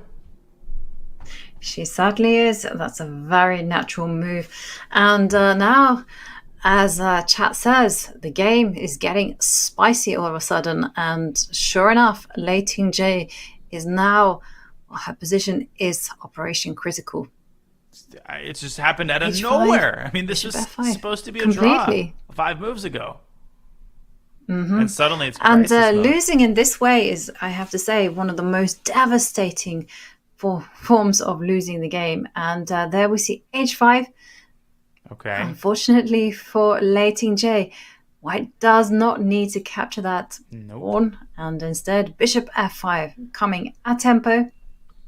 I think the way to draw this is to do nothing, to play h4 and to sit completely, to give up b6 and to say you're not going to make any progress here. Because White's king will have a very hard time rejoining the game. Like if you play king f2, Black can always play bishop c5. If you give a check, the king moves to g7. If you play rook b7, the king goes back to f8. Everything on the dark squares, if you can keep all of your pieces on the dark squares, White's going to have a very hard time breaking through the blockade. If you don't play h4, then I think White can play h4 herself, and then the h5 pawn becomes yet another target. That's a very insightful idea there from you, Danya. And my goodness me. Lei Tingjie now down to just over 3 minutes on the clock. She does get this 30-second bonus time, but now she only has one move to hold the game. She can play bishop d6 is another possibility to actually target the f4 pawn, but h4, I like your idea. move. And what has she gone for? h4. Yeah. I just think it's very sophisticated of her to see that she can give up the b6 pawn. She can allow a protected pass pawn on e6, and her position But there's even is still good enough to draw. all of this might be a moot point. I just realized something. After rook takes b6, there's rook g3 check. I think there's a forced draw. That might be the reason why the engine is so pessimistic about White's winning chances. Rook g3 and rook f3. Yeah, we can pull up an analysis board because Ju Wenjun's probably going to take a while to figure out how she wants to maximize her winning chances here. But rook g3 check. You can't go king f2, then you maximize your losing chances. King f1, rook f3, and king h2, also rook f3. And that's it. You're going to lose f4, and once you lose f4, there's nothing left to play for. Oh. Nice find from Lei Tingjie. Just when I was beginning to doubt her, she pulls another impressive move from her arsenal. And Now rook to g3 check. Rook takes pawn. How to up the pressure? King to f2. Yeah, that's a threat. G3 check is a threat, followed by bishop c5. Black's going to win this f4 pawn whether white likes it or not. Yeah, I don't know. Bishop g4. Wow. How frustrating. Yeah, I mean, pretty close, honestly. Bishop g4, yeah, okay. Which is the best way to keep chances alive, because you're going to go f5, and then you're going to give a check and go rook e8, and this endgame can be played out for, you know, for as long as she wants to play it out for. And, well, I think Ju Wenjun has all reason to play it out because, after all, not an easy endgame. Lei Tingjie now under 3 minutes on the clock. All Ju Wenjun needs to do is somehow or other mobilize the king, and suddenly anything can happen. She can win this. For sure. Now under 3 minutes for Lei Tingjie, who gives a check on g3. And that's the good thing about the 30-second increment. You can, you know, if you see a couple of forcing moves, you can give yourself an additional 2 minutes very, very quickly. And those 2 minutes are golden when you're trying to figure out the best way to defend. Okay. Where does the king go now? King f1. King f2 would be my vote, but king f1 makes a lot of sense as well. I prefer king f2 actually because moves like f5 could be possible if you play king f1. Makes sense. King f2? King f2. That's a great call, by the way. f5 was immediate draw against king f1. I totally saw that. I would have totally seen that in a game. Well, my vibe was to go king f1, travel on light squares, but then I was like, oh no. I would have blundered as well. And, well, that's another pitfall that has been successfully avoided by Ju Wenjun, reigning 3-time Women's World Champion. Showing why. And very easy to lose this now with a blunder. Now the margin for error is thinner than ever. You can hold. I mean, obviously this is still a draw objectively. I think you should just play rook to c3, rook to a3. Just get the rook out of that little cubby hole on g3 so that it can defend laterally if necessary on c8 or on c6. Yeah, and rook b3. What about that? Holding on to the pawn. Is that making Black's job even worse? Which, say that again? Is moves like rook b3 holding on to that extra material, is that making Black's job harder? No, I mean, I don't know exactly what White's winning attempt is. I won't make moves. Let's wait for Lei to actually move, because she's got 1.5 minutes now.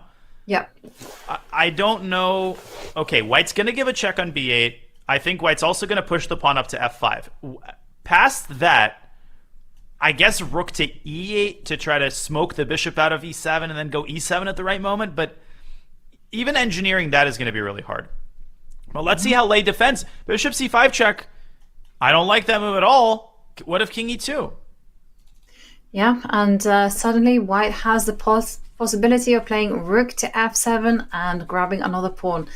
I also don't like this. I liked your idea of just keeping the flexibility with a rook. King is going to move to e2.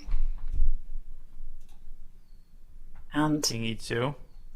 Because I suspect that Ju's plan is just simply to go king e2, king d2, and then, as you highlighted, rook b8, follow that up with rook to e8. Yep. Oh, this is a threat also. Ugh. I think you have to retreat your bishop. This is how these types of games are lost. You know, like you always see a game like this, you think, well, it's equal. Where did the mistakes happen? And it's rare that you have one huge blunder, or when you have it, the headlines tend to over dramatize that blunder and not put an emphasis on the lead up. And there's often a big lead up where inaccuracies are made and suddenly the path to a draw becomes narrower and narrower. That's what actually precipitates the final blunder. It doesn't happen spontaneously, and you got to give a lot of credit to Ju Wenjun, even if this game ends in a draw, because the fact that she got it this close is already a minor miracle. No, it's a very impressive play by Ju Wenjun, and she's getting ready to make her new move, king to f1.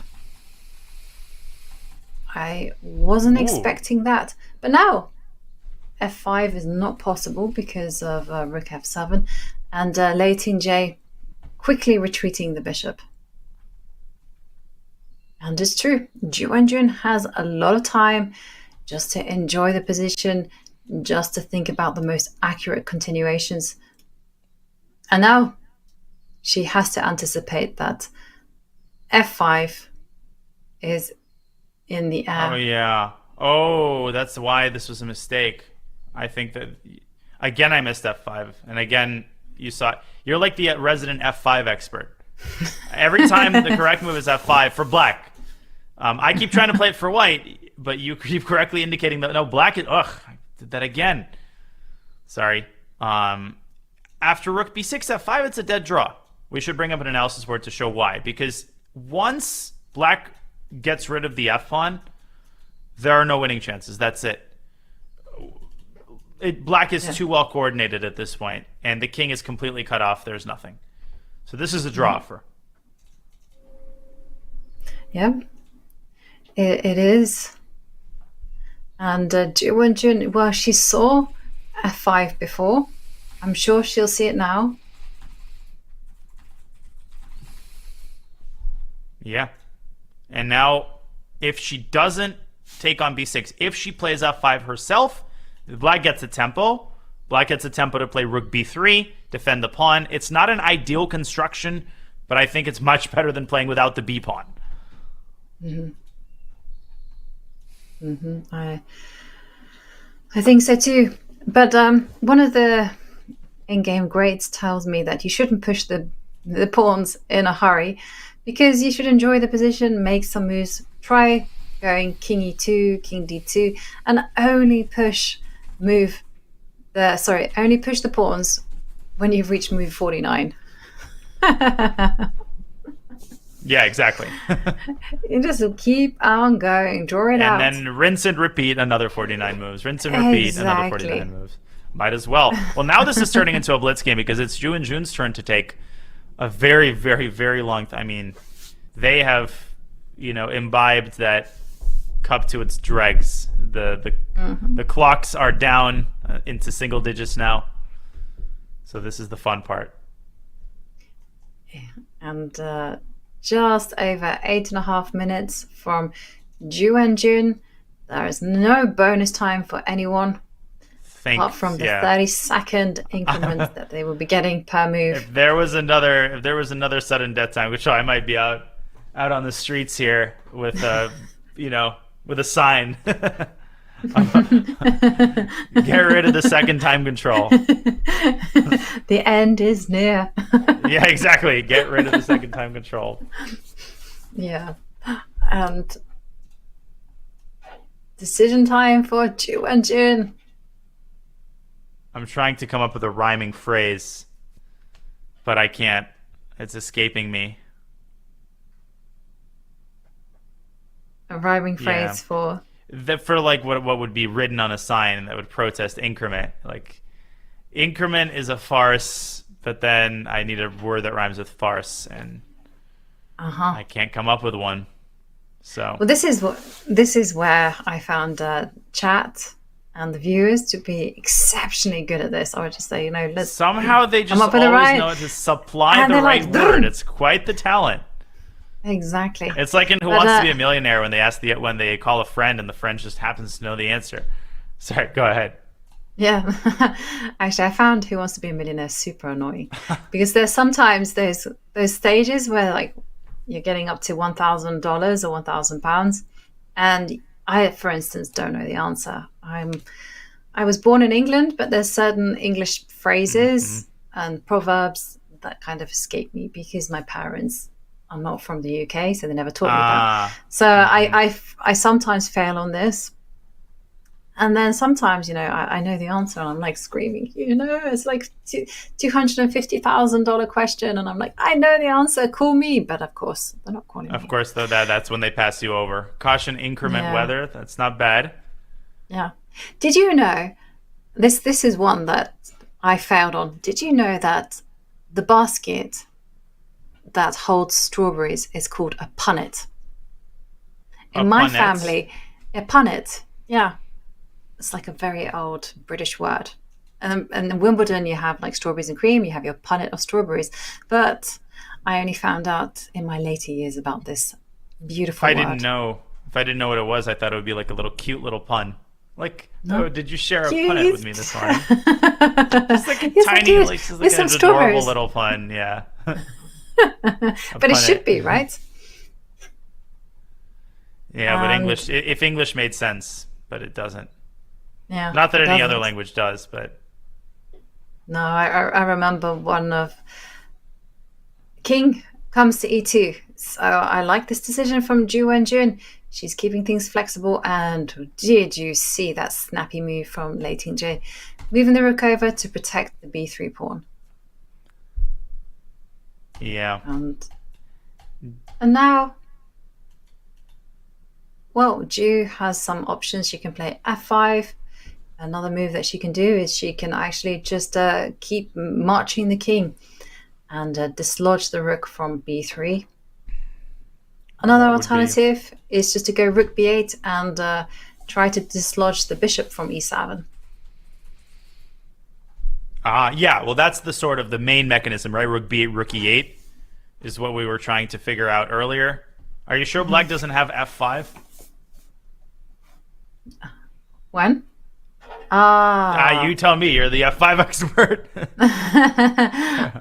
Does it work? Rook b8, rook e8, f5. I don't see it. You want to go bishop d. And what has she played? F5. F5 played. Man. There you go. Increment is a farce. Entertainment becomes sparse. Okay. I think Bick That's had not a bad. good one too. Yeah, no, not bad at all. hmm It's like this joke that's stuck in my head randomly. Increment's a bluff. Chess deserves better stuff. This has nothing to do with the increment conversation, but it's a funny joke.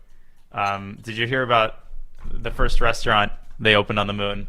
The food was good, but there was no atmosphere. Yeah. I've heard that one. That's an Alexa joke. Oh, it is? Okay. Yeah. You ask Alexa, tell me a joke, and she says, sure. This one? She Oh, tells- yeah, that's those boilerplate jokes ever. Mm-hmm. That's what I've resorted to in this, in this late hour. And we have another one. Increment is super lame. It really seems to affect my game. Also possible. And what are we? B5? What if you just push? B5? You have to. I missed the memo on how white wins after B5. I don't think there is a memo. Well, you just go rook b8, rook e8. Yeah, bishop c5. But the problem there specifically is that white can never go e7 because of rook e3. This is a huge problem for white. Yeah, this And really I you don't need to see get a the way king around out it. of the way. Exactly. So you need to go king d2. Yeah, king d2, and then maybe the rook doesn't have e3 with check. Okay, b5 played. I think we're going to see all of this unfold.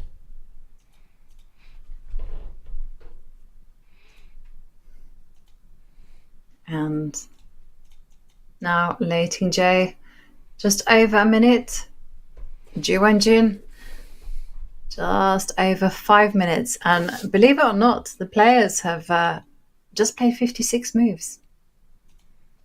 It's not a long game by any stretch. They have to at least get those new score sheets.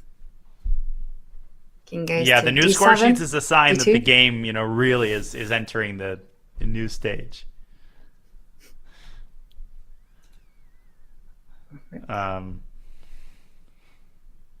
Okay, 1 minute. We're under a minute, Yovi. This is a monumental occasion. And it's getting spicy. It does look like black has a fortress, but Ju Wenjun does have the time. She does have the energy to break it down. And b4 played by Lei Tingjie. What about rook b8 check? I don't get that either. Rook b8, rook e8. Oh, but black has to... Wait, rook e8, bishop d6, e7. What am I missing? Bishop f4, rook e3, and she finds it. Oh, that was a huge moment. And the point, if I may rewind for just 1 second, just to make sure we're all on the same page, the reason you couldn't play bishop c5 here was because of e7. Now you might look, well, what's the threat? The threat is rook g8 check, followed by promotion. And here, rook e3 doesn't come with a check, so I can go rook c8. Either you lose the bishop, or you allow promotion, or you allow white to take on e3. But the difference is that after bishop d6, e7, you want to put the rook on e3. So first you hide the bishop under the umbrella of the f-pawns. Then you put the rook on e3, and white has no way to make progress. So biggest hoop to jump through, and Lei Tingjie jumps through it, and I think she's on the cusp of holding the draw here.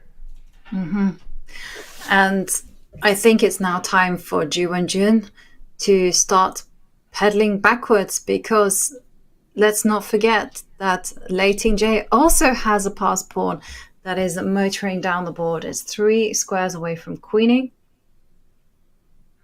It's not just going to be about the e6 pawn.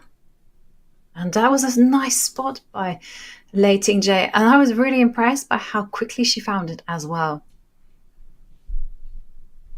Bishop d6, bishop f4. Yeah, no hesitation. She didn't even need her, her reams of time, her reams of minutes and minutes of time. Just played instantly. Yes. And I can see that her moves have all been awarded exclamation marks. Bishop d6. And Ju Wenjun ticking down to under 4.5 minutes. Has to take a decision. Is she perhaps going to play rook to King d8? e2. I vote for one of those semi-waiting moves to try to get your opponent to reposition a piece on a bad square. But can't you just play Okay. bishop f4? Anyhow. But then rook e7 checks, I think, maybe. Oh, yeah. And then rook f7. Okay, we'll see. Rook d8. But isn't that sort of repetition? Bishop e7. And if you go rook d7, then again the king hides behind the 8th rank with king f8. And you have to work all over again. And no point in doing a job twice. So bishop e7. Yeah, bishop e7. And I don't see any other attempts for white. Rook d7, king f8, rook e8, bishop d6. If the rook waits along the 8th rank, then black waits along the 3rd rank. Even rook g3 is interesting, because it could potentially threaten some exchange sack on g4 followed by h3. Black could still win this. Just you wait. Just when you thought you had everything figured out in this game. No. Well, lots of plot twists. Okay, no, but I really don't think that Lei Tingjie will manage to win this one. Ju Wenjun is too careful a player to allow those kind of tricks. But they're in existence. Oh, yeah. They do exist. Will Ju Wenjun agree to a draw here? Well, she hasn't done it on the many occasions when it was possible. But she's running out of ideas. That's the thing. She's just completely running out of ideas. This isn't even like one of those endgames where, okay, you have to keep demonstrating knowledge of a certain concept. It's just a fortress. Once you figured out the main idea. And great stuff by Tingjie Lei.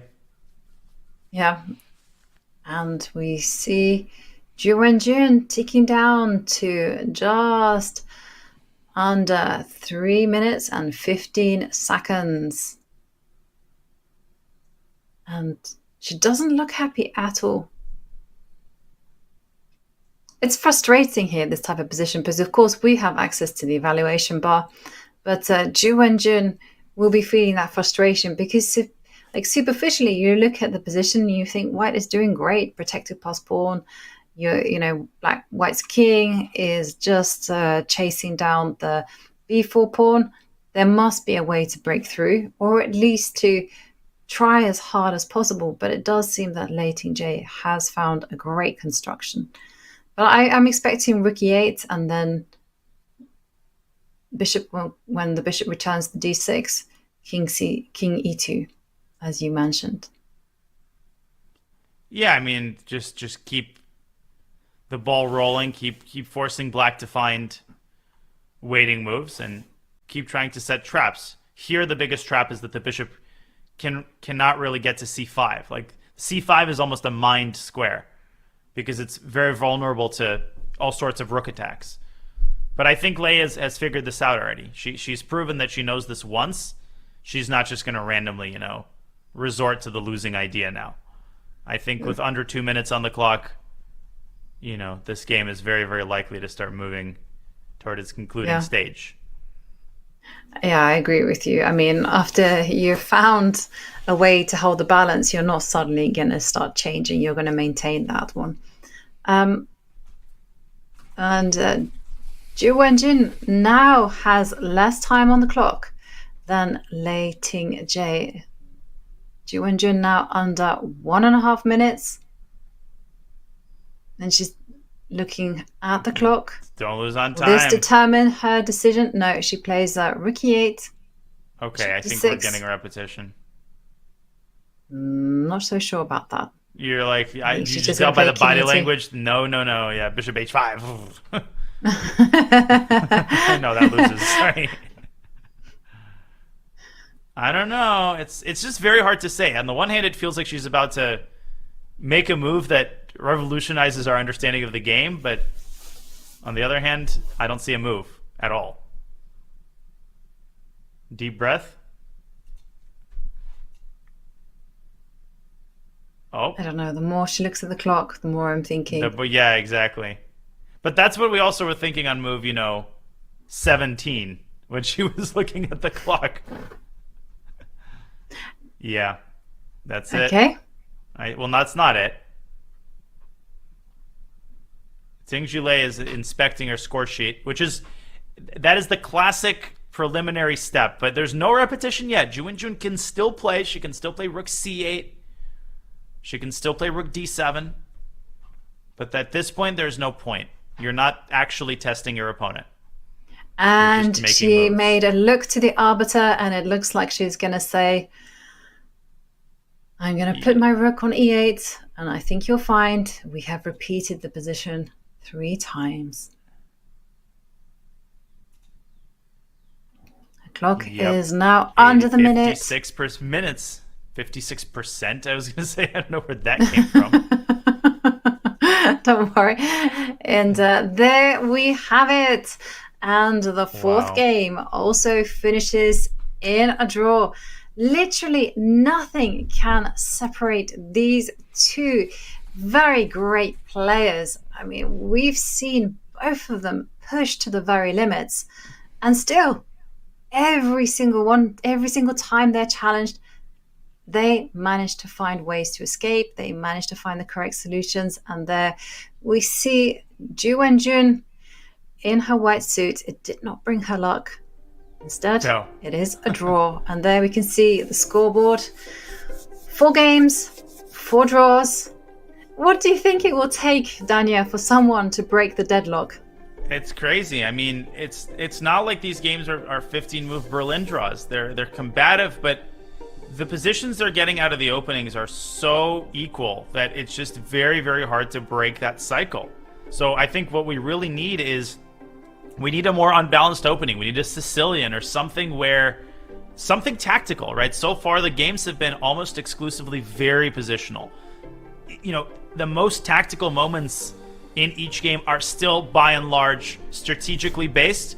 We need something where the player's calculation is truly tested, and we'll see who the first player is who can steer the game in that direction, who will be more comfortable when the game finally does get into a more tactical direction.